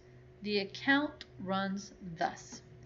4 membranous wings covered with little colored scales of metallic appearance, mouth forming a rolled proboscis, produced by elongation of the jaws, upon the sides of which are found the rudiments of mandibles and downy palpi. The inferior wings retained to the superior by a stiff hair, antennae in the form of an elongated club, prismatic, abdomen pointed. The death's head sphinx has occasioned much terror among the vulgar, at times, by the melancholy kind of cry which it utters, and the insignia of death which it wears upon its corselet. Here he closed the book and leaned forward in the chair, placing himself accurately in the position which I had occupied at the moment of beholding the monster. "Ah, here it is," he presently exclaimed. "It is rescinding the face of the hill, and a very remarkable looking creature I admit it to be. Still, it is by no means so large or distant as you imagined it. For the fact is that, as it wriggles its way up this thread, which some spider has wrought along the window sash, I find it to be about the 16th of an inch in its extreme length, and also about the 16th of an inch distant from the pupil of my eye."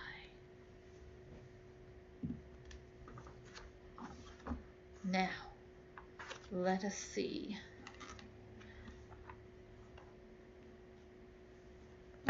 Let's see. I think we shall end with the Valley of the Unrest. Once it smiled a silent dell, where the people did not dwell. They had gone unto the wars, trusting to the mild-eyed stars, nightly from their azure towers, to keep watch above the towers, in the midst of which all day the red sunlight lazily lay.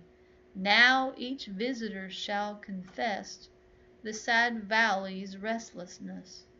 Nothing there is motionless, nothing save the airs that brood over the magic solitude.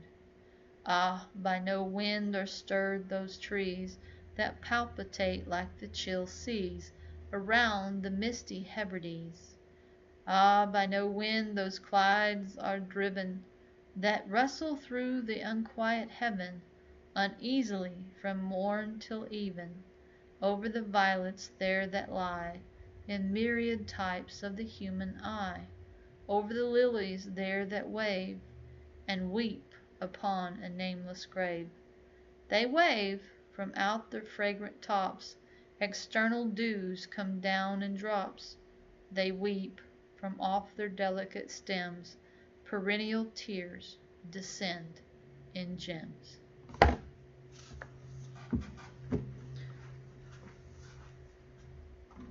Oops. All right. There you go. There we are. Yes.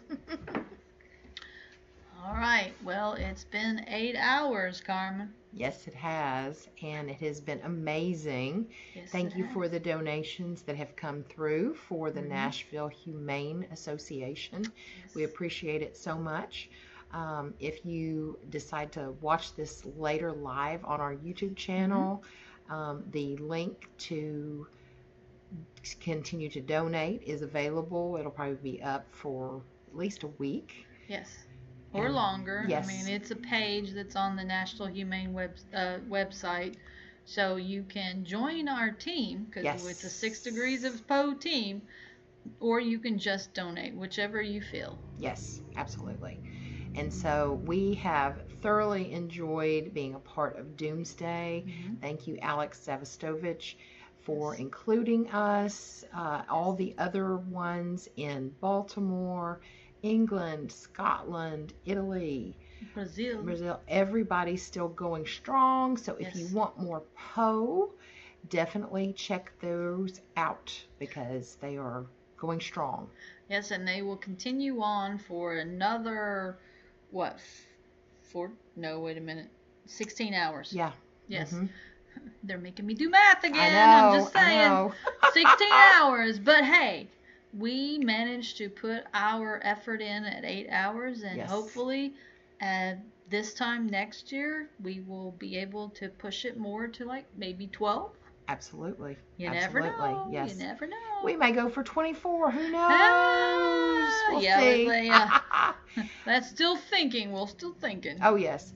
But thank you so much for everything today. All of our guests that read, you were amazing, and we just can't thank you enough. Yes. And this Poe community is just phenomenal. Yes, and so stick around, and if you haven't already subscribed to our YouTube channel, please continue to follow us by subscribing, and if not, just continue to follow us anyway and just see what we Absolutely. got coming up. You That's never right. know. That's right. We're on Facebook, Instagram, X, and then, of course, Poe Unplugged Yes. 3978 on YouTube. Yes, and so we are now going to hand it off to our other Poe peoples that are going to continue the Doomsday for the rest of the 24 hours. Yes. And we say, we We are are Poe out. out.